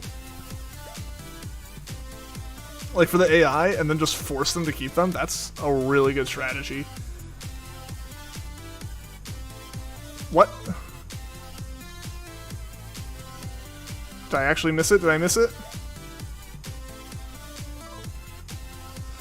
Wake, I hate you. I hate you, Wake. Because that one's so tiny. That one's so tiny. Wait, you got me. I've been pretty good about not being got. Ah, I got him. You did. I've been got. Also, I don't think I ever popped a lure. I just realized I never did that. We've been sitting here all stream without a max lure on.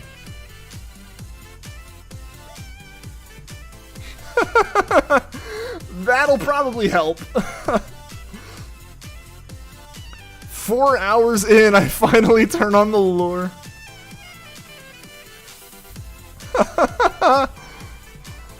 Oh man. Yeah, he wants an outwake. Sorry I ran into you. It really wanted to be caught. 2013 is the year that X and Y was announced, so it was definitely before that. Yeah, X and Y was 2013. So yeah, 2011 sounds right then.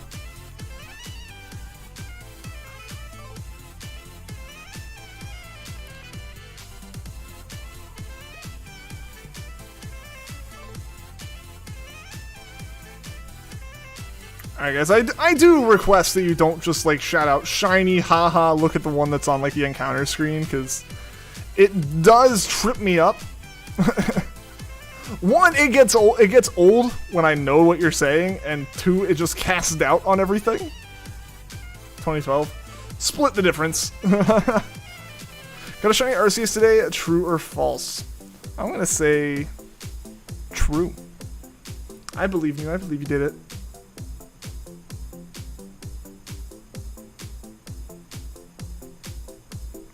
I believe you got one. It was also a bit funny. Yeah, I mean, like, it's a thing that, like, would happen a lot with the Let's Go streams. Like, oh, there's a shiny on screen, like, right below my name.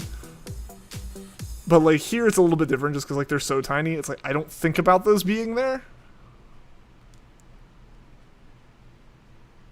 The days when Game Freak would take your off, right? Yeah, we've gotten a game. This is the first year that I was gonna say this is the first year we haven't gotten a game, but we did. Last year was the first year we didn't get a new game in a long time. And then we got 2 this year. How many catch rates do you need to get a shiny? So you get to your maximum shiny odds after catching 31 in a row. So once you have a catch combo of 31, you don't have to catch anymore. And you just have to wait around to hope the shiny shows up like we're doing with Growlithe.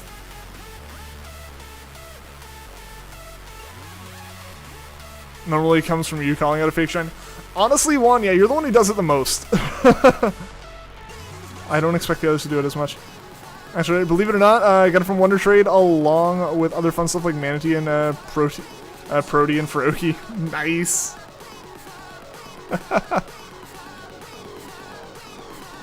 Back in the day, Game Freak took a year off all the time. I mean, it makes sense. There's no need to release a game every single year from the perspective of qualities of games.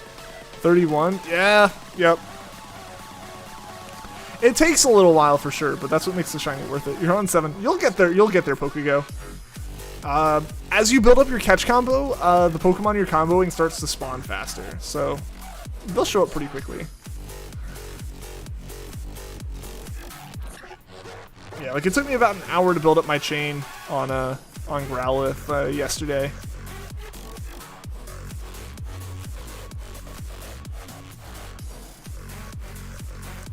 Yo, are we getting raided? A Gauge raid? What's going on, guys? Cocosita, what's going on? Welcome to the stream. Raid hype? Yo, Steven Universe, welcome to the stream. How are you guys doing today? Raid hype. Raiders, welcome, welcome, guys.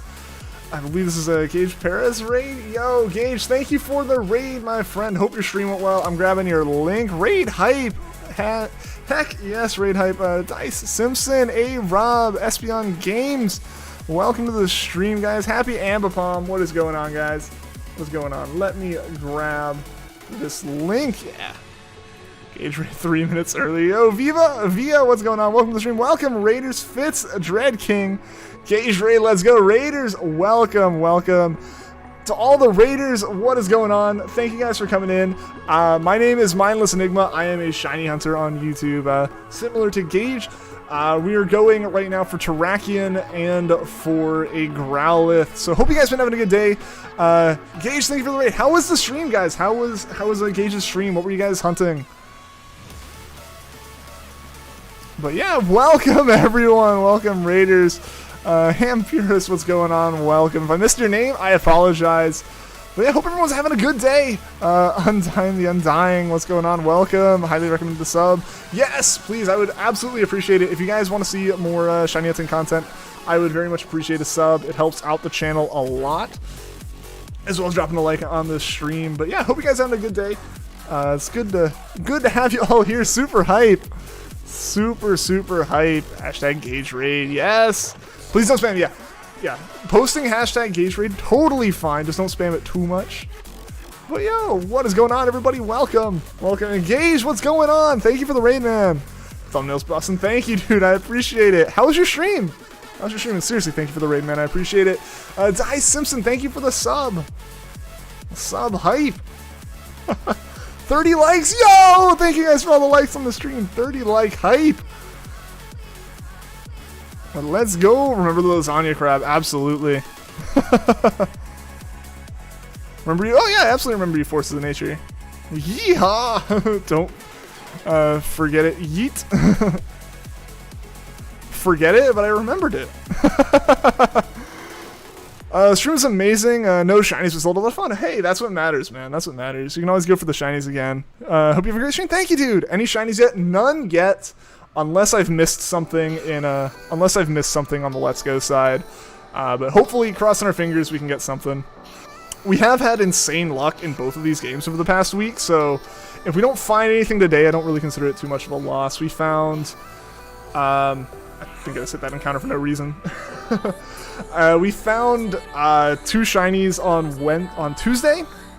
In the wormholes, we found a Cresselia and then a Cobalion, like 20 encounters later. And then over the past 2 weeks, we've found a shiny Dragonite and a shiny Charizard in Let's Go. So if we don't find shinies today, I'm not super bummed out or anything. Hey Rob, you got a shiny Eevee and use some by SOS chaining. Nice! And you got a surprise trade one. Hey, that's great. That's great. Shiny Eevee's really cool. Why would you lick coins? That just sounds really nasty. You subbed. You have Forces of Nature Pokevids. I appreciate the sub. Thanks. Means a lot. I've already subbed. Think you're ready to do stream before. Oh, awesome, Undyne. I appreciate that. But yeah, Raiders, welcome. Also, I meant to post Gage's link for everyone in my chat who doesn't know who Gage is. Definitely go give them a like. Go give them a sub. They're another amazing shiny hunting streamer. Definitely go show them some love. Coins taste good? I have to doubt that. But he's unsure what their zodiac sign is. Tell you the month and day you're born. You tell exactly. Interesting. Coins are dirty. Honestly, like money is one of the dirtiest things. The number of hands that touch it. Let me say one thing. You can only say one thing. After that, you're banned. I'm kidding. Lasagna crab raid. Your tentacles chasing you? No.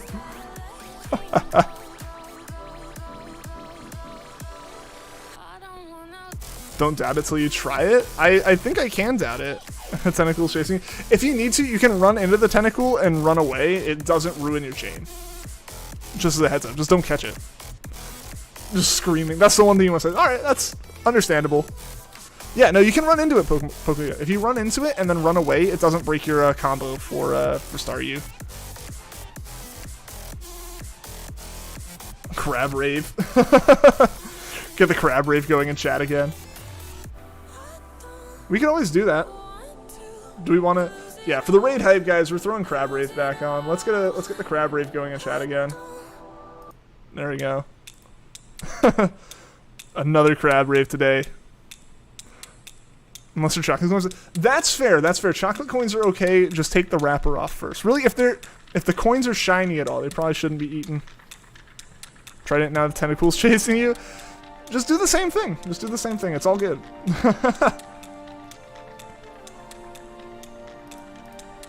Lasagna Crab Rave. Yeah, so for everyone new, feel free, spam crab emotes in chat. Just make the whole chat full of crab emotes. That's what we do during Crab Rave when it comes on in our shuffle. I figured I'd throw it back on. With the raid hype going on.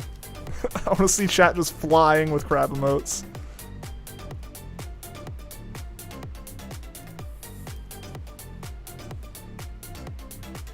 Oh yeah. Those Abras are always scary. I'm always nervous we're going to see a shiny Abra pop in, say hello, and then say goodbye. Ah yes, those crabs brought the 4-leaf clover, bringing us some good luck.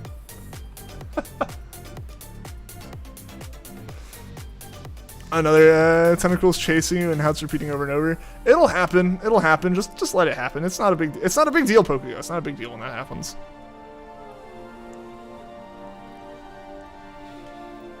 Or so long as like Staryus are still spawning and you can keep running into them, then you'll be all good. And purest crab, yes.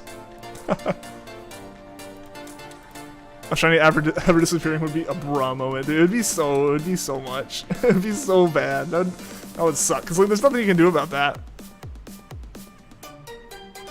What's that emoji? The firecracker emoji? Juan's really going at this.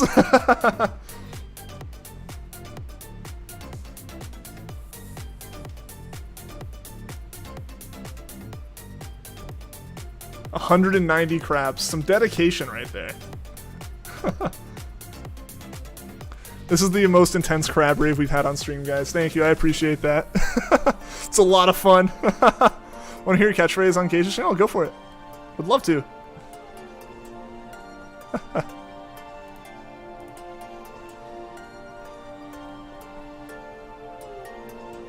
Find the emoji? Are you talking about the cancer emoji?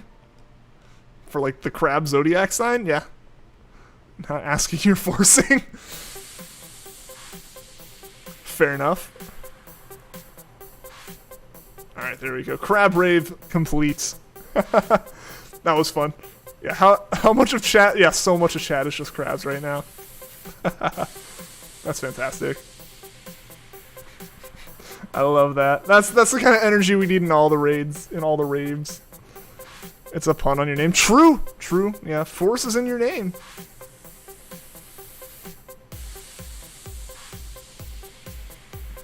I have to go. Alright, see you later, Pokezerora. Thank you for coming in with that raid. I appreciate it. Hope you have a great stream. I hope you get shiny soon. Take care and have a great rest of your day. Absolutely. I hope to see you again soon. Hope you have a good rest of your day as well. You have way too many crabs. You went hard, Juan, and I appreciate it. I have too many crabs. There we go. That's the pinned message of the day right there. I'm have too many crabs. It's got a good rhythm to it, honestly.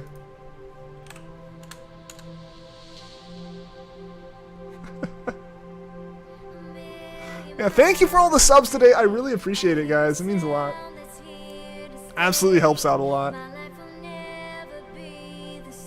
Hate autocorrect, but sometimes it's fantastic. Do you have to get a 31 catch rate of the Pokemon that you're hunting, or a random Pokemon?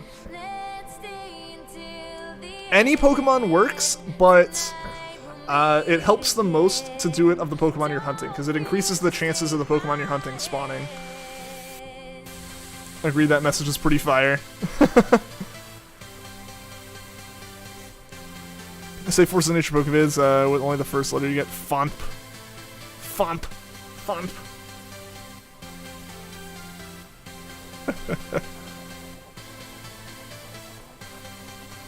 Fomp. Fomp is hard to say. I want to say like Fomp with an M instead of an N.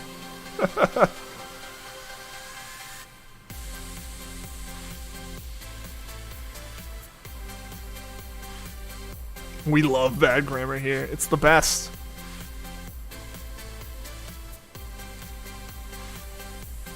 I never did English very goodly in school. I stuck with numbers, not words.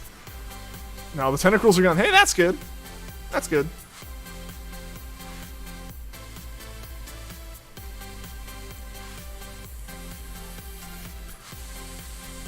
The eye is right next to your word suggestions. You normally hit it with the big thumbs and the autocorrect random words.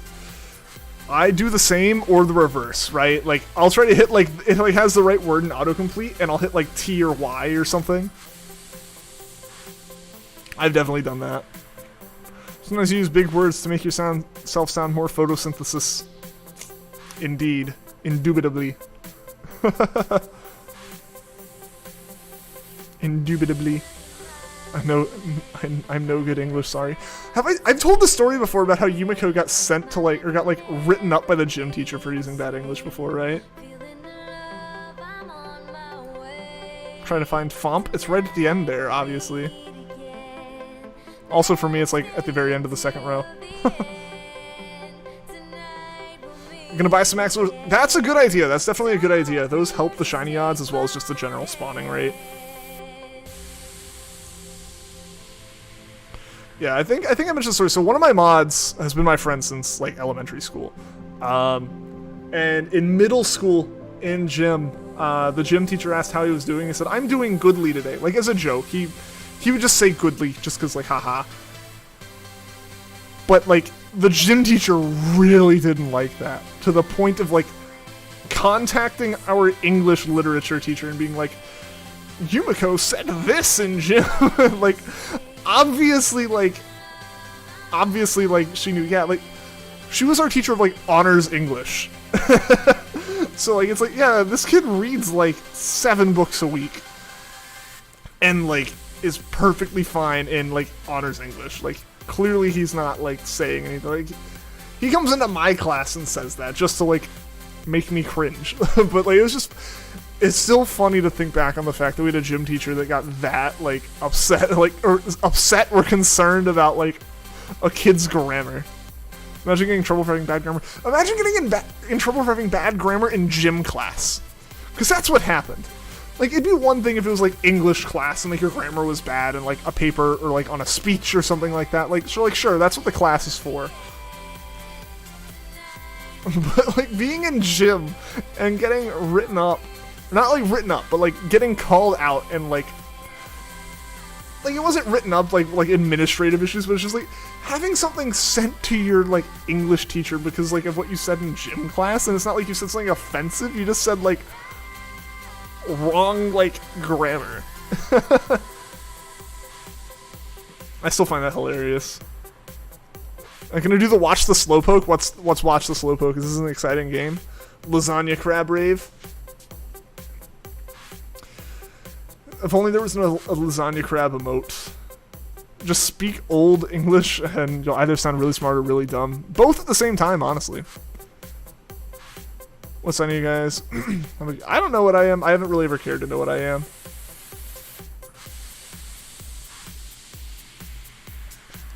Gym class, like PE. When your 7th grade English teacher graded a failing grade, she would say, "How do you fail a language you already know?" It's like, why are you here teaching me a language I already know? You call it PE. I mean, yeah, we call it PE here too, but it's just interchangeable, really. You're in a gym. You're doing gym class in a gym. Physical education's the more formal and fancy term. It's month and day. Feb 19.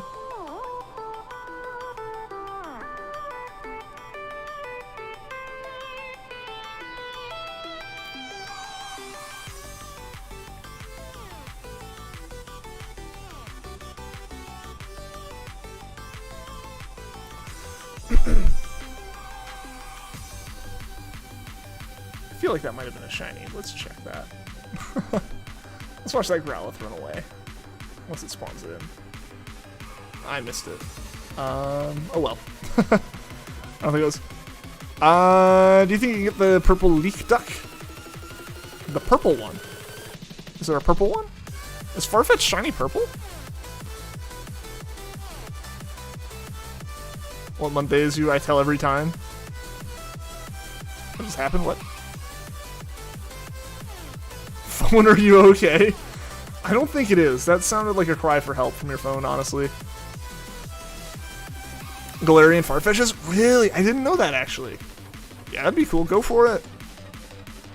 Go for it. You can do it. I believe in you.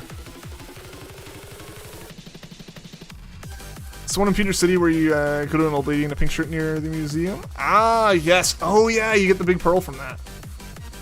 Yeah, it's a good way to get some money.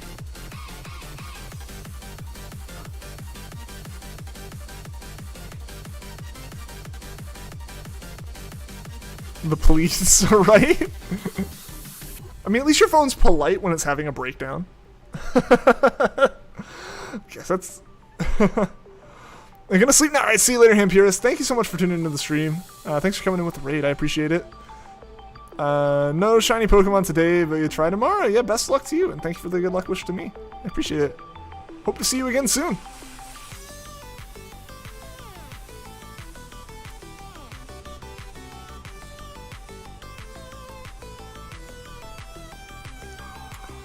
I guess I think we're probably going to wrap up here as well soon. I've been streaming for nearly 4.5 hours at this point. So I need to go, like, get some food and stuff like that. And I got some stuff I still got to do today. Got to head to work. Alright, see you later, Vanillix. Thanks so much for tuning into the stream, man. It was good having you here today. Best of luck with work. Hope it goes well. Hope there's no, like, being told to clock out early kind of stuff going on today. Going across your keyboard, like... There's gibberish. Done nearly 17 boxes in the pseudo method, non-shiny charm Galarian Farfetch. Dang, best of luck. Hope we find it soon. Patience is running thin. Understandable. I feel like Masuda method hunting, you either find it incredibly quickly or it takes forever, right? That's how it is for me. Hopefully not. Yeah, man. Yeah, hopefully you show up to work and they actually have work to pay you for. Grab. When I finish food, can I do another live like a part 2? Not tonight. I'll be back on streaming sometime soon. Maybe tomorrow. I can't promise for sure, but possibly. I'll get another stream in sometime over the weekend. I'll plan one. Yeah, not sure exactly when it would be though, but I'll try to get one in. I want to get one of these shinies soon. Happy Ambipom with the cat in the box. Just because Lasagna Crab says ah. That was probably a horrible sound. I'm sorry.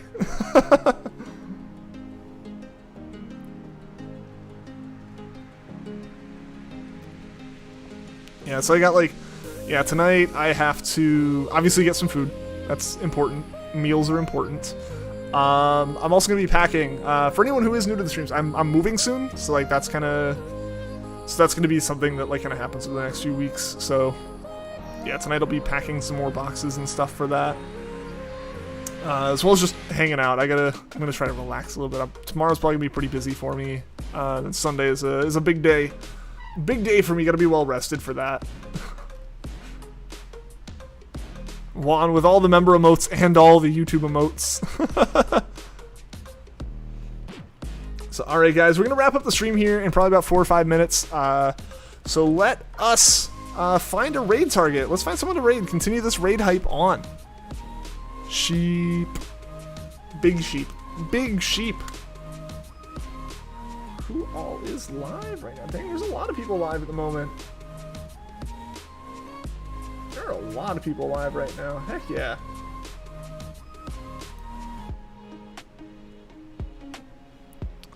Yeah, alright. right, how many encounters? Let's do. Let's actually just do. Let's do 2 more encounters in Terrakion. Wrap up on an even number.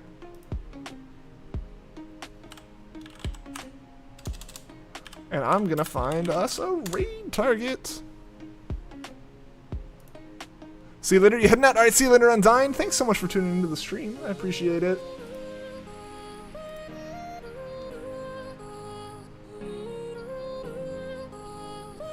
I appreciate it. Okay, let's find a raid. Yeah, we haven't raided them in a while. All right, guys. One more Terrakion for the night, guys, and I'll be doing the raid. Does anyone in the live have a Mewtwo you can trade? There might be someone. But yeah, so guys, again, thank you so much to everyone who's been here in the stream. I really, really appreciate it. Everyone that liked, everyone that subscribed, thank you to Gage for the raid. I really, really appreciate that. That was an insane raid. So much hype, as we could tell by how hyped that crab rave was. But despite the incredibly hyped stream, we did not find the shiny today. But yeah, thank you guys seriously so much for tuning in. We're going to be raiding the Shining Umbreon here. So definitely go through with this raid, show some hype, show some love to them. I'm going to try to plan a stream this weekend. I've got some stuff happening tomorrow as well as on Sunday. So it might be Monday that I do another stream. But I'll try to get something in. I'll plan it. I'll put I'll figure out my schedule. I'll put up the next stream, scheduled stream here in a little bit. But thank you guys so much for watching the stream. Be back again soon. Hope to see you guys then. And until then, take care.